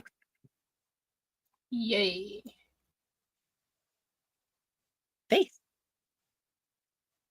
Solen. Hello. Hello.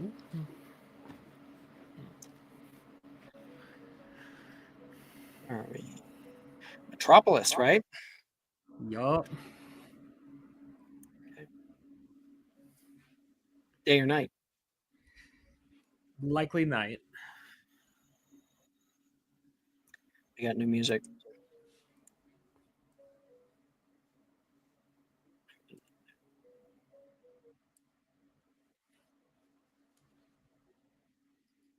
Sending in music now.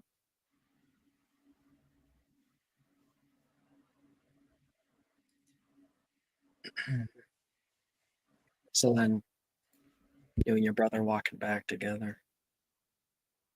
Behold, the metropolis at night, trapped in perpetual gridlock. A chorus of snarling engines echoing through dimly lit streets like restless birds. This is also the description for Jess, too.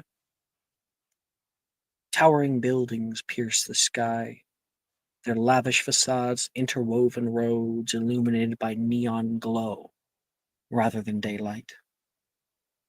Real darkness seldom settles here. Instead, windows flicker with artificial brilliance while street lamps and the hump of signage fight off the gloom. City of Light, it's been called. Odd, seeing as that name only came out of the struggle to find it. Close above, the sky rail screeches into Westbrook Tower Station, its grinding metal a discordant lullaby. You slip through the carriage doors, propelled onward through the sleepless city toward your next destination.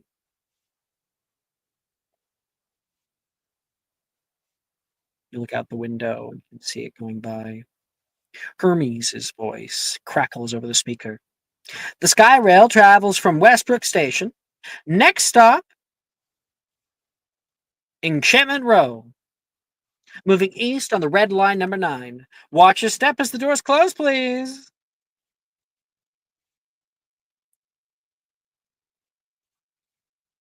You're heading to Enchantment Row, is where you live, right?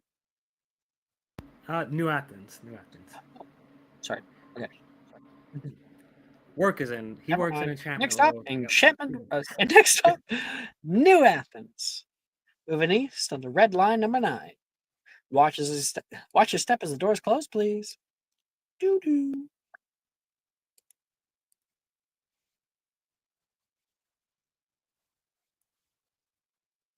Second.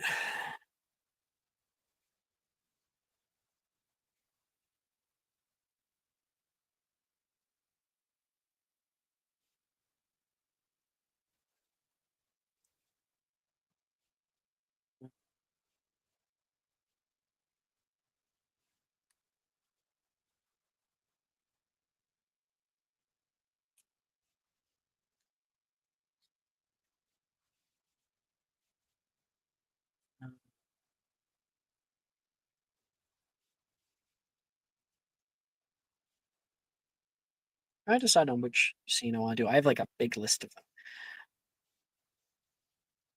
them. You're out on here and your brother is there. Damn. That took a little more work than I thought. Will you be coming? You know, to Odessa's party tomorrow.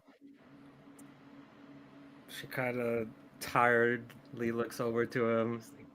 Was one night not enough?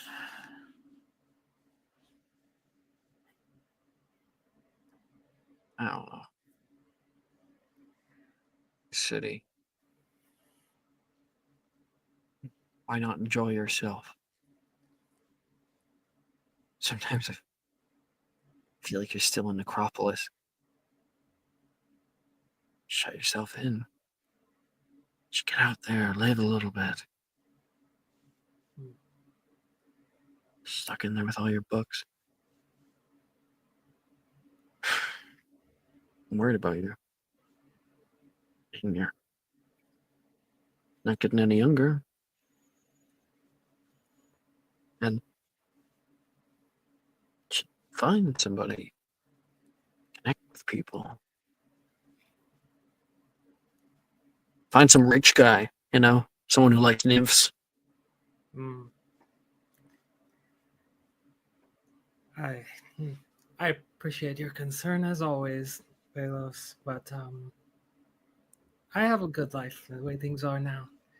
I have a nice job. I have no issues at work, which is a lot more than a lot of other people can say. And considering where we came from, I don't think there's much to complain about. I have put tint on the windows at your work. Walked by recently. Looked a little different. Yes, Eistein was mentioning something about the lighting inside looking a bit more mysterious to onlookers, but I think we both know why that happened. Probably didn't do it in front of Odessa. Call that a little bit of growth. For sure, dumb luck. Maybe a little bit of both. Did good tonight. And I was hard on you and you rose to the occasion. Thank you. You might not get it, but it means a lot to me.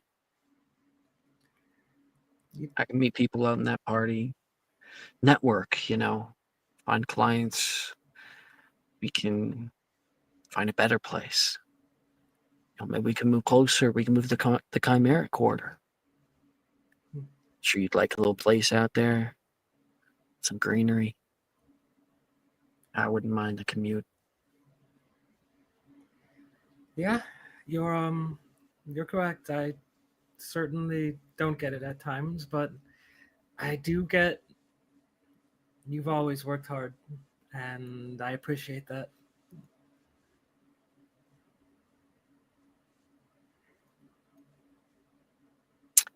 Selene, do you have any observant type skills? Guess I could check. I have Between the Lions.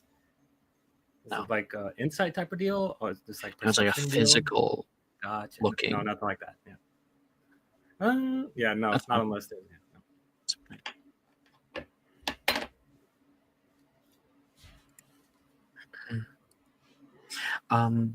That sky rail shoots out over the heads of people below, curves down into New Athens, spits you out like krill. People exit from its doors. You can hear Hermes' voice once again. Sky rail travels around. And you and your brother walk home. It's a quiet night, surprisingly. A lot of people are out right now. Nobody's like at home for the most part. People are out at bars and things like that. So, you know, you might see like a group of passersby coming back from Enchantment Row and like, "Hi!" They're singing songs together. A bunch of guys all drunk walking home. can hear your brother scream, and a few of them like, yeah, respond back without any words. I love drunks, he says. The revelry never ends. Not this time of year. And we travel back to your place. Please, Selene, tell us and give us the outside view first, and then take us through entering into your home. Well, this is an apartment complex, right? So, um, outside, I would say she probably personally, like, when nobody's up, like, crack of dawn is, like, watering the plants, like, directly in front of her apartment area because they're often neglected by the landladies. Um, it's that yeah. There's not really much to say about the outside. It's very simple. I do have some pictures for the aesthetics on the inside. I'll put in the discussion. And then as far as the description goes for the inside, it could be described as being very neatly arranged, meticulously maintained. It's dimly lit. There's nothing brighter than a candle, maybe a small lantern. Uh, Living room is dominated by bookshelves with each tome carefully arranged by subject rather than aesthetics. And most of the books on the shelves appear pristine, save for one particular row that looks a little more worn. And if there were guests inside, which there rarely are, but if there were guests inside, they would see titles on that particular row, such as Odyssey, the Iliad, Metamorphosis. And there's like one empty slot at the very end of the row, a missing book. Which, getting to the next point, there's a small little coffee table in the center of the room that holds a single leather-bound book that's slightly ajar, and a cold cup of tea next to it that was left forgotten mid-thought. There's a deep navy couch that sits almost untouched, positioned perfectly in the room, placed for symmetry rather than comfort. There's a dark wooden writing desk that rests in the corner, meticulously organized, parchment, ink bottles. There's even an unfinished letter there that she hasn't yet sent. Above the desk, there's a large map of Olympia that's pinned with little subtle markings and notes, particularly in the Arcanium Academia district. The walls, they feature a few modest paintings that are in muted tones, mostly abstract, chosen more for balance than any sort of like emotional attachment. And then the last little bit of the apartment, there's a black cat from the alley outside that has taken a liking to her and sometimes waits on her balcony, just watching. She doesn't feed it, she doesn't name it, it just stays anyways. I like that. I like that a lot. With the door still open and you're like heading into your apartment. All right, good night, Selene. You need me, I'll, oh God, it's just gonna hit me. Yep. Good night. Oh, looks like Aglia left you, as she points down to his door. There's like probably little pastries. Have fun with that. Great. Hey, if you see her in the morning before I do, door's closed. Yep. He like picks up like these chocolates. It's in like a heart-shaped box.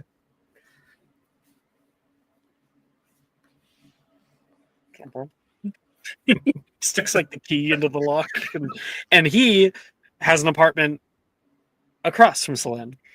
Yep. Like to think like up like a half flight of stairs.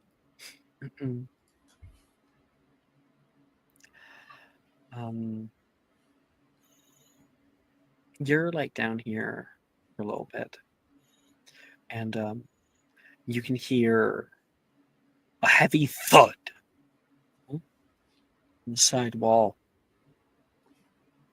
Whatever. It's a big building. People are always bang. Fucking hell. It's fine.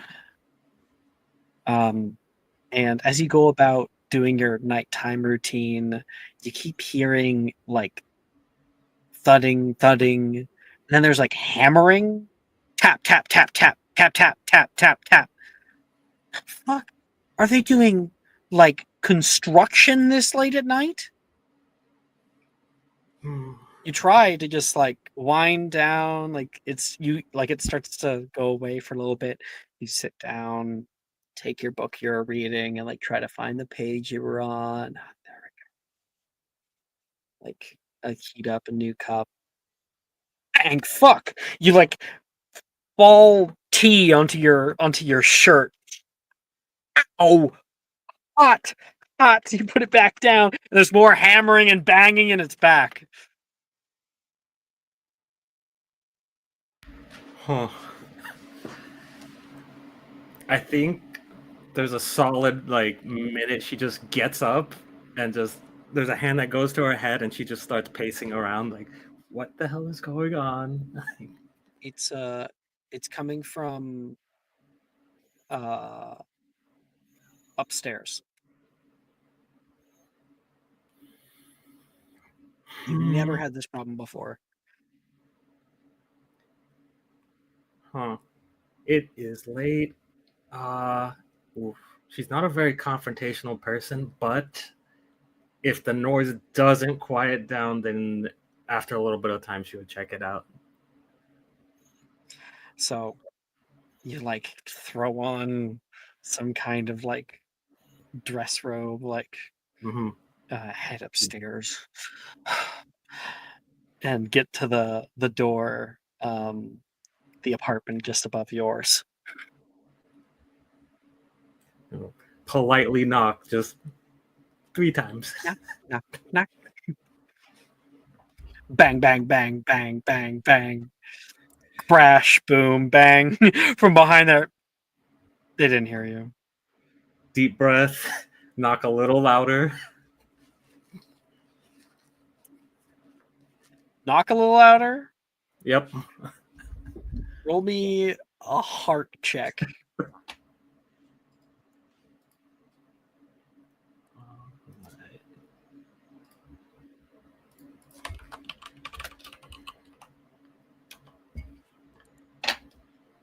Six, 5, 4. That's a success. Yep. Bang. Bang, bang, bang, bang. Knock, knock, knock, knock, knock. Knock, knock, knock, knock, knock, knock. Knock, knock, knock, knock, knock, knock. You hear a click of the door open up.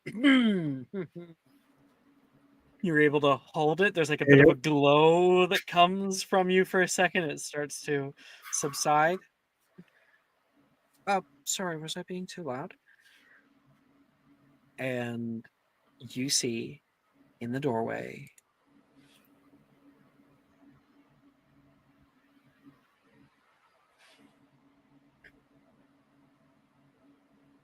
this person. They have like a very chiseled frame. They have very manicured eyebrows. They have this kind of wolf cut comes all around them. They're wearing a tank top that looks, they're like tied off along the waist. You can see they have a hammer in one hand, like a simple one, and have these baggy pants that are like covered in paint and stuff. Oh, sorry, am I being too loud? She kind of pauses a moment, just like processing that. The audacity of this person to ask if they're being too loud. And she will say, that depends on your definition of loud. What would you call loud?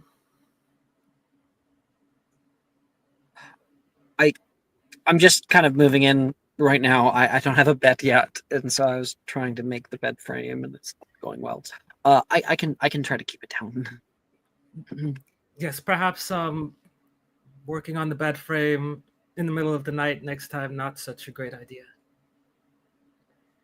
Oh, I'm sorry, love.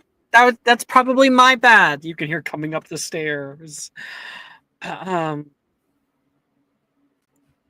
1 second, I'm trying to get the name. Aglia. um, she's new. I thought everyone would be out on Dionysia tonight. I'm so sorry. Terribly sorry, Violen. Pleasure to see you as always, Lady Aglia. How are you? You look fabulous. Oh, thank you. And, you know, you put makeup on a pig. She says, no, you're beautiful. Violen says to her. And that's why she got the apartment. Sorry, actually, I just misspoke. And that's why they got the apartment. Do you need some help? We could put it together really quickly. There's like a stuttering of like, really? You know what, Selene, is your brother still awake? Maybe he can help.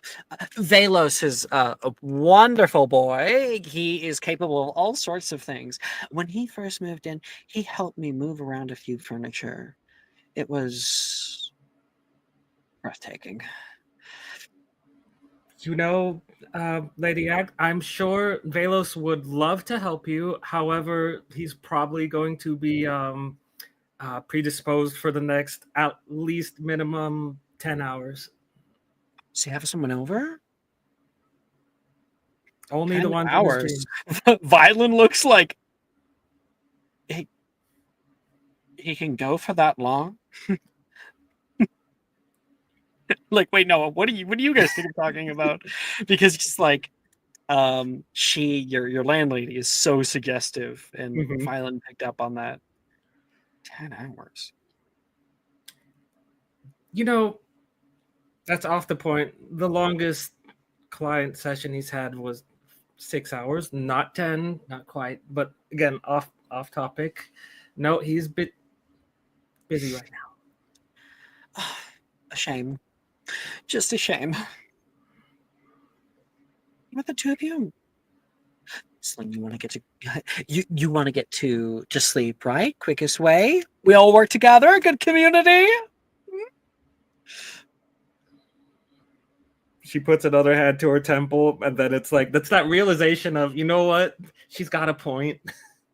Like, the sooner I get this done, the sooner I can go back to my whole little room. So say, okay, all right, fine. More the merrier, I guess. That's the spirit, she says, coming up. And Aglia enters into the apartment. You walk in, and the apartment's like bare. There's some boxes around here. There's like tarps that are down. Sorry, don't touch the walls on this side. I'm still painting. Aglia was nice enough to give me a discount on the starting rent if I did a little bit of work here and there. Seems like it's going well. Where's the bed? Actually, she would know. Bedroom's right over here. And let's do a body check, Selene, for building. Oh boy, the bed frame. Thanks. I just want to get to sleep myself. Been a long day. I should have done this in the morning. Terribly sorry again. What was your name? Violen asks. Selene. Selene. Beautiful name. You didn't hear already. Violen. Let's get down to work, huh? Right. That's a 1155, no sixes. You are a little help. But the bed frame gets made, nonetheless. I feel like you guys finish, it's like, there we go, that wasn't that hard. It's like 2 hours later. Yeah. So, the instructions were written in Turkish or something. You know, probably would have helped if we had read the instruction manual, but you know, next time, right? I'll have to treat you two to something sometime. Oh, too kind. Definitely treat her to something. I think the two of you have a lot to talk about. And she walks off. I'm gonna get to bed. So it was nice meeting you. Right. Of course. Nice meeting you. Have a good night. And the rest of the night, silent. Beautiful. Amalia.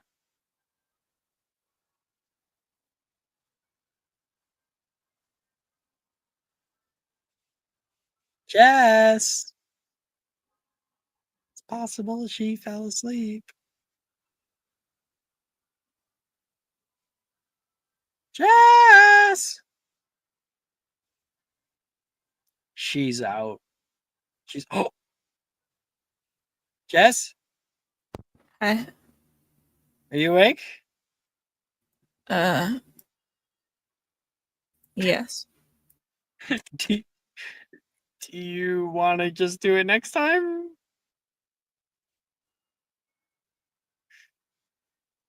you want to do it now? You okay? How you doing? How you doing now? All right. Amalia, you don't take the sky rail home. No. Instead, you stay by the door out here. You have a nice coat. Standing there waiting. Everyone else is left for the night. And the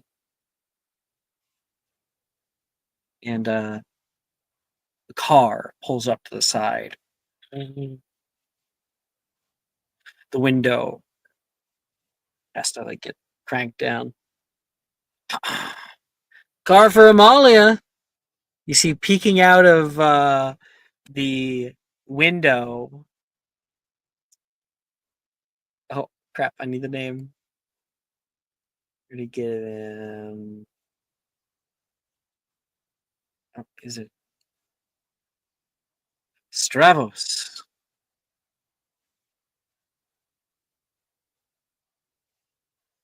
He's here to pick you up.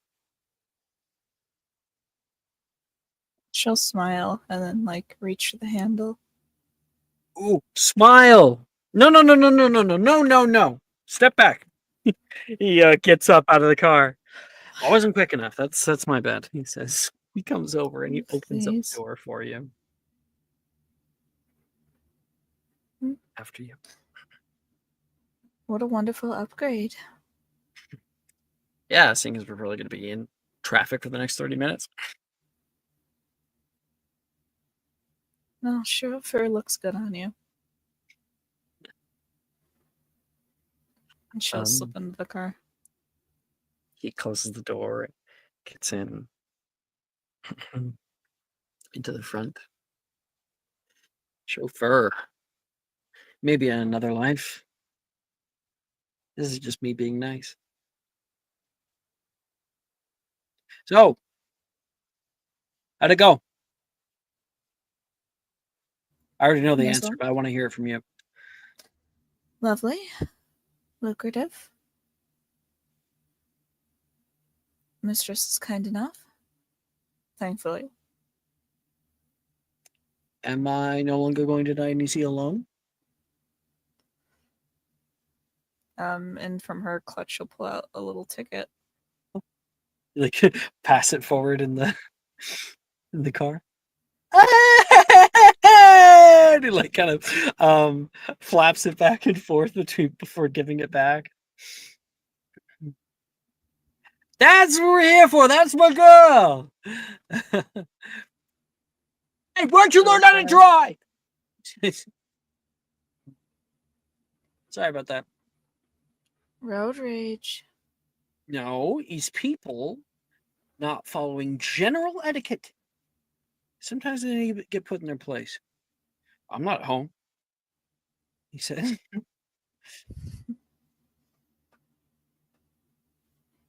You guys end up in sort of a gridlock for a moment. And there we go. Ours as far as I can see.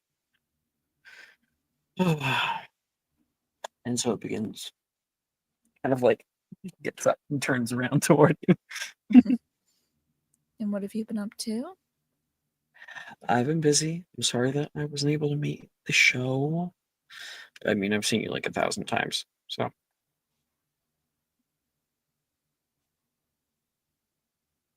I'll try not to hold it against you.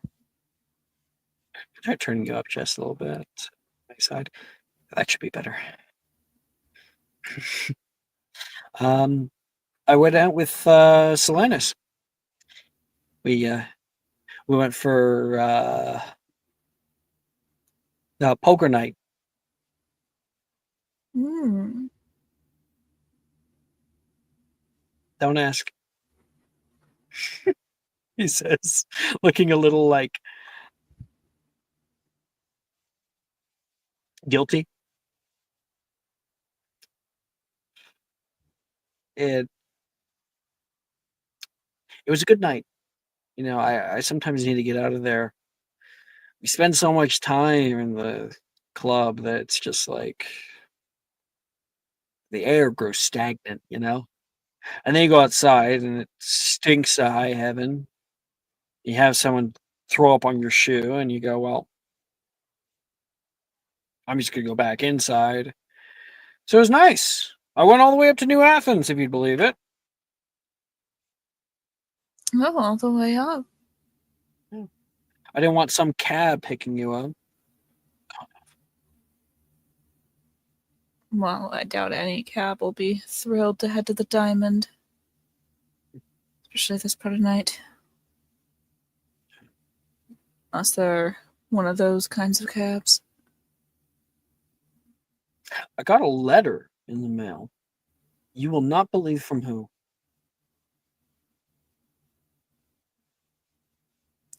I'm waiting. King. Your face like immediately falls. Like to like a neutral. And what does he want? He doesn't want anything. He was sending his congratulations for us on our 3rd year of operations. Fucking dickbag.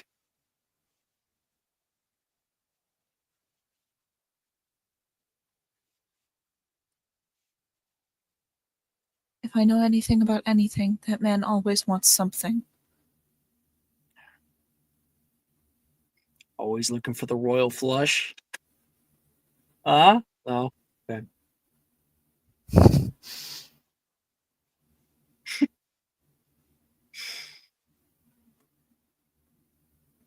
It did I'm come waiting. along with a few things you might like, though.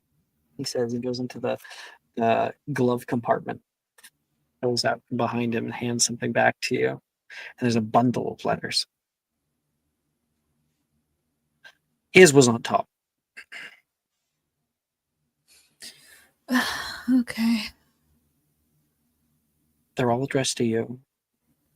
And they're from Neltharia, Sadra, Eularia, Henry, your Weary, Zelina, Illis, Hyland. All of these people, all of them wishing you, congratulating you, wishing you well, wanting you to come back and say hi.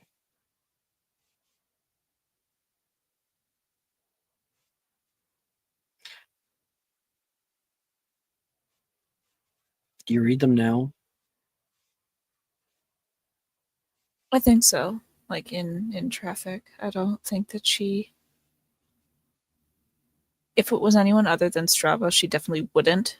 But she'll kind of take a peek at each of them. They're nice. They're a welcome sort of surprise. One of them, though, after good one, hits you. Not who it's from. That's what it says.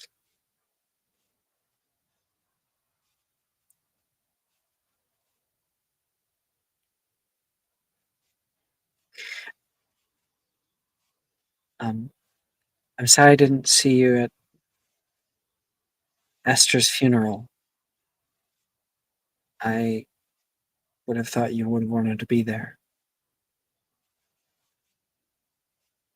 But just know that um, we all love you out here.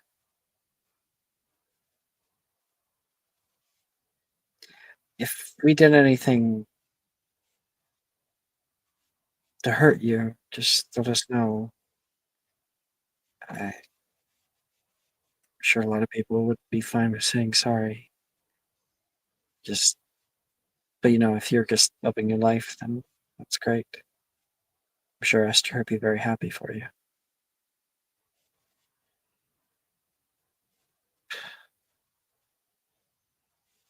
Esther's dead.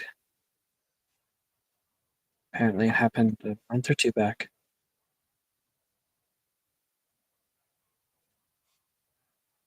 What do they say?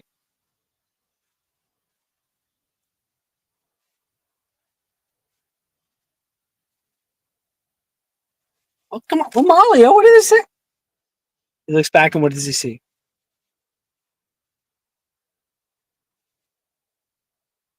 I think like she is like clutching, like kind of grips the letter.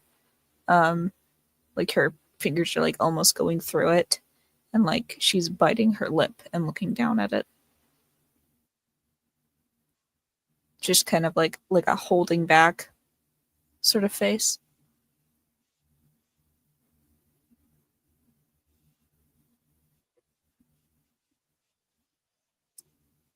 Yes. It's fine. You don't have to tell me. Esther's dead.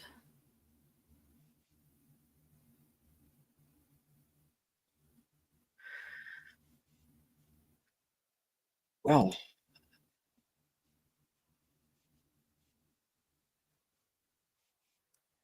that happens.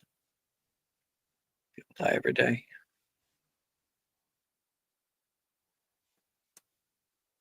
She's living longer than most. Yeah. Did you get an invite to the funeral? I don't know if I did. If I did, I didn't see it.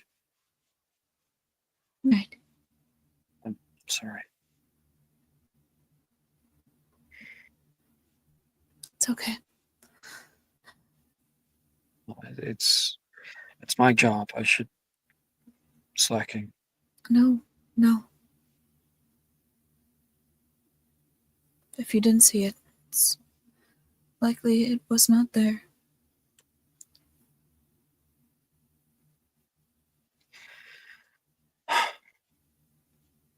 And the rest of the car ride is mostly in silence.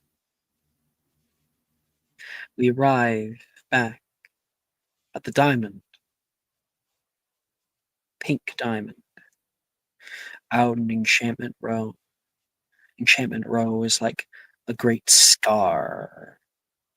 Rows of streets and some kind of large chasm glowing from below with red light. Smoke billowing up from the columns below it. People gathering in back alley establishments. Think like a sort of like Ikebukuro sort of place, little holes in the wall. um, Ruffles and like kind of like also Broadways, and there's like there's a casino down here. There's lots of amenities. Tonight it is as loud as ever, Amalia. The club is pumping. You walk inside and you find yourself in a big, wide open space. There's a kind of a low ceiling that like opens up into the main stage area. There's not really like a big show going on right now. There's instead more little booths all over the place and people walking around. You can see tonight there are servers, kind of a little cute thing. They're dressed up like lamps. They have lampshades on their heads, and they're walking around and like giving off drinks and stuff.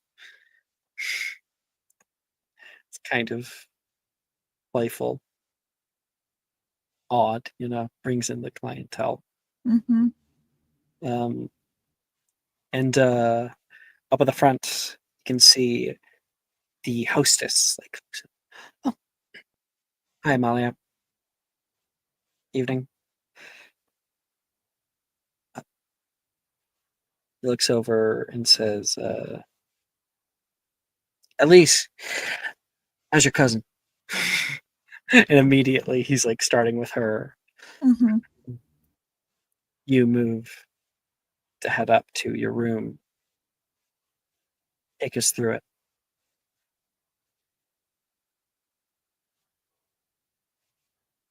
Her room is, despite how nice her room is, the way to get there is not as nice. She basically has to go up sort of a winding back staircase, kind of off to the side. It's very narrow going up. It's like a one butt staircase. Many, well, not many, but some of her clientele have complained about, having to walk up very steep set of staircase. But she manages to slowly make her way up. Walk up a staircase. How are you going to spend the night with me? Mm-hmm. So it's like a two-tiered, like 2 flights of stairs, kind of going up and then like up to the right or up to the left, and then like one more like to the right again, half step, and then finally kind of a more open area that's like the entrance into, or the area just before the doorway. That's kind of a waiting area almost. Antechamber. Mm-hmm.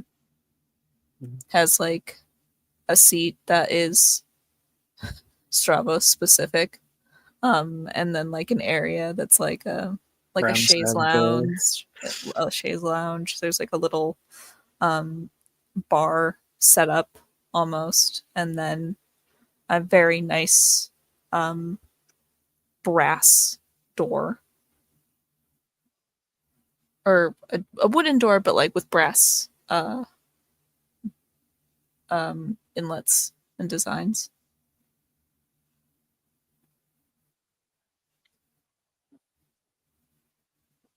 When we walk inside of your apartment, what do we find?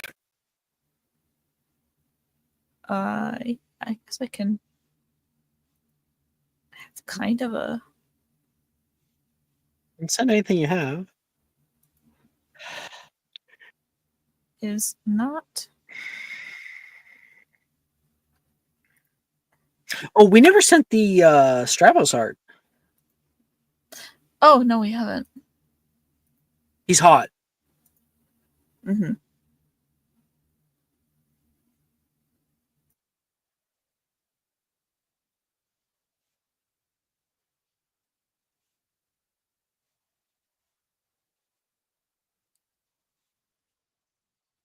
I'll send the Stravos art. You send whatever you're getting. There's Stravos. Sending now.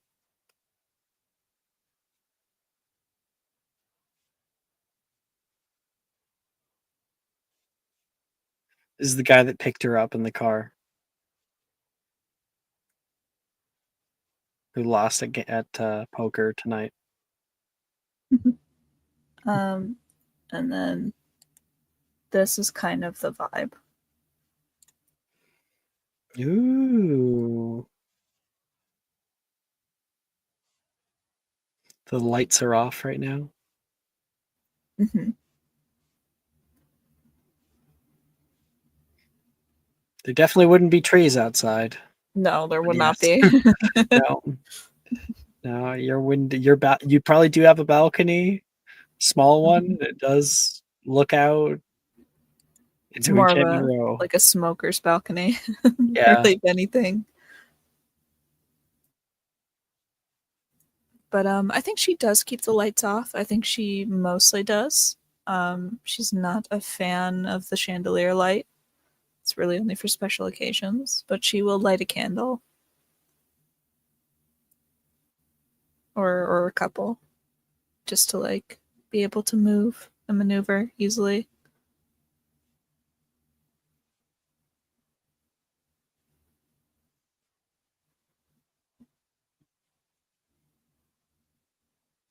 Just a little bit of you alone.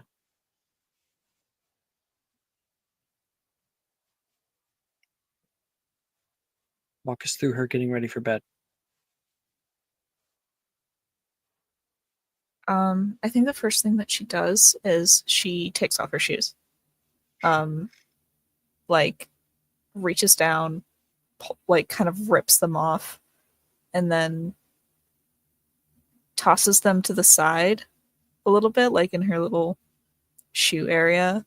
And she looks at it for like half a second before deciding I can pick that up later. She'll set her purse down on a side table, and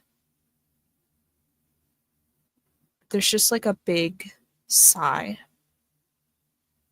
I think, that leaves her. Just a letting air out. And there's a moment where she just sort of stands in the middle of the room, staring at nothing. And memories flick over. Who was Esther to you?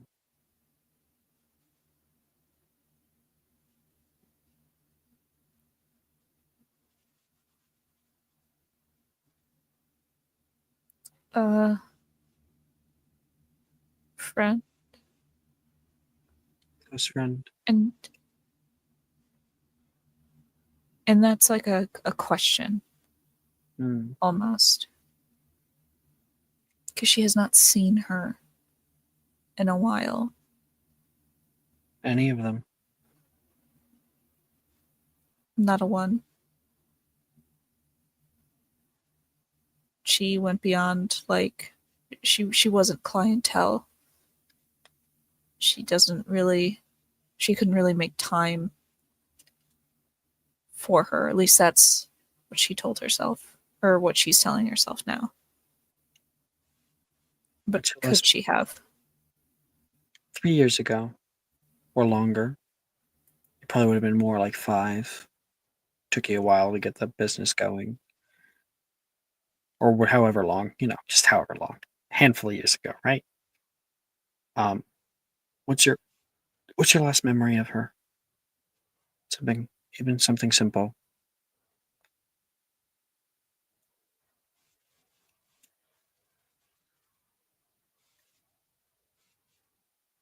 I think, like, the last memory that she had of her, it was by chance. Amalia found herself, like, for some reason, Esther was at the Diamond, and Amalia had performed that night, and she she had a client right after, noticed Esther in the crowd, and that was it. She just sort of moved on. Could see her cheering out, like happy and trying to wave toward you. And there's a moment where, thinking back on that memory, maybe she shouldn't have. Maybe she should have canceled with the client. Maybe she should have talked to her there. Why didn't she? And she didn't see her after that? It was a year or two later. She's now gone. Second.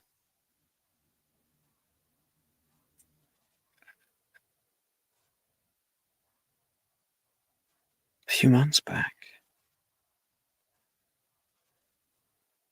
Could it be connected? Another memory flashes over you as you're nearing sleep. Golden eyes staring down toward you. Pale skin like that of snow. Lips full and blue. Eyes piercing. Hair that runs down. Hands onto yours. That night he came. This time so much more closer. You awoke in the night. He was there by the window. In your room. You felt the fear grip over you. And then he looked back over his shoulder calmly, and you saw that glow from him. And the fear transformed into something else, some familiar feeling. A fear, but more primal. Not the fear of a stranger any longer.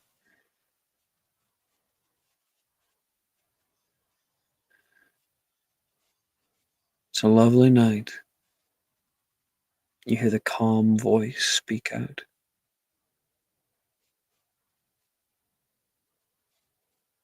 I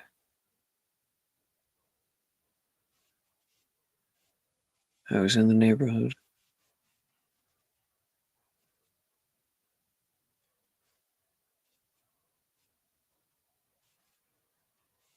Would you like to come in? To be clear, this memory he's already in. Mhm. You're like in bed and he's by the window. Oh. He's not outside the window, he's in your room. Gotcha. Yes.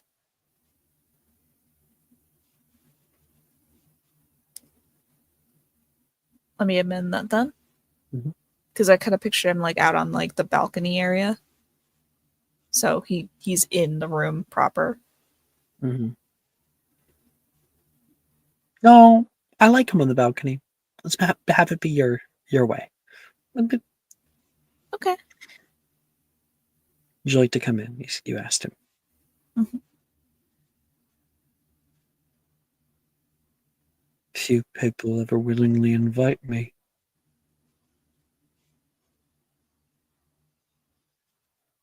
I suppose you're not quite like others, he says, and he steps through the glass, phasing straight through it. He wears dark suit, black button up, white rung along the collared lapel, along the tips of the collar. So I'll say, yeah. little golden accents like his cufflinks, metal on his shoes.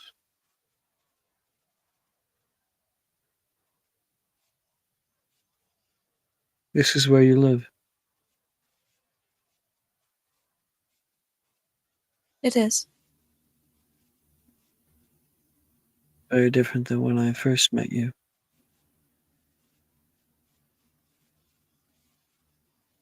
A lot less garbage. Yes, I've learned how to clean up after myself now, if you can imagine.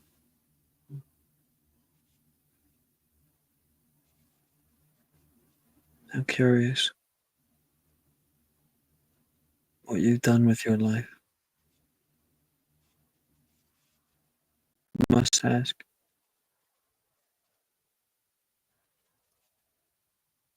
Are you happy? How it's turned out?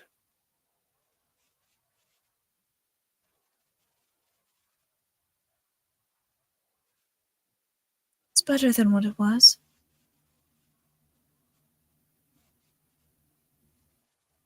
He stands there and stares for a long time. There is a silence that pervades, and in it, you feel a danger. You feel sweat bead up along your palms. You feel rising in your chest.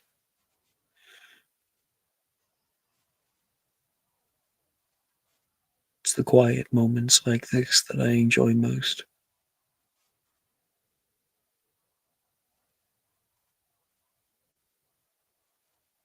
Like I said, I was in the area. He comes straight to your bed and places a hand on the post, overlooking you.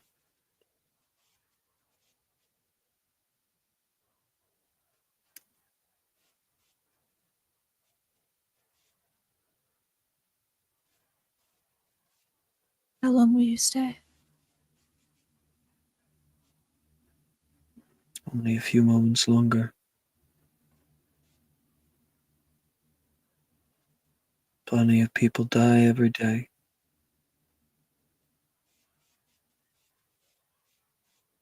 They need someone.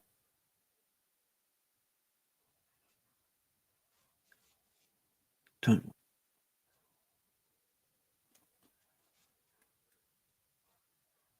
I haven't decided it's your time yet.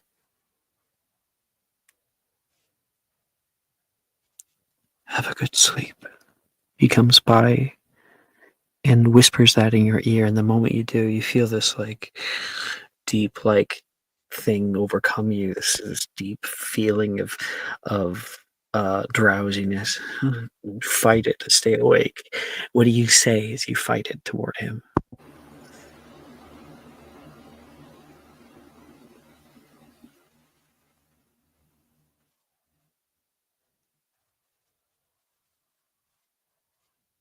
What do you desperately try to tell him?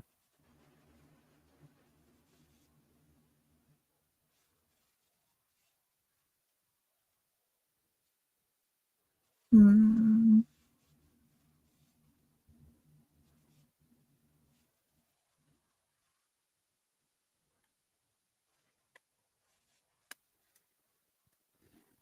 I think there's like a million and one things that she could say. But what comes out is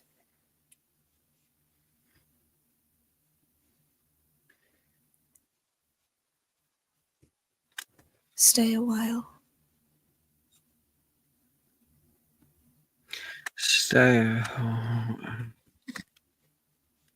Hit the pillow, and you're out. In the morning, you question if it even happened at all. Now you know it did. He was there for Esther.